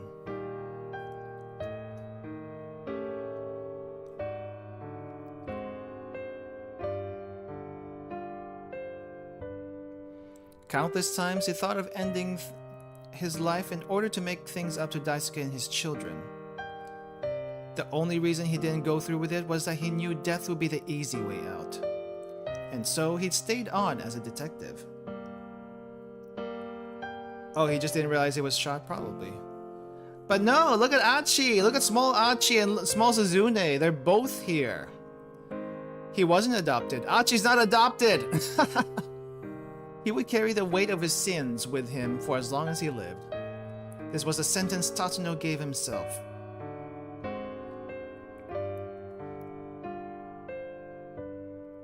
"15 years had passed since Kotone's death. For the first time, Tatsuno had gone to visit her grave. He was standing by the grave marker with his hands clasped when someone called out to him from behind. Excuse me. Oh. The girl. Never mind. The slender young girl stood out there, flowers in hand. Tatsuno instantly recognized her. Suzune. Yeah, Achi just seems so different. We'll just let it slide, but he just seems so different. I don't know if it's intentional, though. She looked just like Kotone had back in her high school days. "Did you know my mother?" she asked. Yes. We were classmates a long time ago. Oh, really? Thank you so much for coming. Suzune gave a slight bow, then gazed up at Tatsuno with her big bright eyes. You look just like her. Tatsuno struggled to hold back the tears. He felt as if Kotone stood before him, returned to life. My father tells me the same thing all the time. I'm sure once you're all grown up, you'll be just as beautiful as she was. A forlorn smile came to Suzune's face. Once I'm grown up? Well, I don't think that's going to happen. I guess I really do have a lot in common with my mother, including the part where I'm going to die young. Don't be ridiculous, Tatsuno exclaimed. Why would you say such a horrible thing? Suzune took a step backward, looking shocked to be rebuked by a stranger. My apologies. My apologies, he said hurriedly. I didn't mean to startle you. No, it's all right, Suzune murmured, clutching the flowers close. Honestly, it's not something I'd like to talk about myself. But I'm sick, so there's not really anything I can do to change it. Sick. I have a heart condition.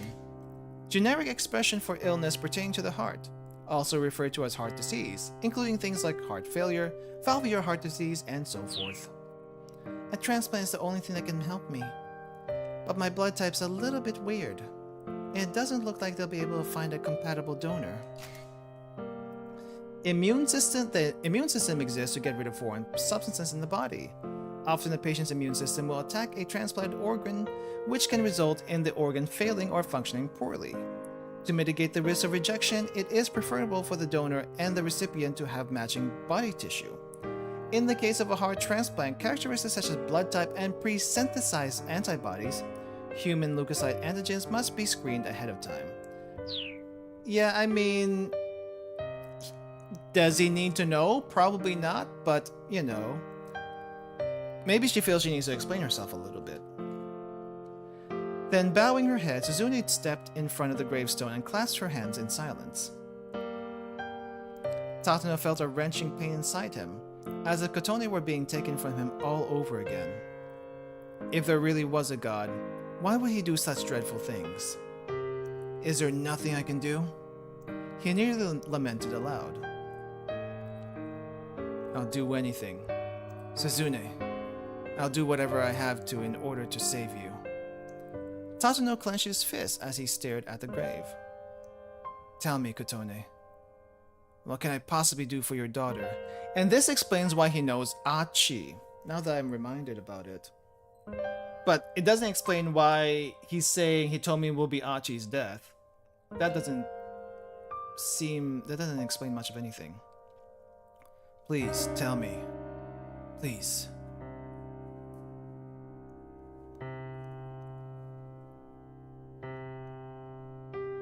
And so the months rolled on.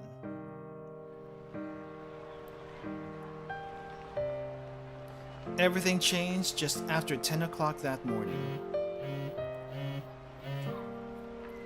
Tatsuno was on the stakeout when his cell phone rang. He glanced out on the call display and saw Daisuke Endo's name. He hadn't heard from Daisuke in years now. Fearing that something had happened to Suzune, Tatsuno answered the call despite his current tense circumstances. So this was this morning at 10 o'clock. At once, he heard Daisuke wailing. Suzune had a seizure. She might not come back from this one. Tatsuno's terrible suspicions had been right on the mark. He felt himself growing weak. Please, Daisuke exclaimed, you need to shoot that girl you're with. Tomi Osawa. Why? You need to shoot her in the head. Oh, right, because he knew about the blood type. How did you get that info? Wait, how'd you get that info, Daisuke?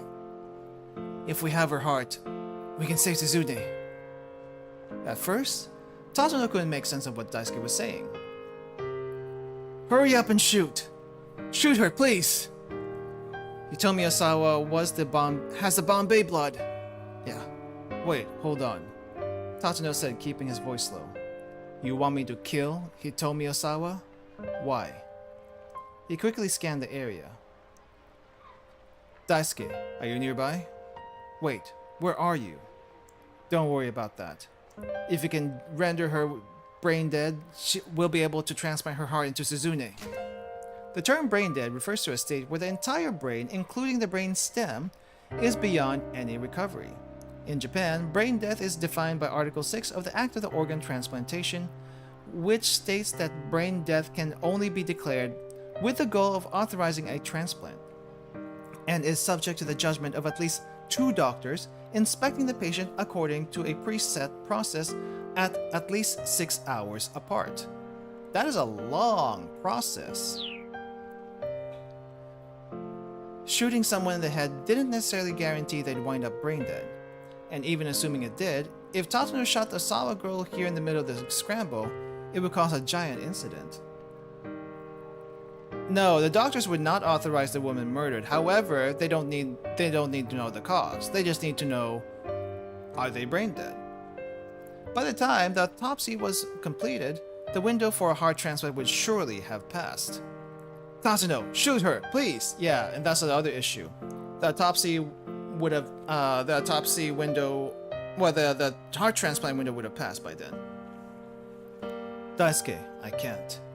You know I can't do that. Hurry! It was like his old friend wasn't even listening to him.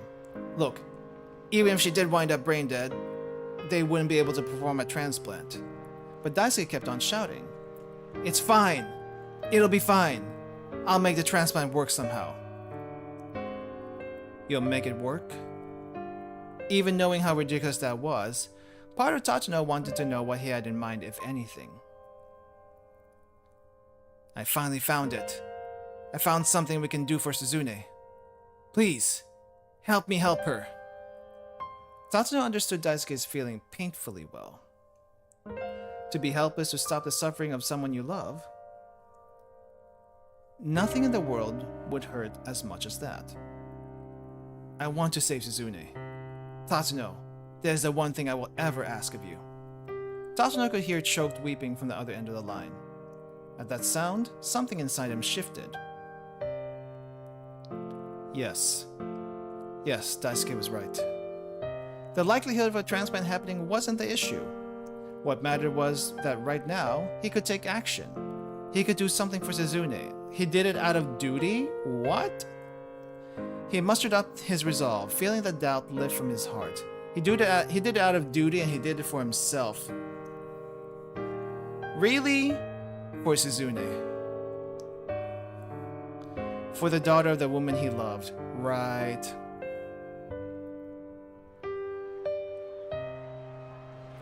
Tatsuno checked the gun tucked inside his jacket, then slowly began making his way. He was blinded. Through the crowd towards Hitomi.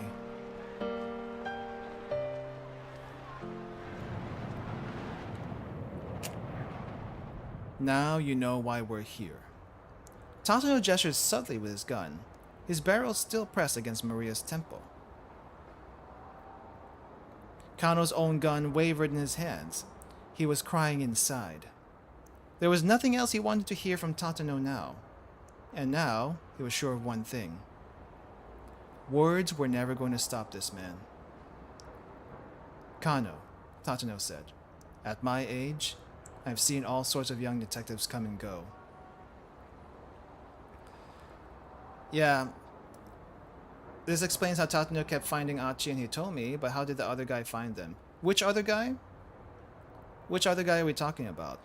Because Tatsuno got help from Daisuke, Achi's dad. But which other guy are we talking about? The foreign terrorists? I think they were just being persistent, to be honest.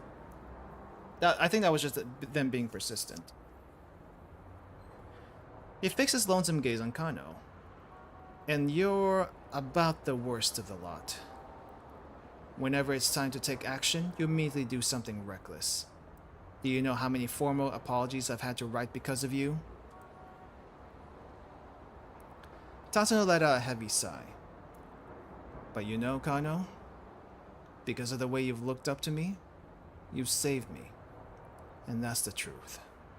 He sounded like a man speaking his last words. Now come on, see if you can stop me. He pressed the gun harder against Maria's temple. Kano took aim at his former hero's head. Detective Tatano. His finger wavered on the trigger. Shoot him. You have to shoot him.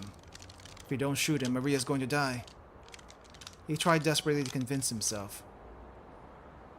I am going to stop you. Tatano looked him coldly in the eye. Do it then. Shoot me. Kano stared right back. He tightened his finger on the trigger. Ah!